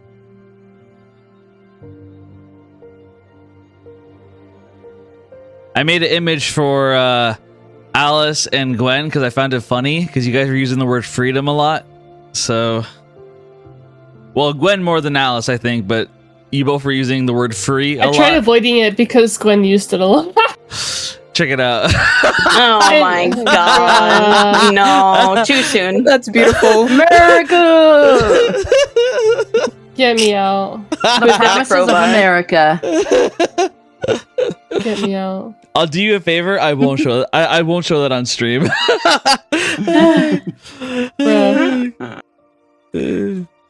I am That gonna is not the colors of my nation.